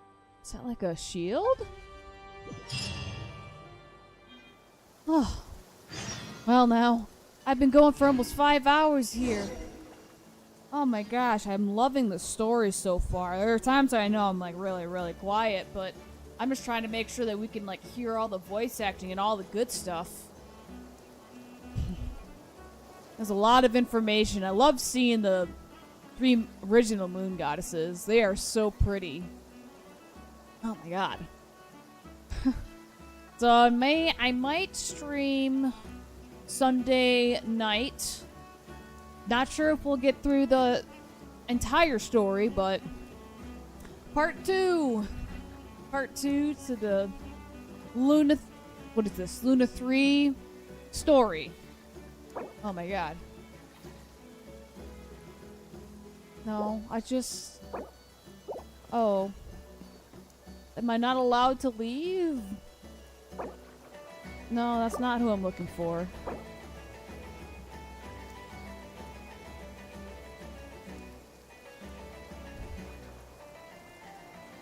That's okay. Well, I guess we'll go through some same content. We just need to... okay, there we go. Oh, achievements.